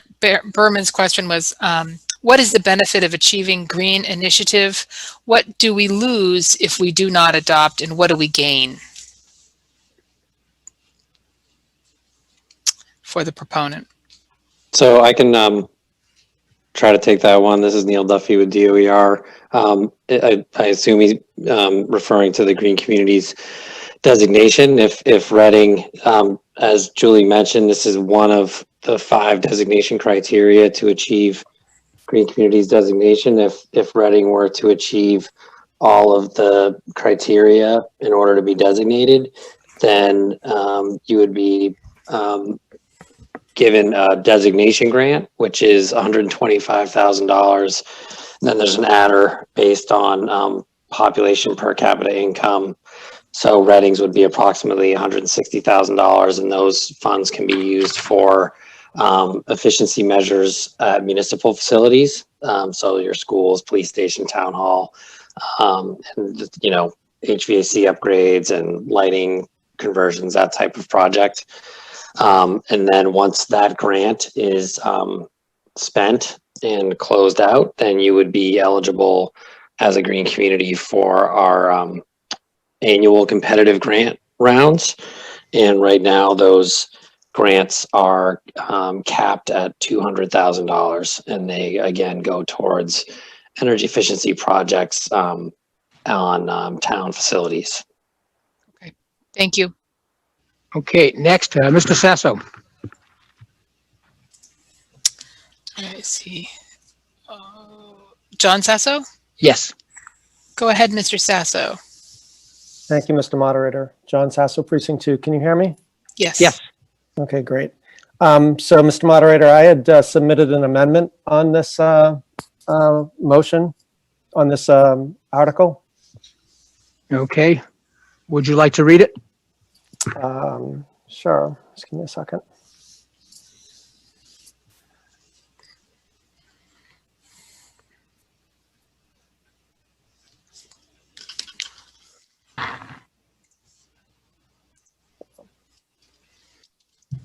At this point, I would ask that everybody with the hands up, you may want to put them down. And I did write down the order of who was next.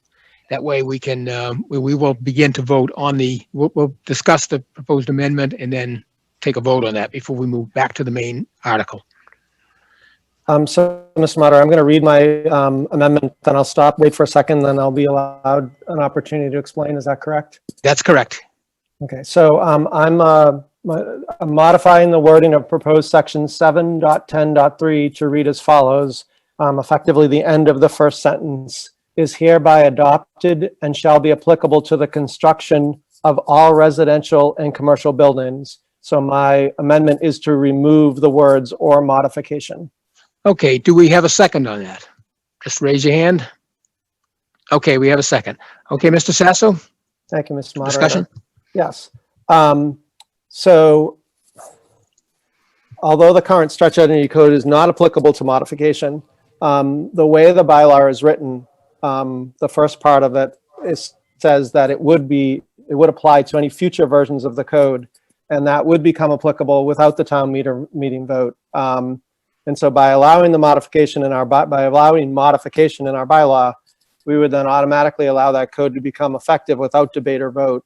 I certainly did attend the presentation a week or two ago, which I thought was very well done. And some of the information that folks presented tonight really talked about new construction.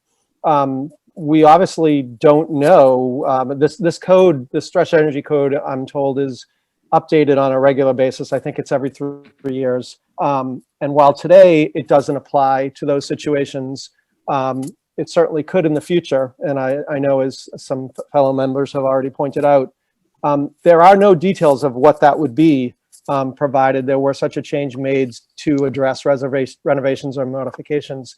And we couldn't even speculate that now because the code doesn't cover it.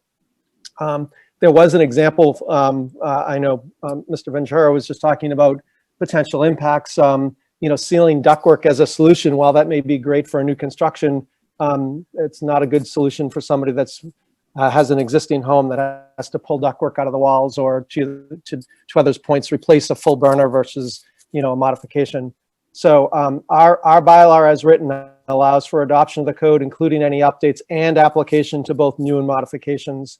And if it would mean that if in the future a change was made to the code to apply to renovations, it would automatically be applied in Reading without the need for town meeting approval, since the bylaw automatically allows for changes and as written applies to modifications. So I'm requesting remove or modifications so that in the future where such a change to the code made, we'd at least have an opportunity to review the impact and then decide if the change is warranted. Okay, just as a point of clarification, I noticed that the incidence of the word modifications was changed on your screen. I just wanted to point that out to you. It's actually the fourth line and not the third line. Okay, we have now debate turns to the proposed amendment. Who do we have up? Looks like Mr. Talbot is first. Go ahead, Mr. Talbot. Thank you, Mr. Moderator. It was actually up from before. Oh, okay, we will come back to you. I have you marked down as first after we come back to the main motion. Okay, yeah, okay. Okay, Mr. Manangelo. Here we go. Go ahead, Mr. Manangelo. Thank you, Mr. Moderator. Gaetano Manganello in Precinct 2. This question is directed to the representative from DOER. You mentioned that this is one of the 5 requirements. Do we have an understanding where Reading stands with the additional 4 requirements and what they are?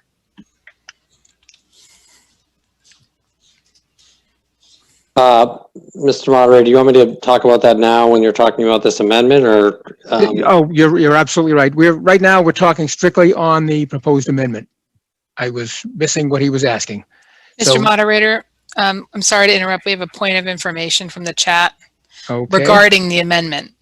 Okay. Asking, would a partial adoption by the amendment make us ineligible for green community designation or for the stretch code adoption designation?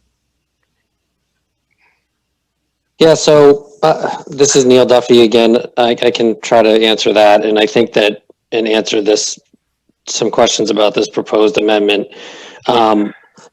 You can't partially adopt the stretch energy code. So I guess if I had a concern about this, and I understand the concern and the intent of the amendment, but when you are the other modifications that is referenced up above in the third line, you're adopting the stretch code and any future additions, amendments, and modifications of the stretch code if you were to adopt it tonight. So if future additions, amendments, or modifications included renovations and additions or anything else for that matter, you would be adopting that unless you decided to, if you will, unadopt the stretch code. By removing, my understanding is, and I'm not a lawyer, but having gone over this language with the Attorney General's office for some years, is that when you are adopting and referring to, and I welcome clarification from town council if available, but when you're referring to statute or regulation in a bylaw, you are adopting the future editions of that. I addressed this earlier. I just don't know what removing this modification would do. That would be a determination by the Attorney General if this is still an adoption of the stretch code, but I don't think it would be accomplishing a partial adoption of the stretch code because that I know is not possible. Okay, further discussion on the proposed amendment. Ms. Doctor. Go ahead, Ms. Doctor. I'm actually going to vote against the amendment because my understanding is we can cancel our participation in the stretch code at any time. So I don't see any reason why we have to modify it in this, and especially now hearing the last speaker, I'm not going to vote for the amendment. Thank you. Nancy Doctor, Precinct 1. Thank you. Mr. Barnes. Go ahead, Mr. Barnes. Very much, and thank you, Mr. Moderator. Jonathan Barnes, Precinct 5. I'm not necessarily certain that I support the amendment, but again, just to clarify, I guess the 2 points. One, Mr. Sasso's intention, as well as the statements from Mr. Duffy. And I guess I'd be interested in hearing from town council, presuming town council is attending or present tonight. But to this point, if Mr. Sasso's intention in support of, and those who are in support of this motion, is to allow for town meeting approval of any subsequent amendments of the stretch energy code in advance, would he not really be intending to strike the reference to modifications above this one? In other words, where it says including any future additions, amendments, or modifications, if that were struck, then the provision would say the stretch energy code is codified by the Massachusetts Board of Building Regulations and Standards, is hereby adopted. And to Mr. Duffy's point, I understand he's suggesting that you can't, when you adopt the stretch energy code, you're adopting future amendments.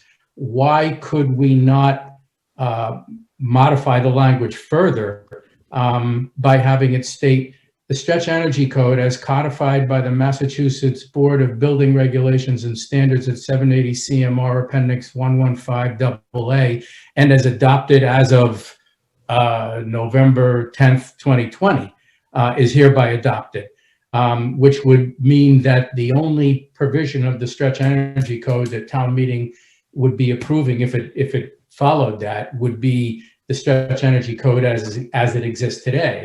And if it is amended in the future, then town meeting would at that point have an opportunity to adopt that amendment. That's just, I guess, my question by way of clarification with respect to Mr. Sasso's and Mr. Duffy's comments. Thank you.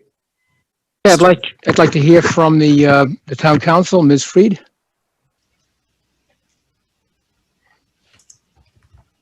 Hello, this is Ivrea Freed from Town Council's office. Mr. Moderator, can you hear me? Yes, we can. Great, thank you. So I just wanted to address the 2 points.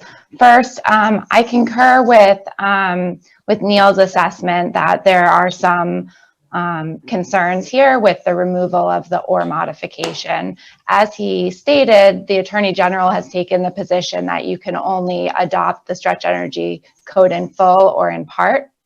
And courts and the legislature have also taken the position that the code must uniformly apply throughout the Commonwealth. So this means that any modification that occurs to the code would necessarily needs to apply automatically to the town of Reading if they chose to adopt the code. It means that what goes in the town of Reading has to be the same throughout the Commonwealth. So another town can't have certain rules that apply differently than Reading. So we cannot adopt it as of today. You adopt it, you accept it, and if it changes, it changes.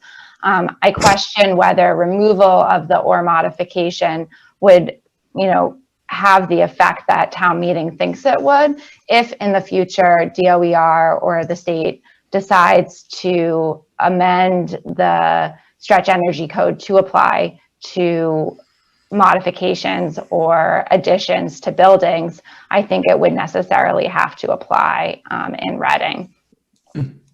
Okay. Thank you. Further discussion on the proposed amendment, Ms. Herrick. Go ahead, Ms. Herrick.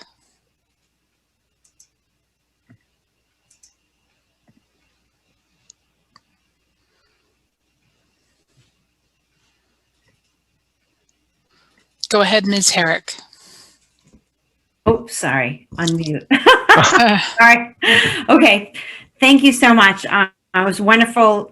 We've asked some great questions. I appreciate hearing from town council and Neil Duffy as well. And I spoke to John earlier today to understand, and I think I do understand his concerns with the language, but I am going to vote against this amendment at this time. The stretch code does have at least a 10-year history. It is directed solely at new construction in Reading.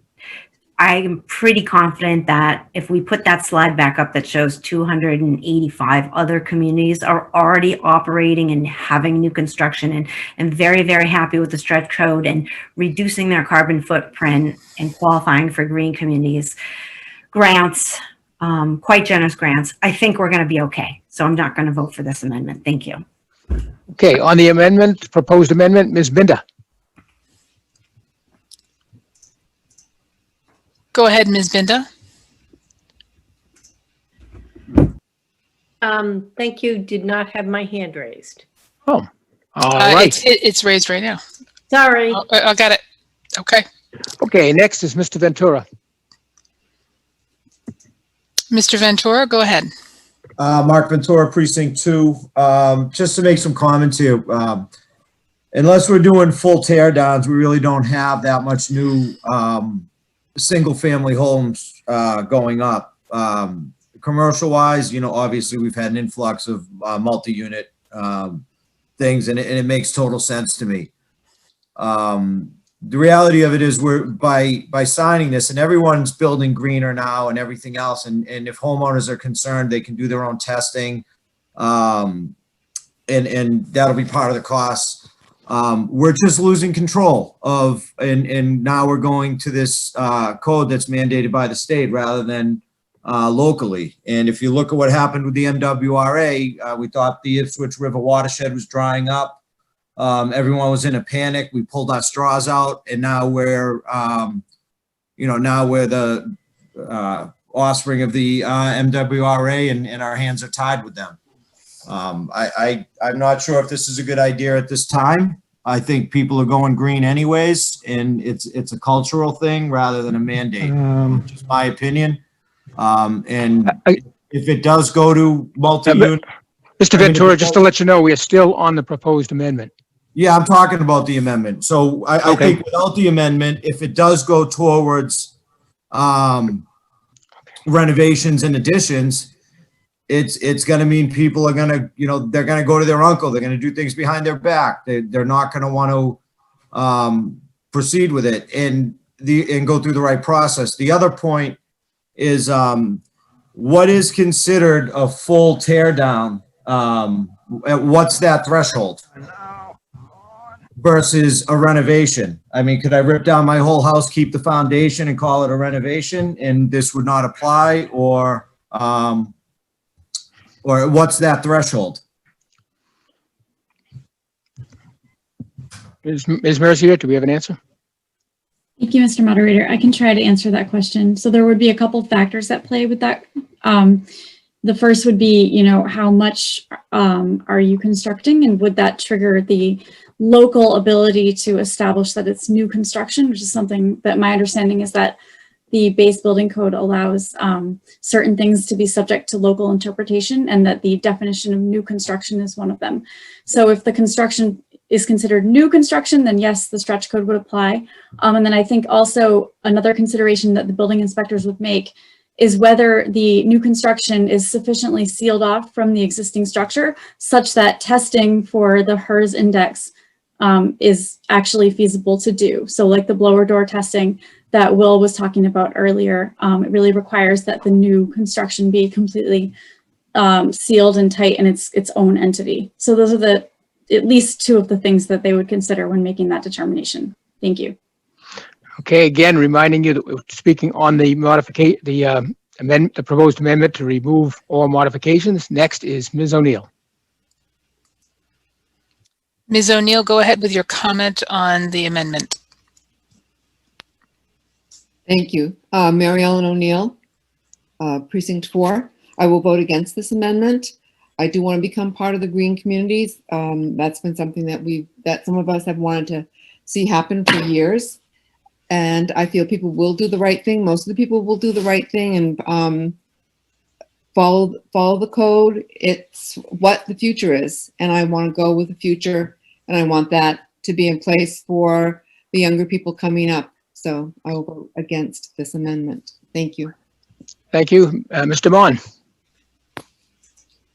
Mr. Mon, go ahead with your comment regarding the amendment. Thank you, Mr. Moderator. Jamie Maughan, Precinct 4. Can we have the shared screen again from our town manager so we can see the amendment? And my question, I think, goes back to what Mr. Barnes was referring to. That section has the word modification in it twice. And if I understood Mr. Sasso correctly, he was talking about a modification to the code.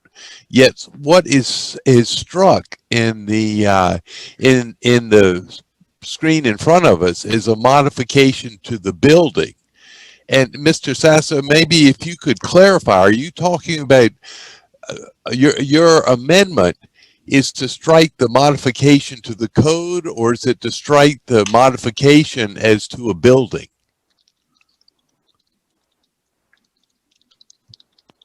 Do we have an answer from Mr. Sasso? Let me. Okay, go ahead, Mr. Sasso. Thank you. John Sasso, Precinct 2. So, Mr. Mon, actually, my original amendment was, in fact, as it is displayed on the screen, to remove the words "or modification" as it relates to the residential and commercial buildings. Again, the purpose was to address the issue that in the event of an amendment or modification to the stretch energy code, which this particular bylaw would allow, that then becomes applicable and that then imposes the requirements upon modifications to residential and commercial buildings, we would at least have the opportunity as town meeting to control that, to determine whether or not at that moment it would make sense for us to adopt that. Not doing that, as everybody has said, allows that to occur effectively outside of town meeting control. And because the bylaw not only adopts the stretch energy code as it exists today, but it adopts it as it may exist in the future, any changes, and would also be applicable to modifications of the properties being referred to.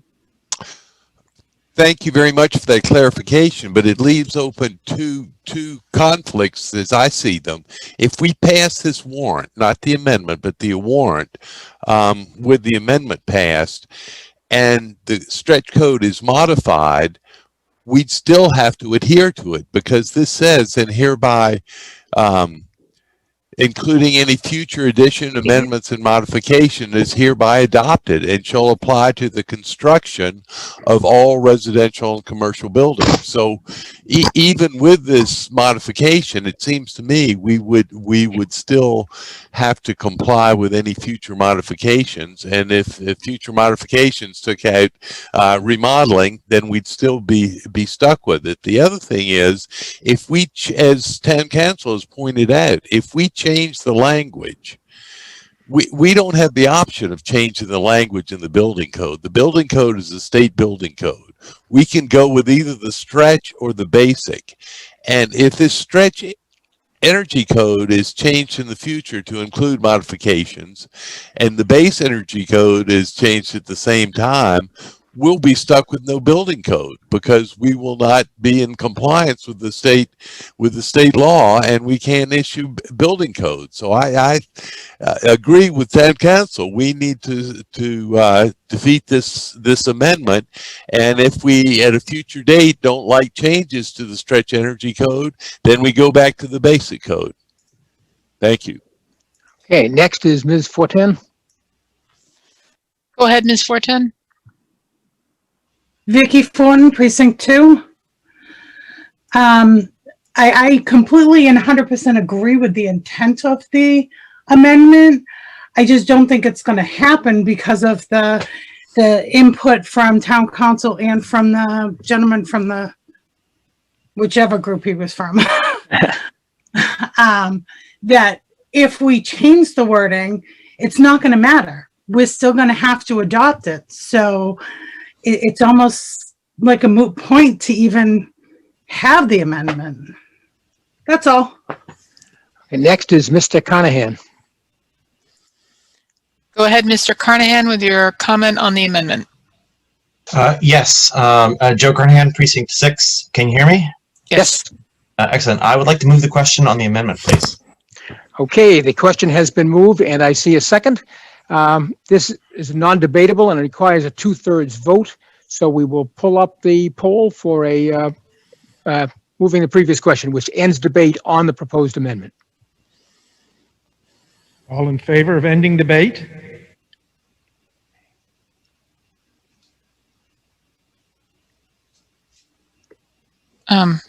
We're voting. Yeah, I stopped the poll. Are we voting? We are voting on ending debate on the proposed amendment. Okay, give me a second on that. I didn't realize we had to do that. Hold on.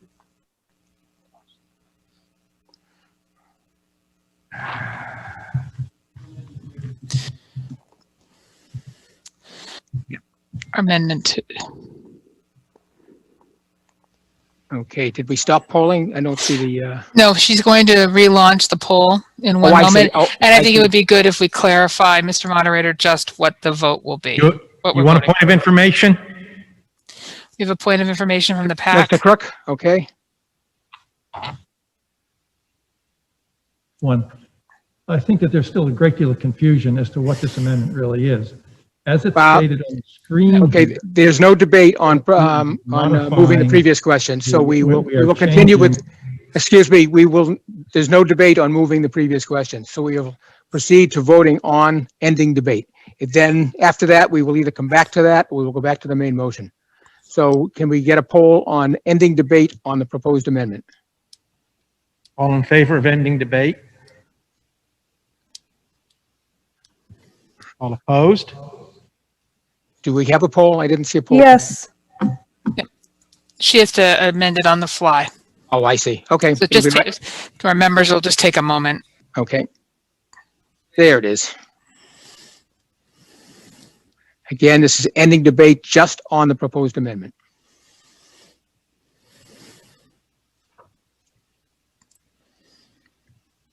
Thank you, Amy.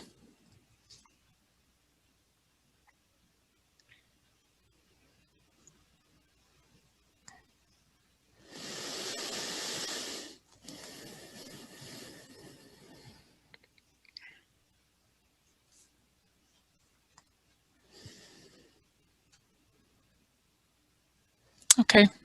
Mr. Moderator. All right. The polling is closed. Mr. Crook, what is the vote at the PAC to end debate? 3 yes, 1 no. Okay. And the clerk will tally the vote.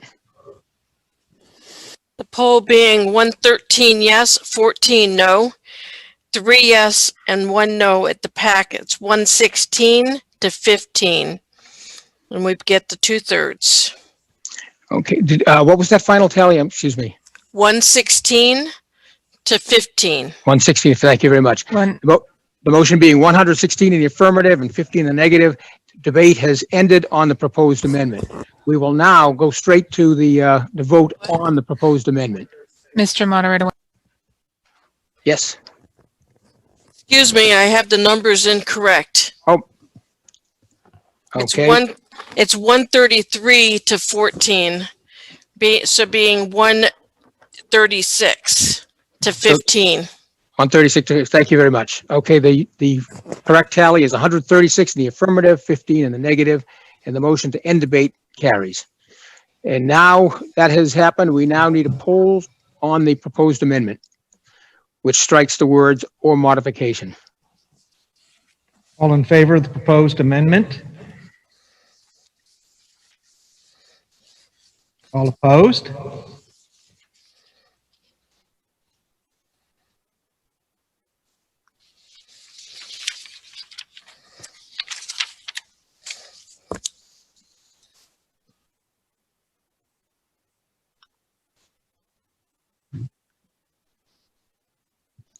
All right, polling has closed. The vote from the PAC. 3 in favor, 1 opposed. Unopposed. And the town clerk will tally the numbers. The town clerk will wear her glasses next time. So we have, for the poll, it's 29 yes, 119 no, 3 yes, and 1 no, with the PAC being a total of 32 yes and 120 no. And the vote being 32 in favor, 120 opposed. The proposed amendment does not carry. We are now back to the main motion as not amended. And first up was Mr. Talbot. Okay. Mr. Talbot, go ahead, please. Thank you, Mr. Moderator. And just to keep it brief, a gentleman mentioned a few minutes ago about rebates and that maybe there's some special interests involved. Just wanted to let people know that you can get both a rebate on gas equipment and rebates on electric air source heat pumps from RMLD. I'm a commissioner there, and we offer a $1,000 rebate for air source heat pumps. That's electric heat, which also supports load growth and indirectly helps the 4 towns we serve in terms of our payment to the towns.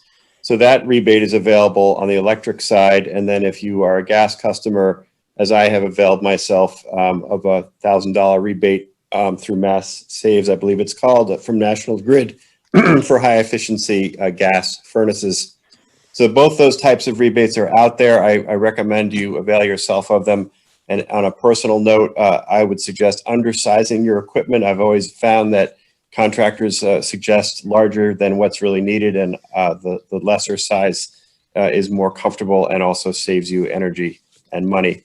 I say that as a non-engineer, just personal experience. Thank you very much. I will vote enthusiastically for this article. Next up is Mr. Grant. Mr. Grant?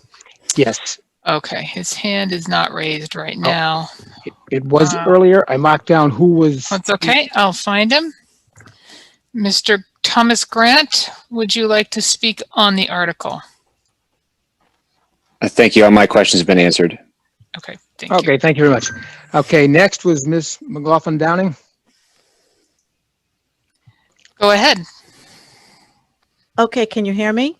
Yes. Okay, so I wanted to get go back to one of the home renovation questions and understand better the scope. While all this discussion was going on, I was researching this in some other towns, and I found an FAQ document from the 2011 version of the code, but I've seen it in some other pages. And I'm just going to read the question and some of the answer, and I'd like Julie or that gentleman who was presenting on this to explain it better to me, because I don't understand. The question in this FAQ document in the CMR says, if I'm doing a small remodeling project, like a kitchen or bathroom renovation, will I have to meet the stretch energy code? And the answer says, if a small renovation involved replacing a couple of windows and opening part of a wall cavity, then those new windows and wall cavity would have to be brought up to the stretch code, just as the plumbing in the kitchen or bathroom being remodeled would have to comply with the plumbing code. However, improving a kitchen or bathroom would not trigger required changes to the rest of the home, such as attic insulation or a new heating system. Only the systems being modified have to be brought up to code. So my question is, I thought earlier, and in Julie's presentation, maybe the slide has to be up, that she was saying very few residential modifications would trigger the code. And then I believe it was Mr. Ventura who said, well, no, you know, a small tiling project in your bathroom could suddenly turn into a big cost. So can someone please clarify to me what this means for like a small project like this, like a kitchen renovation, and does it trigger the code? Thank you. This is Neil Duffy with DOER. Thank you. To clarify, the stretch code does not apply to any small renovations or additions or large renovations or additions in your homes. The document that you're referencing, and this is one reason that the stretch code can be tricky, is as you mentioned, it's an FAQ from 2011, I think you said. Yes. So that was probably the 2009 version of the stretch code, in which I think was the first version of the stretch code where additions and renovations did apply. And so the stretch code has changed, and it could change in the future. but it was changed both to only be applicable to new construction and also was simplified in many other ways, as Julie explained, where it really is just a limiting of the base code rather than a separate code unto itself. The older version of the stretch code was more complicated, and it did include additions and renovations, but the stretch code does not apply to additions and renovations. Okay, thank you. I'm Okay, done. and the last one we had before the amendment was Ms. Herrick.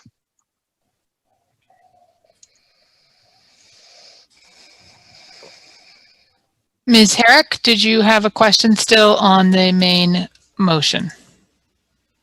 Thank you. Can you hear me? Yes. Great. Appreciate that. Karen Herrick, Select Board Member in Precinct 8. So I want to thank Julie, by the way. She's done a terrific job with this, and we're lucky to have her here in Reading because she helped Concord go through this similar process. Concord has done a lot of the I believe, and correct me if I'm wrong, Julie, I believe Concord has been at the leader of clean energy and adopting some of the components of the green communities. But I just want to take everybody back to last fall when we debated, you know, what we could do to reduce our carbon footprint and reduce our operating costs and leverage grant programs from the state. And there are very few options for us to do that. One of the best options we all decided as a body, or most of the folks did, was to join green communities. So again, and this is laid out in the warrant nicely, but again, one of the components of joining green communities is really adopting a tighter building code for the new construction projects in Reading, which perhaps number about a dozen a year. And I know this market very well. This is kind of what I do for a living. So if you're looking at new construction in Reading, you're looking at a few homes and they're definitely $1 million and up. This is a pricey community now. So these are great questions. I would be concerned if this applied to renovations as well. It does not, and I'm so glad that we have DORU folks here to clarify that for us. I also wanted to point out that we already have builders in Reading going beyond the base code. And so this is a nice opportunity for us to join the rest of our peers and other communities in the state of Massachusetts. We could look at that map again, Julie, if you wanted to put it up for a second, to show how many other communities have joined it.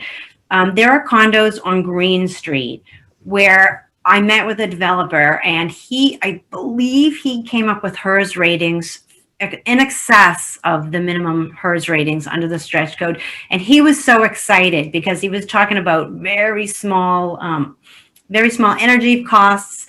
Consumers are coming to Reading looking for an energy efficient home. So, and what I see in other communities is that the things that the stretch code, the ideas that builders get in implementing the stretch code by prescription in their own projects, you know, kind of filters through the community. So you see a lot more, and we've heard some comments tonight of people doing solar panels and other things. So it's a change in a philosophy of how you do things, in addition to qualifying us for grant money and helping to reduce our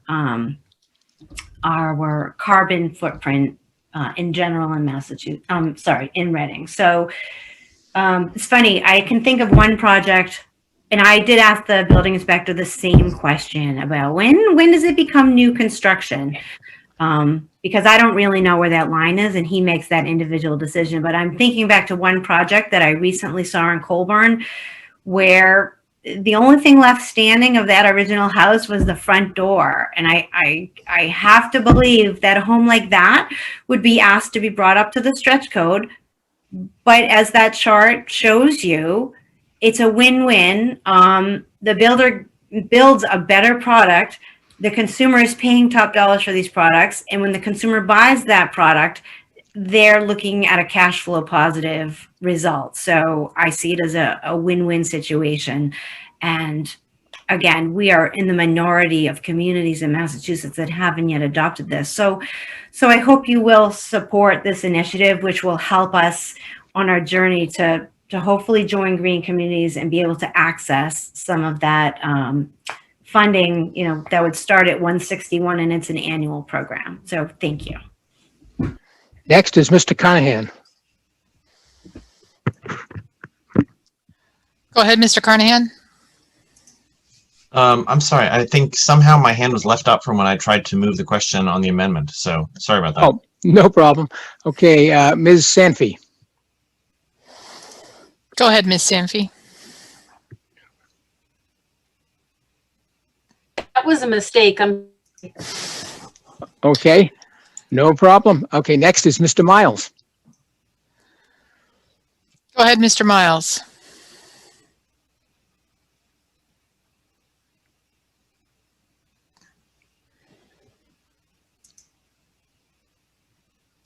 John Miles, are you muting?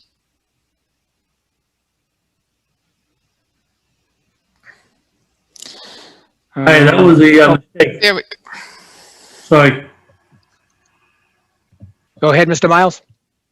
that was a mistake. Oh, okay. Sorry. Mr. Manganiello.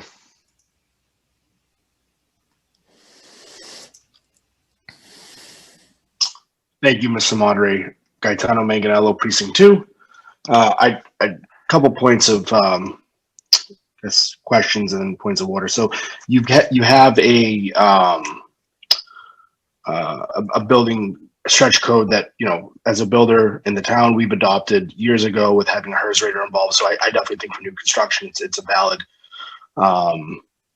plan. I do harken back to Mr. Ventura's concern about adopting a policy blindly, which would include any future amendments for homeowners that aren't builders building new construction. And to Ms. Herrick's point, it being not the commonality for the amount of building projects that are done, it can be a worry, a little bit ominous.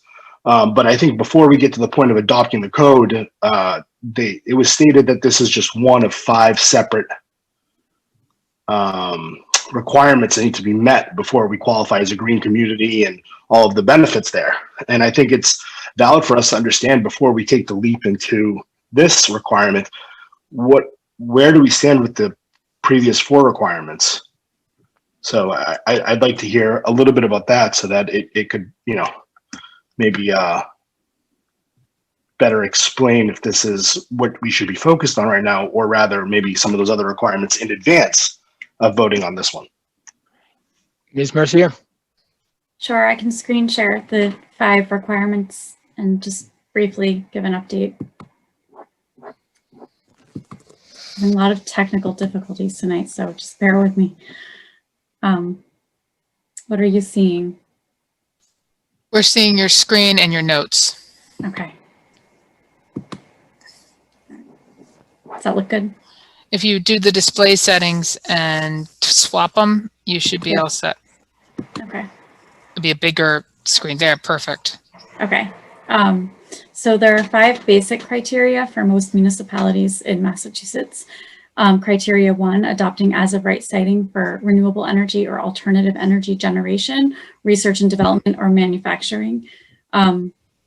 We do have some language in our current zoning bylaw that actually covers us from this standpoint, we believe, and we are looking into that further. That's an ongoing topic.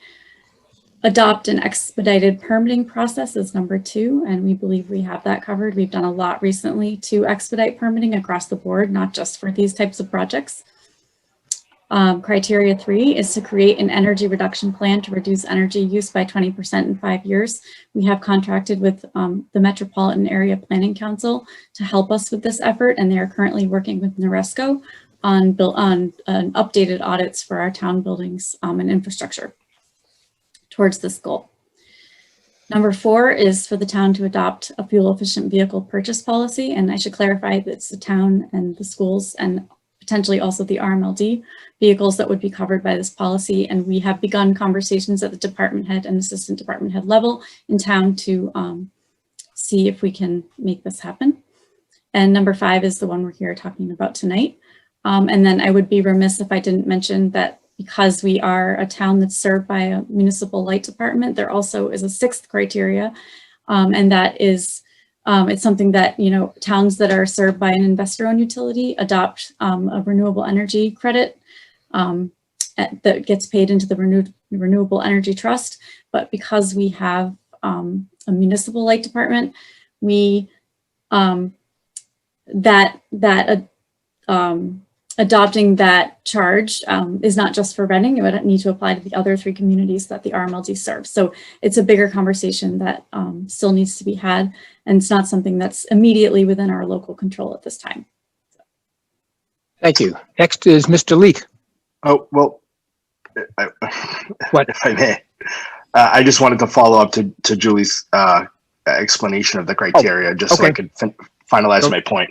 So, Julie, thank you for that explanation. It sure sounds like a lot on your part, and then there seems to be a significant amount of moving pieces here that are still not finalized, or maybe there isn't 100% certainty that we're already in qualification for the designation.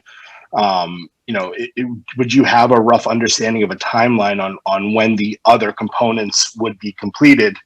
And if it were, you know, several months, would it maybe not be best to table this vote on changing our code until those other pieces have come into play, so that we can perhaps make this the final piece to the puzzle versus the first piece to the puzzle? I hope everyone can understand that it seems to be we're making a very large decision without knowing that the other components will come to fruition. So thank you again. Okay, Mr. Leet. Hold on, Mr. Moderator. Okay, Mr. Leet, go ahead. Thank you. I would like to move the question, please. Okay, is there a second? Yes, there's a second. This would end debate on the main motion. It's non-debatable and it requires a 2/3 vote. Can we get a poll up? We already have it. Great. Okay, voting is up. All in favor of moving the question? All opposed?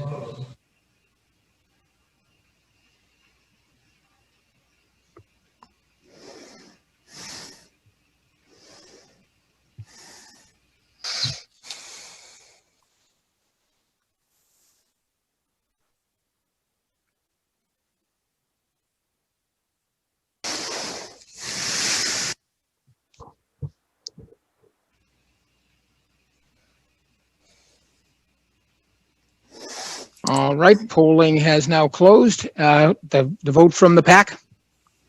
2 in favor, 2 opposed. Okay, the town clerk will tally the vote.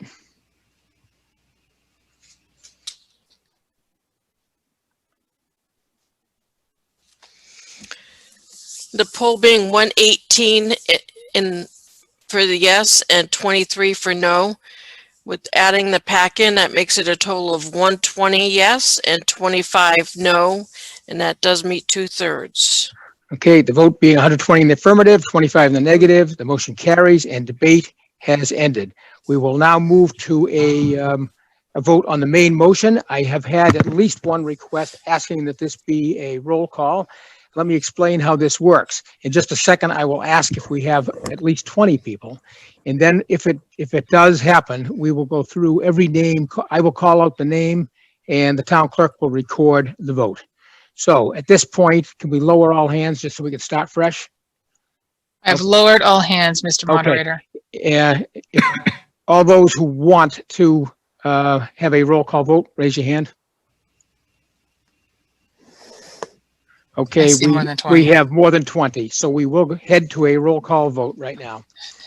Okay, is the town clerk ready for this? Yes, sir. Okay, I will call out the names, and they're actually going to be by alphabetical by first name. It makes it a little bit easier on the Zoom. Yeah. We have a point of personal privilege, Mr. Moderator, and I'm going to ask that we ask everybody to not raise their hands right now. Okay. Okay. We have Carla Nazaro, would you like me to? Yes, okay. I don't see her on there, but go ahead, Ms. Nazaro. It's in the chat. Go ahead, Ms. Nazaro. Thank you. Can you hear me? Yes, yes, I see you now. Thank you, Mr. Moderator. I would like to express my concern with fellow town meeting members who are requesting voting records via the roll call vote option. I would like to express my true disappointment with the weaponization of these Okay. records. I need to interrupt. This is not a debatable. It's not a motion. It's actually a request, and we have more than the 20. So it is not debatable. And we have ended debate on the main motion, so we will go right to the roll call. Is this not a point of personal privilege? Yes, but to me, it sounds like you're debating whether or not we should take the roll call. And that would be debate on something that's non-debatable. I'm not changing. I'm actually, if you would let me continue, it's not about the role. It's not about this specific. It's about the intentions of some on this town meeting. I also would not take that because you're guessing what people's intentions are, and I cannot allow that. You have a point of order, Mr. Moderator. Another point of order. Who is that? We do from Bruce McKenzie. Mr. McKenzie. Let me get to Mr. McKenzie so I can unmute him. Here we go. Mr. McKenzie.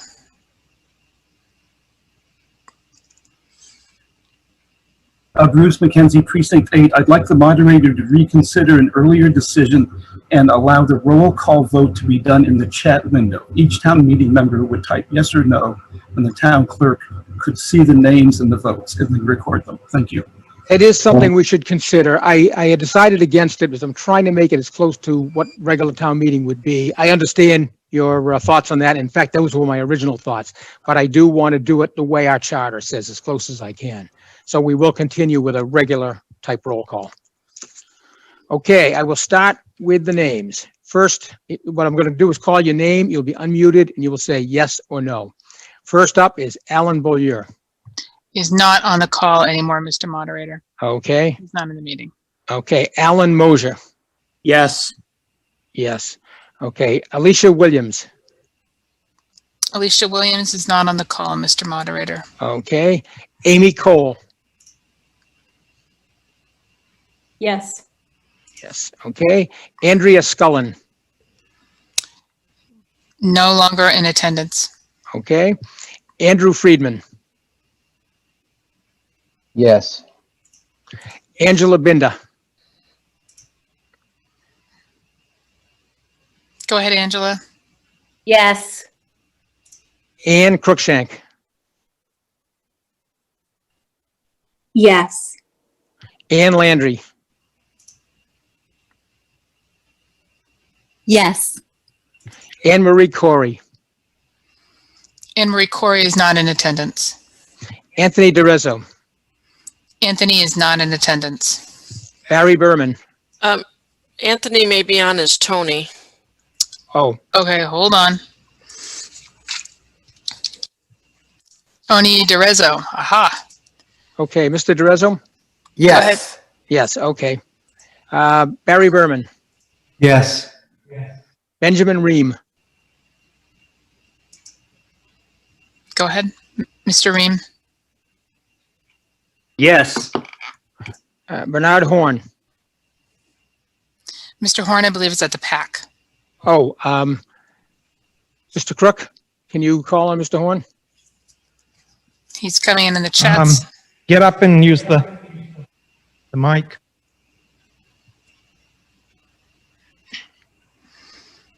No. No. Okay. Brandon Chapman. Go ahead, Mr. Chapman. No. Oh, okay. Brendan Carroll.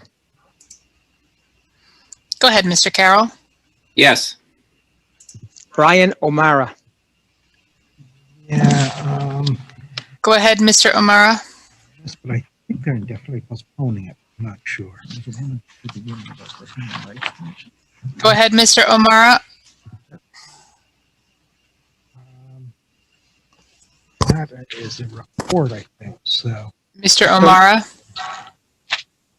Sissy. Okay. Okay. He muted himself. Oh, okay. Mr. Mr. O'Mara, can you unmute yourself? So Oh, that would he's- be if they covered I that, think it would he be is. they covered as a report. Mr. O'Mara? Okay, I'm going to move on. Bruce McKenzie. One moment. Go ahead, Mr. McKenzie. Yes. Carl Anderson. Go ahead, Mr. Anderson. Yes. Carla Nazaro. Go ahead, Ms. Nazaro. Abstain with disappointment. Okay. Carlo Bacci. Go ahead, Mr. Bocci.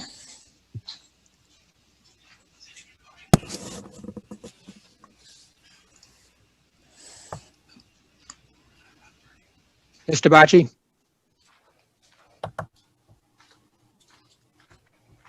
Hello? No. Hello, we got you. There you Mr. go. Bacci? No. No. Okay. Thank you. Carolyn Whiting. Mr. Moderator, while I'm pulling her up, Mr. O'Mara notes in the chat that his microphone is not working and his vote is no. No. Okay. Thank you very much. Okay, Ms. Ms. Whiting? Yes. Charles Donnelly Moran. Charles Moran is not in attendance. Okay. Christine Strack. Christine Strack? Okay. Go ahead. Need to unmute. Yes. Okay. Thank you. I have a Charles Robinson and a Christine Lusk as well. I have Christine Lusk next. Where do you have Charles Robinson? Christine Strack is here. Yeah, we just did Christine. Okay. So Christine Lusk is next. Hold on, Christine, what was the vote? Christine Strack was yes. She was yes. Yeah. Christine Lusk.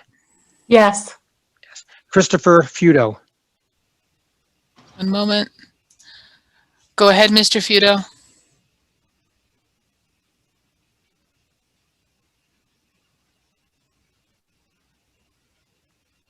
Mr. Feudo? You have just muted yourself. Okay. Mr. Feudo?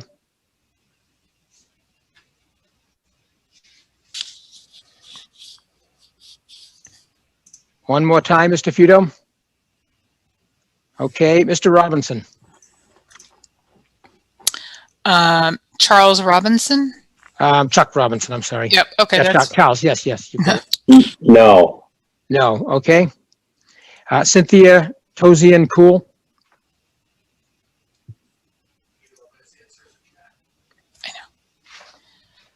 Okay. Go ahead, Cynthia. No. No. There you Okay, go. and Christopher Feudo, we got his vote was yes from the chat. Okay. Daniel Dewar. Mr. Dewar? Yes. Okay. Daniel Ensminger. Hold on. He's not in the meeting. Okay, David Panett. Go ahead, Mr. Panett. Yes. David Zeke. Yes.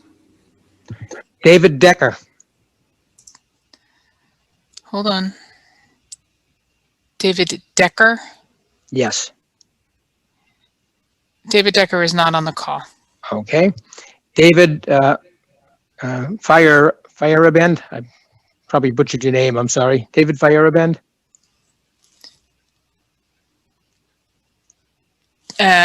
Not on the call. Okay. David Murdoch. Mr. Murdoch. Yes. Yes. Okay. David Talbot. Mr. Talbot. Yes. David Trinello. Mr. Trinello. Yes. Demetra Tsakaris. Not on the call. Denise Iozzo, Ms. Iazzo,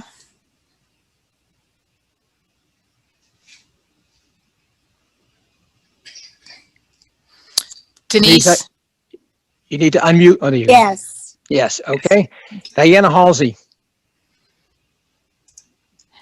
Mrs. Halsey, No. Diane Kennedy, Ms. Kennedy, Yes. Donna Beaulieu, Donna is not on the call. okay. Douglas Bruce, Not seeing Douglas Bruce. okay. Priscilla Wood Beckwith, Hold on 1 second. Yes. There we go. Yes. Oh, okay. Edward Ross, Mr. Ross, Yes. Eileen Manning,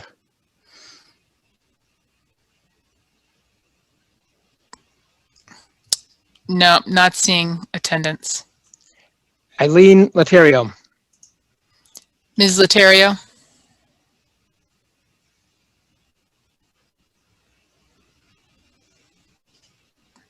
No. no. Thank you. Elizabeth Sherland, Ms. Sherland, Yes. Emily Sisson, Yes. Emily James, Yes. Emmy Dove,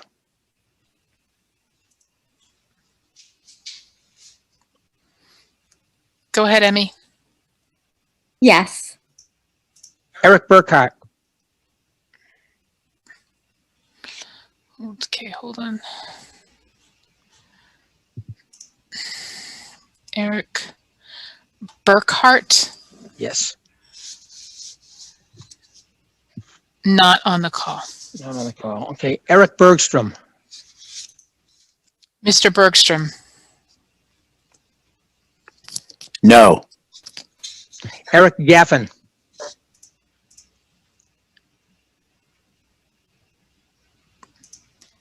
Mr. Gaffin, Yeah, Mr. Gaffin. yeah. yes, okay. Eric Fournier, Mr. Fournier, Yes. Erin Gaffin,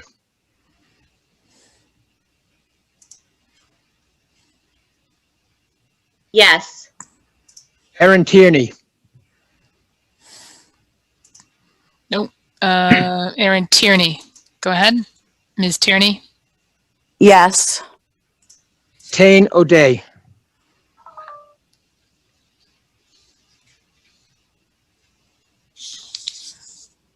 Etane O'Day, not on the call. Fausto Garcia, Yes. Francis Burke,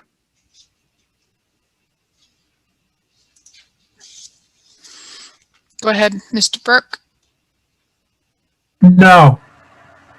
Gaetano Manganiello, Mr. Manganello, Abstain. okay, Jeffrey Beckwith,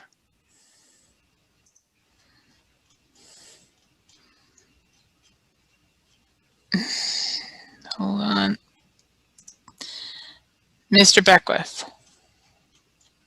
Yes. Jeffrey Corum,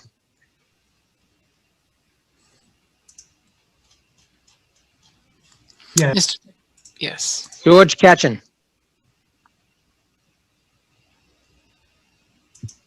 Mr. Katchen, Yes.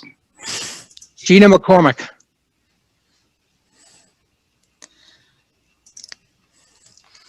Ms. McCormick, Yes. Giuseppe Fodera,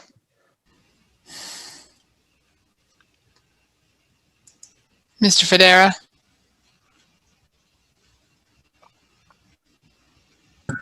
No. Greg Salvatelli, Mr. Salvatelli, Yes. Gregory Stepler, Not on, Gregory, not on the call. Harry Simmons. Oh, he's at the PAC, I believe. Yes. Yes, okay. Heather Klisch.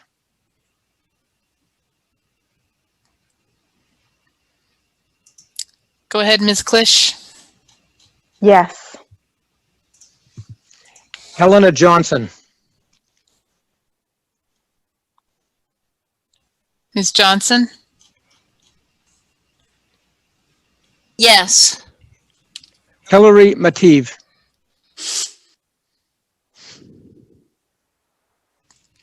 Ms. Mative. Yes. Howard Cohen.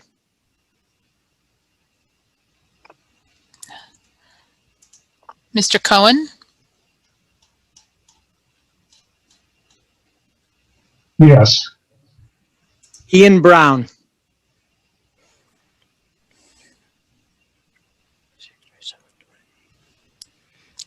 Ian Brown. Yes. One of these days. I'm not seeing Mr. Brown. Okay. James Martin.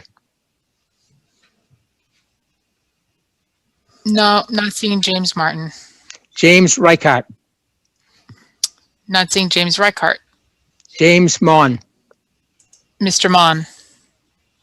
Yes. James Bonazzoli. Bear with me. James Bonazzoli. Mr. Bonazzoli.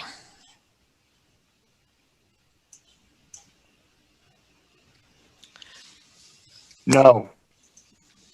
James McIntosh. James, excuse me for interrupting. James Reinhardt is here. He's under Jim. That's why. Oh, I see it. Okay. okay. We'll go back to Yep. Jim Reichart then.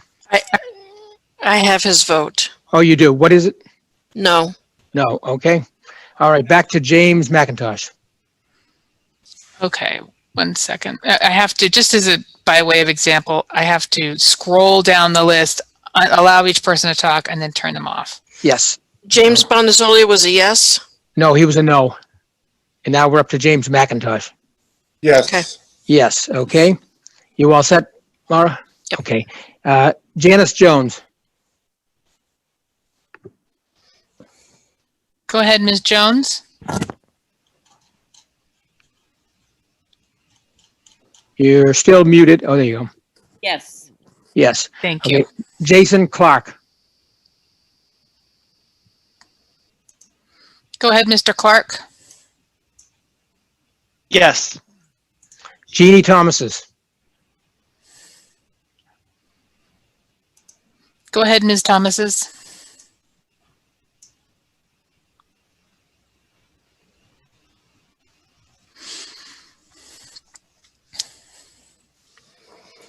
Go ahead, Ms. Thomases. Yes. Yes. Okay. Gene Borowski.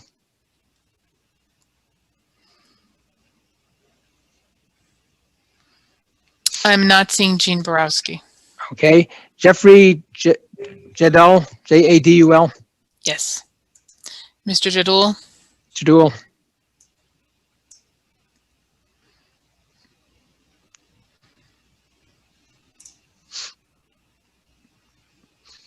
Jeffrey.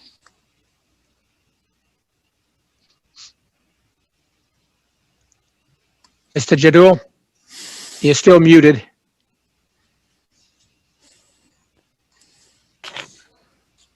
All right, we'll come back to you. Jeffrey Struble. Jeffrey Struble. Yeah. Go ahead, Mr. Struble. Yes. Jennifer Crommett Fuller.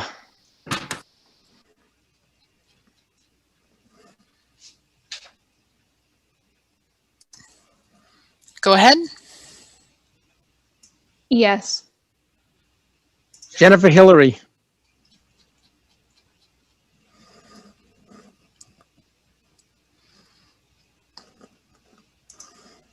Go ahead, Ms. Hillary. Yes. Jesse Arnold.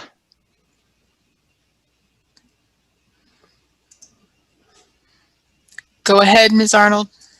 Yes. Jessica Tran.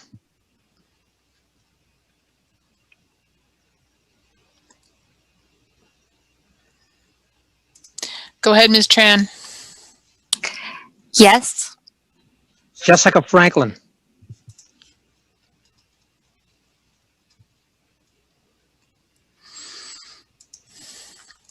Go ahead, Jessica. No. Joanne Manville,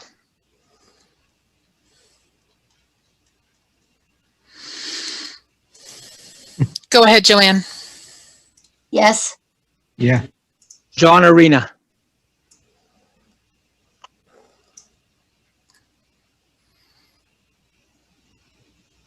I'm not seeing John Arena on the meeting anymore. okay, John Corbett,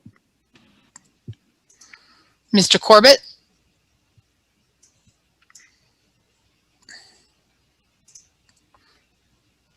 Yes. John Dever,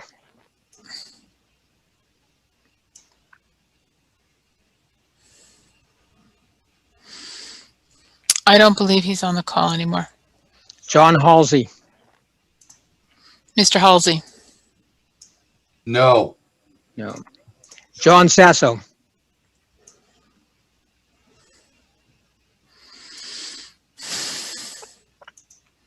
Go ahead, Mr. Sasso. No. John Scott,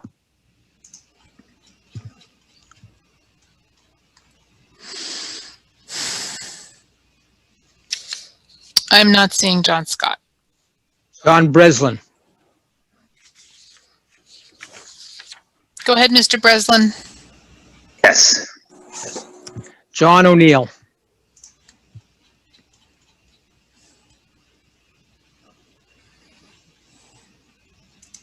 Go ahead, Mr. O'Neill. Yes. John Miles,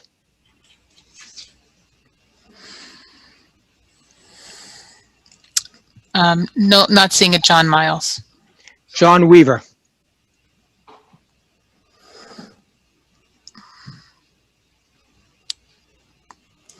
Go ahead, Mr. Weaver.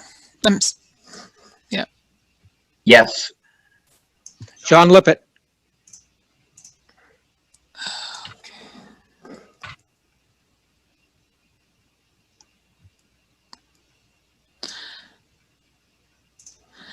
Go ahead, Mr. Lippett. Yes. John Sullivan, John Brendan Sullivan,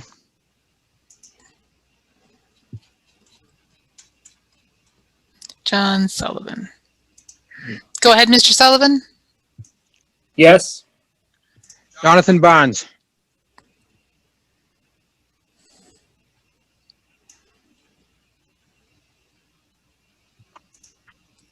Go ahead, Mr. Barnes.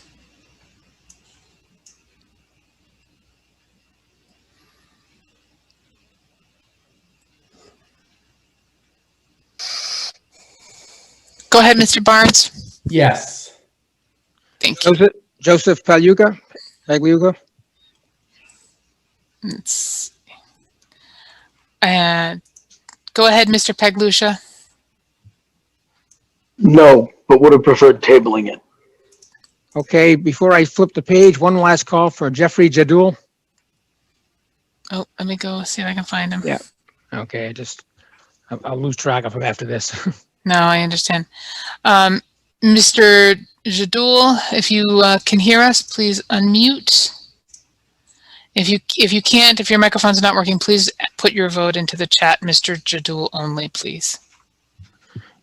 Okay, we will move on to Joseph Carnahan. Okay. Not seeing, oh yeah, Joe. Okay, go ahead, Mr. Carnahan. Yes. Yes. Caitlin Mercurio.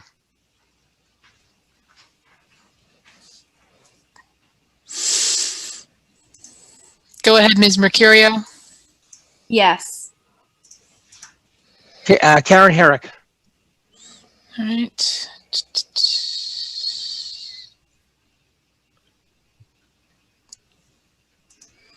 Go ahead, Ms. Herrick. Yes. Carl Weld.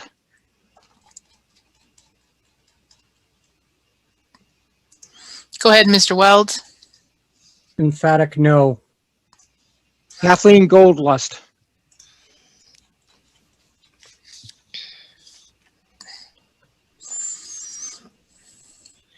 Not on the call. Not Kelly seen. Malone. I'm sorry? Kelly Malone. Kelly Malone is not present. Okay. Kendra Cooper. Ms. Cooper, go ahead.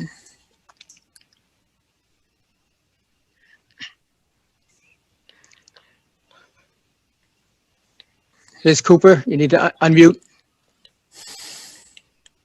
No. Kenneth Tucci. Okay.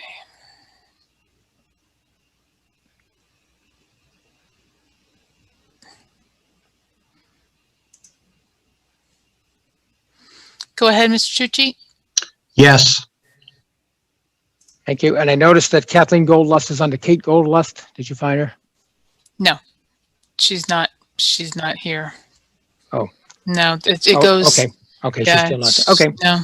Kerry Donnell. Go ahead, Ms. Donnell. Yes. Yes. Kevin Leet.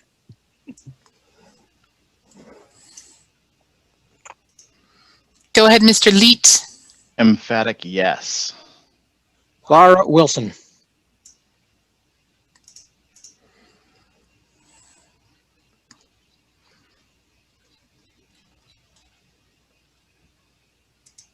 Go ahead, Ms. Wilson.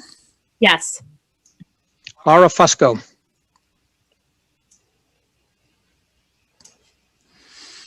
Bear with me. Go ahead, Ms. Fusco. Yes. Thank you. Laura Joelson.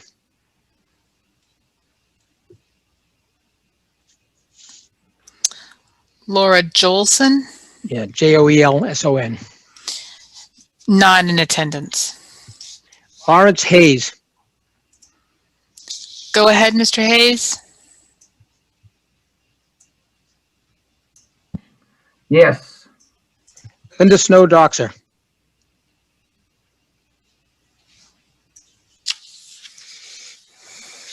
Okay. Go ahead, Ms. Snow Doxer. Yes. Linda Phillips.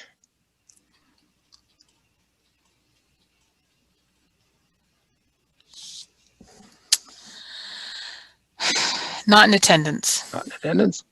Okay. Lisa Beth Bibo. Bibo. Ms. Bibo. Yes.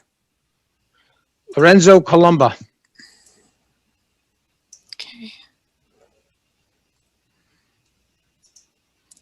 Go ahead, Mr. Columba.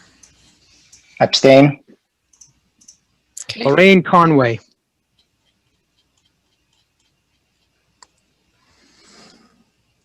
Not in attendance. Lynn Cameron. Go ahead, Ms. Cameron.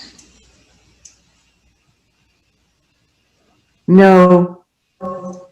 Marcel Dubois.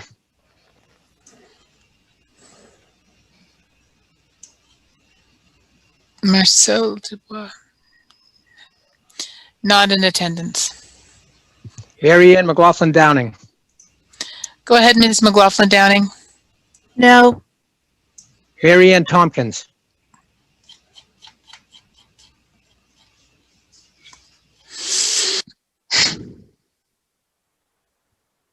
Go ahead, Ms. Tompkins.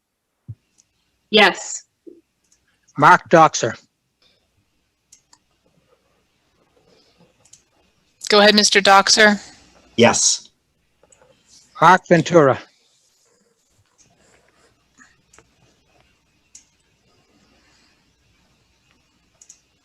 Go ahead, Mr. Ventura. Sorry, it took a while for my unmute. That's a no at the.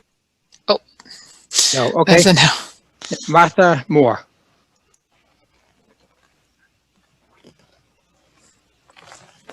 Go ahead, Ms. Moore. Got it. Yes. Mary Ellen O'Neill.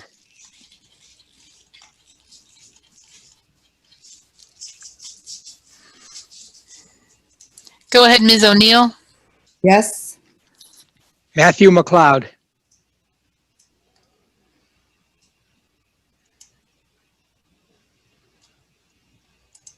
Go ahead, Mr. McLeod.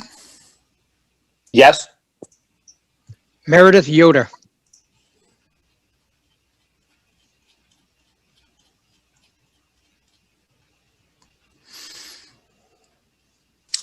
Go ahead, Ms. Yoder. Yes. Michael Giacalone.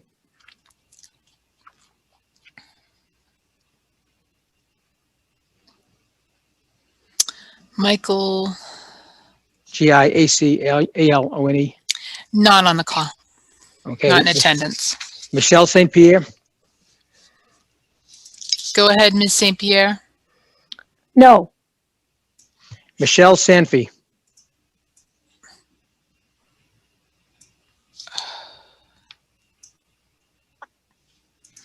Go ahead, Ms. Sanfey. Yes. Michelle Greenwald.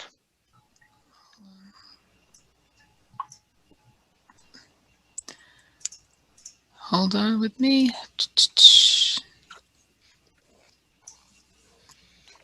Go ahead, Ms. Greenwald. No. Nancy Doctor.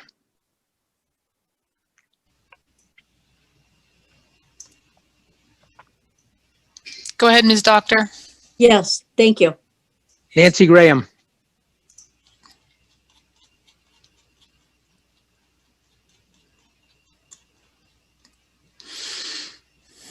Nancy Graham.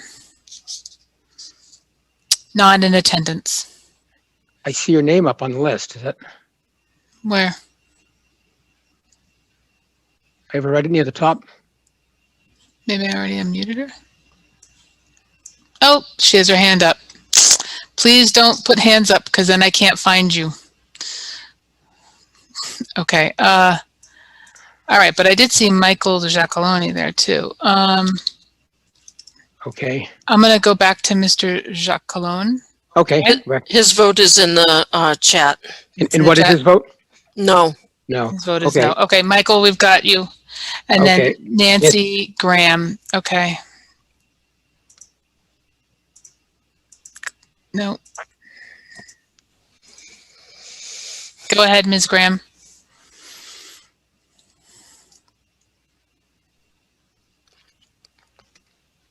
No. Thank you. Okay. Nancy Toomey. Go ahead, Ms. Toomey. Yes. Nathan Giacalone. Giacalone. Go ahead, Nathan. Abstain. Okay. Nicholas Boyvan.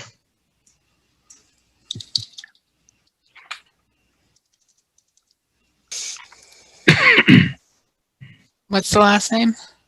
Boivin. Boivin. Boivin.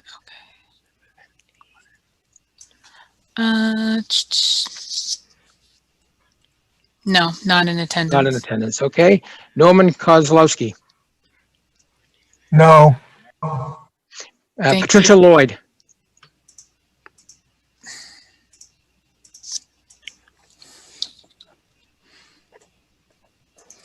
Go ahead, Ms. Lloyd. Yes. Patrick O'Sullivan.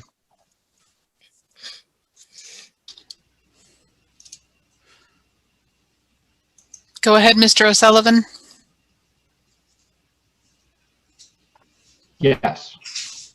Paul Sylvester.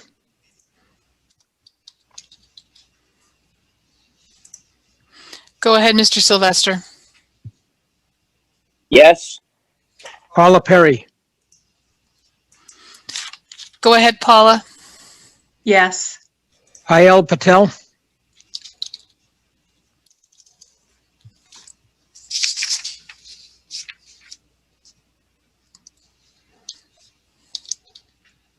Not in attendance.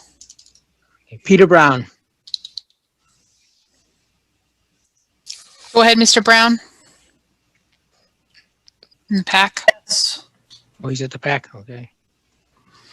s- I'm not at the pack. no, okay, go ahead. Yes. Thank you. Peter Kramer.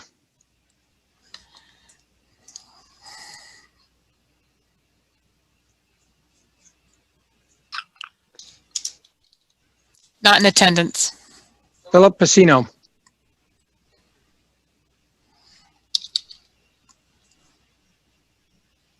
Mr. Pacino? Yes. Michelle Garcia.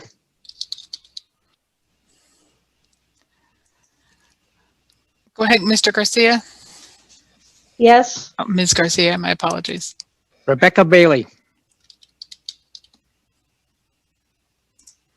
Ms. Bailey? Excited to vote yes. Richard Coco.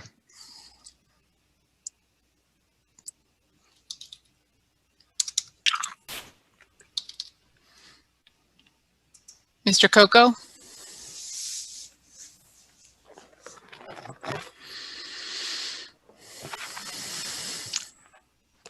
Mr. Coco, you need to unmute. Got it. No, the answer is no. Okay. Richard McDonald.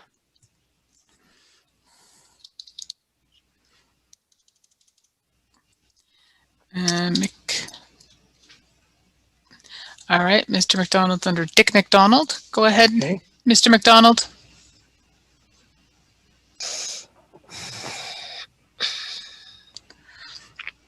Mr. McDonald, how do you vote? Yes. Thank you. Richard Robbins.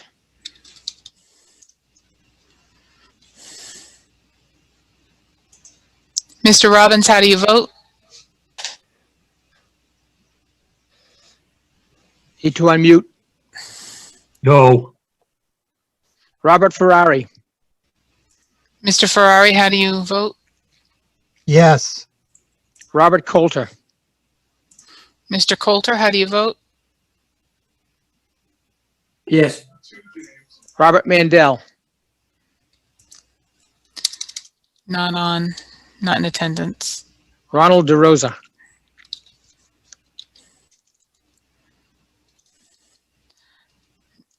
Not in attendance. Roy Benjamin. Mr. Benjamin, how do you vote?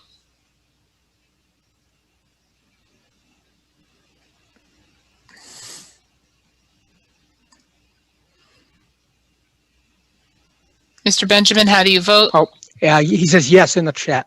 Okay. Okay, Russell Graham. Not in attendance.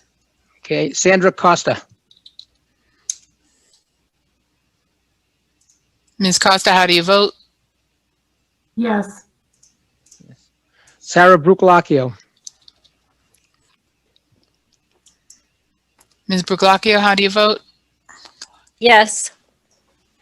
Sarah Doan.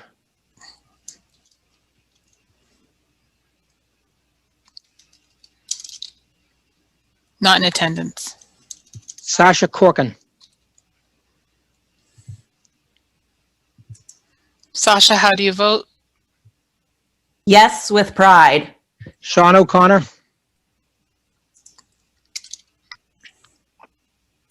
Sean, how do you vote?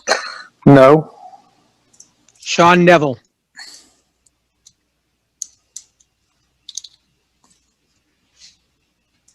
Sean, how do you vote? Yes. Sean Brandt.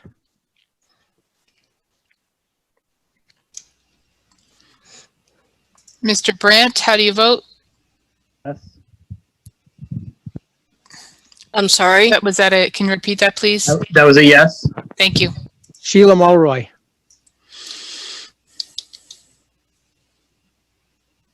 Sheila, how do you vote? Yes. Simone Payment.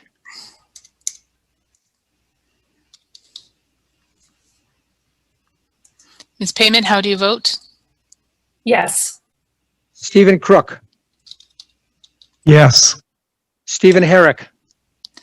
All right, hold on. Mr. Herrick, how do you vote? Yes. Stephen Zessis. Mr. Zessis, how do you vote? No. Okay, last page. Stephen Cool. Stephen Cool, how do you vote?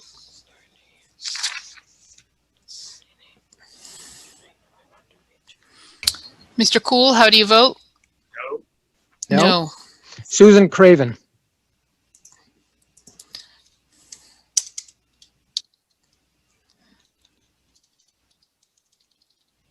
Not in attendance. Tara Giardina. Tara's not in attendance. Teresa Wiggins. Ms. Wiggins, how do you vote? Yes. Thomas O'Rourke. Mr. O'Rourke, how do you vote? Yes. Thomas Wise. Mr. Wise, how do you vote? No. Thomas Grant. Mr. Grant, how do you vote? Yes. Thomas O'Connor. Mr. O'Connor, how do you vote? No. Todd Merkel.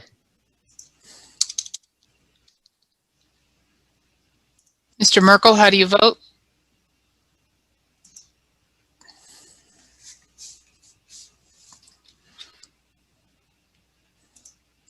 Mr. Merkel, how do you vote?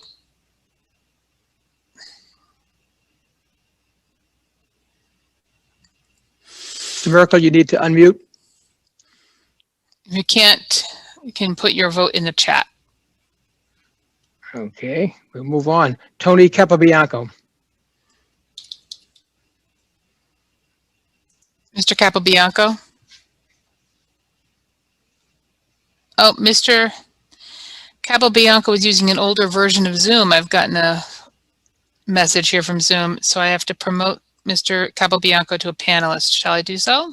Sure. Okay, hold on a second. Susan Craven is a yes, Okay. and Tony is a yes. Okay. Tony who? Capabianco. Oh, right here. Oh, sorry. Yes. Okay. Yep. Okay. I'm going to make him back to an attendee. All right. Vanessa Alvarado. Ms. Alvarado, how do you vote? Yes. Vicky Fortin. Ms. Fortin, how do you vote? No. Whitney Megan Fiddler Carey. Mm,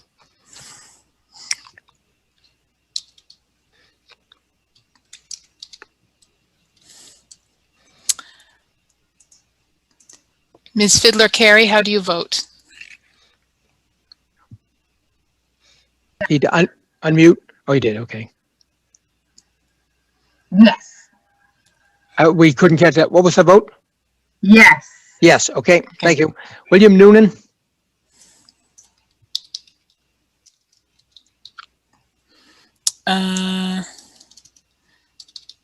Not in attendance. Mr. Moderator, please make a note that Jeffrey Jadul has put a note in the chat that he stepped away from his computer for a few minutes, missed his name, and his vote is no. And All we right. we're not able to raise him, so that is his vote. Okay. Good Okay. enough. I've got that. Okay. Did you get that, Laura? yes. Okay. William Aller. Not in attendance. William Brown. Yeah, no, vote no. No. William Finch. Mr. Finch, how do you vote? Yes. Yes. Okay, that completes the list. If anybody has been forgotten, let me know, but I don't think we've missed anybody. Can we go back and see if we can get Todd Markell Okay. again? All right, we will try that. Where are we? Mr. Markle, you can unmute. How is your vote?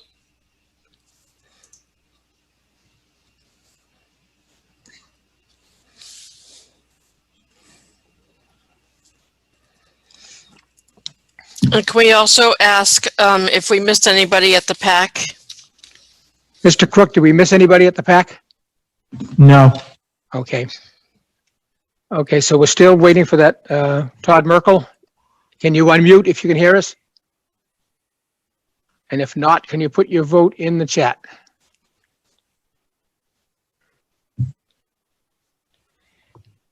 Okay, I guess that's it. The town clerk will now add up the votes. We will.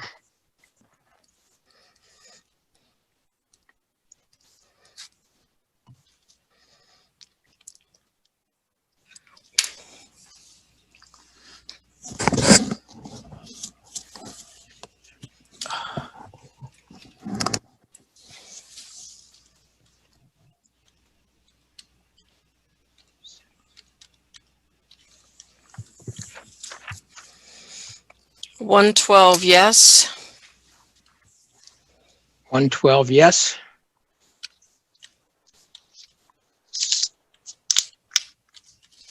$37 no.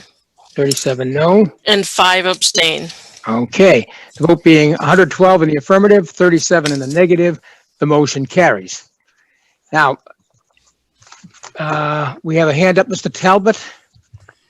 Okay, hold on one second. Mr. Talbot? Yeah, I wanted to make a motion to adjourn.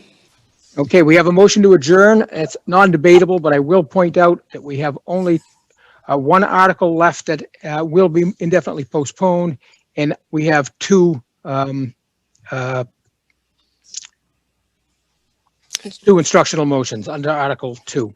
But town meeting can do what it wants, and this is non-debatable. So all those in favor of adjourning until Thursday evening, we need a poll. Okay, there we go. Not signy die. In favor of adjournment to Thursday, yes. Yes, this is not, this is Amy, adjournment to Thursday. Hold on, we have the wrong poll up there. Adjourn until Thursday night. Ms. Lannon, we need to change the poll so it removes the word sine die. Opposed to adjournment till Thursday night.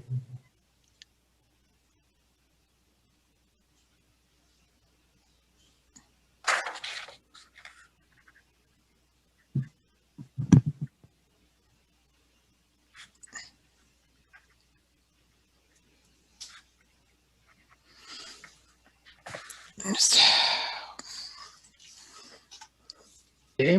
Just one moment. We're going to relaunch the poll.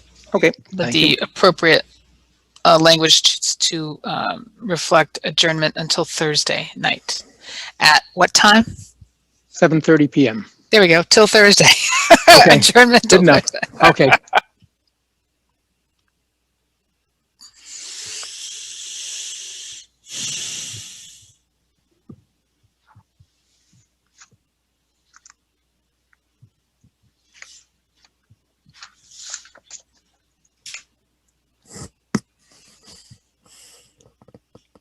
All right, I'm gonna.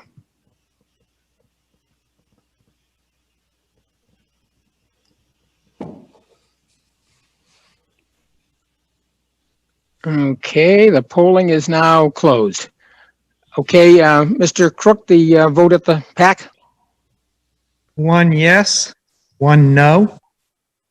Okay, the town clerk will add up the votes, tally the votes. 80 on the poll at 84 yes, 45 no, being a total of 85 yes and 46 no. Okay, this town meeting stands adjourned until Thursday evening at 7:30.